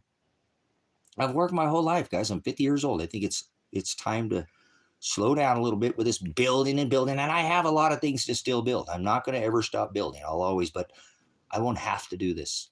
I won't have to do it. And I don't have to do it now. And I never did. I have a house, but I've also built 2 more houses out here for other people. Remember, I wanted other people to come out here and be with me. I never bought this property for myself. Nope. It was never bought for me. It was always purchased as a community property. Always has been. So will it happen? Someday. Someday it will. And I think that day is getting much, much closer. So I got to get to the town, guys. I don't want to get a late fee on I'm already a day late. So I'm hoping I had to go into town yesterday, guys. I had a long day yesterday. A lot of driving, a lot of research, a lot of investigating. But Tracy, Pastor Revelation has an attorney now. I have an attorney, guys. I have an attorney. Okay. I have an attorney. Nice. Awesome. Awesome. See what I'm saying, guys? I bet you I can travel and have an amazing life.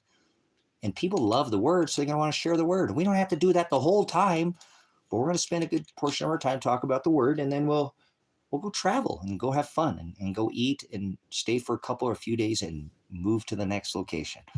Won't that be a life, guys? What a blessing that would be for me. You know what I'm saying? That would be just an amazing life to get to see all of the subscriber base.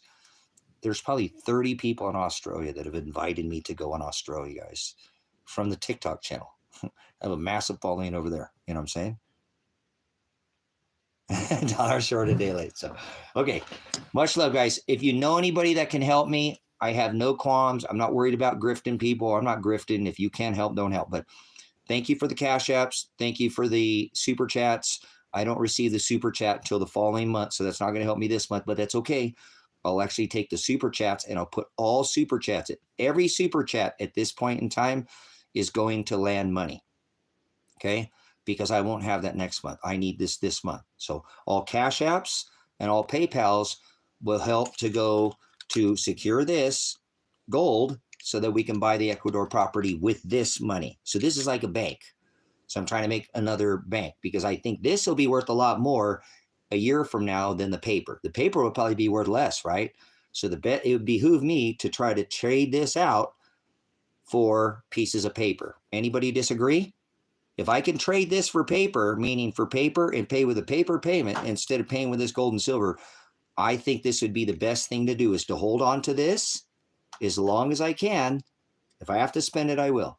I will. I already said I will. I already tried to give it to the attorney. And he said, just turn it into money. It's good. I know it's money. You can go right down right now to any one of these shops and they'll give you the money for it. So, but just bring me the cash. Okay. He just said it'd be easier, or cashier's check. So if you want to donate, Cash App, PayPal in the description. I'll be talking about this some more. You might tune me out for the next few days because I will be talking about this. I feel like there will be somebody, guys, and I don't know if they'll contribute all 15,000 or not. It doesn't matter if they do. But remember, I was able to put the $47,000 last time when I asked for a large donor. Father provided it. It just happened to be me to be the provider. I'll do it again. I'll do it again if I have to. I'll do it again. I'll be the donor. I'll figure it out. But that's going to shoot me short on that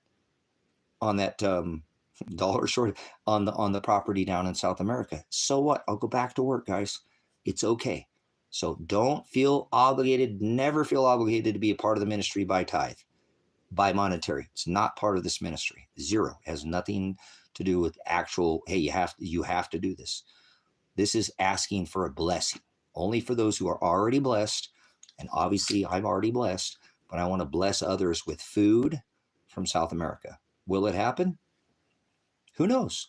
I'm going to put in every single bit of effort I can. Okay, guys, I'm going to die trying is what I'm going to do. So thank you for the Super Chats. Thank you for the PayPal. I didn't get any PayPals, but thank you for the Cash App, guys. I will be putting Cash Apps towards the legal bill, and any future Super Chats will go towards the Ecuador property. Okay? Much love, guys. Thank you so much. Appreciate it. And I'll try to come back before the end of the day. I got to get into town and get some things done here, and we'll come back and we'll We'll see if we can get another donor. I really feel comfortable. I do. I feel like somebody's going to be able to help out this time. I do. If I'm wrong, I'm wrong. I'll be the one. Okay. So if you can't, don't worry. God has already provided for this ministry. Isn't that beautiful? What a blessing. Guys, if I can't make it up, then I will in the next time. I just know that this gold is going to be worth more and more and more every day. And it would cost me more and more and more to buy the gold every day. Every day it's going to cost me more, as time goes on, because gold is kind of steady. So if I can hold to this, that would be the best thing. You know what I'm saying?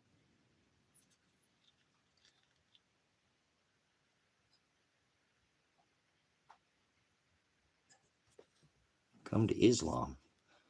Well, no, Islam is not God, Diamond. Remember, Muhammad was a pedophile and married a child and had sex with a child. So it's never okay to touch children.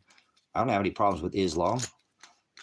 There's nothing wrong with Islam itself, but the Quran was written by Catholics, and they can't keep their hands off children either, can they? See how that works? Remember, Tammuz had sex with his mom, the son of Satan, when Satan died? That's your God, so you know. Your Allah, Allah Akbar, all glory to God. Your God is not Elohim. Muhammad was a pedophile and not the Hamashiach. He didn't hang from a tree. So there's good people in Islam. Absolutely. But if you have a faith without Christ Jesus, you're already in hell. Because the only way to the Father is through Christ, the Hamashiach. So Elohim, right, is not your God. Your God is a little g God. My Father, there's only one God. He pulls your little puppeteer. Thou shalt put no gods before me. Remember? That's right. So you're a pedophile God that's okay with having sex with children, and then remember 13 virgins and then infidels. You're an Old Testament. And under this new covenant, you're an apostasy.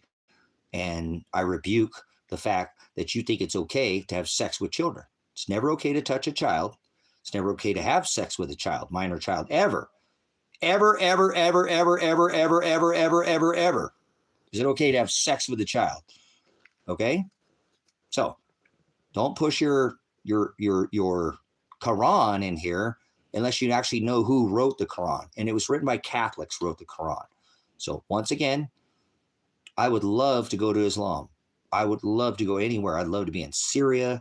I'd love to be in Iran. Or I'd love to live in Iran right now. I don't care that the U.S. is bombing around. I don't give a fuck about the U.S. U.S. is a lay down, weak ass nation, and all we do is fucking mafia everybody. So I don't care about this country. I care about the people in this country, like I care about the people in Islam, like I care about the people in Russia right now, like I care about the people that are all over the world. So no, I know that too, Bolt. You know what I'm saying? And that's why I bring it up, and I'm not throwing them out of here. You know what I'm saying? And some people, I didn't know that. It's like Christians, guys. Most Christians are Satanists. Most Christians are Satanist. Most Christians are Satanist. They're Satanists. They don't go after the Hamashiach. They go after the other Christ. So 98% of religions are Satanist. They don't go after the word. They do not even know the word. I can talk to them for about 5 minutes and there's no word on their heart. It's written on their heart, but Father didn't reveal it to them. Knock, and I will come sup with you. So you have to sit with the word. It's not just going to come impure in your head. You actually have to study with it. So never okay to be a pedophile. Never okay to touch kids. So all Islamic people who go after the Quran and follow Muhammad are okay with pedophilia. So they must be related to Donald John Trump. Correct? Another EpiPen Island boy. Yep, see? Even Elon said he's on the list, or he went to the island. So he had to meet Joe there, his behind buddy, so they can trade lightsabers in their ice holes on EpiPen Island. Isn't that a beautiful message there? So, okay, much love. Remember, these kind of buffalo, they don't bark or bite. So if you have some rice and beans and a way to protect it, might be a good time to look at some buffaloes, become a buffalo farmer or something, guys. Okay, thank you. Blessings, Pastor Revelation. Links are in the description. You want to support the ministry, now's the time. If you ever wanted to make a tie to this ministry, here is the time to do it. This is the time. I need your help. I'm asking you, no pride whatsoever. I don't have pride. I need help. If you can help me, great. If you can't, help me out by staying here. Don't run off because I'm asking for money. I don't need your money if you don't have it. I only am asking for people who have extras, like they can just throw it away, like they never miss it. Well, that's gone. Okay, we won't miss it. That's what I need. If you know somebody like that, please have them get a hold of the ministry. There's links in the description to Cash App and PayPal. That's the fastest way to put money in my hand.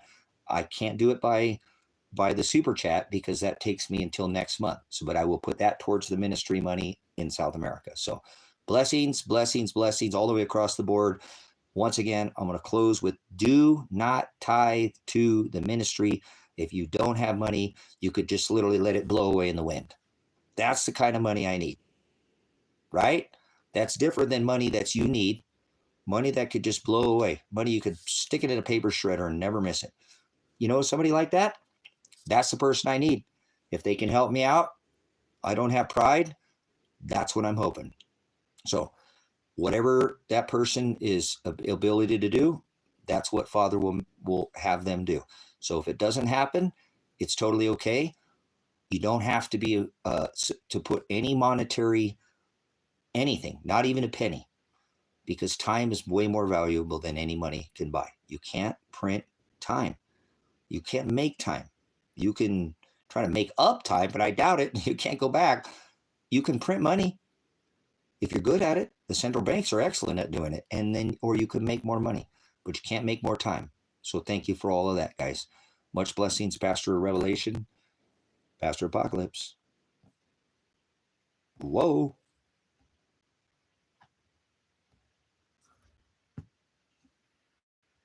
I don't want to shut down. Whoa.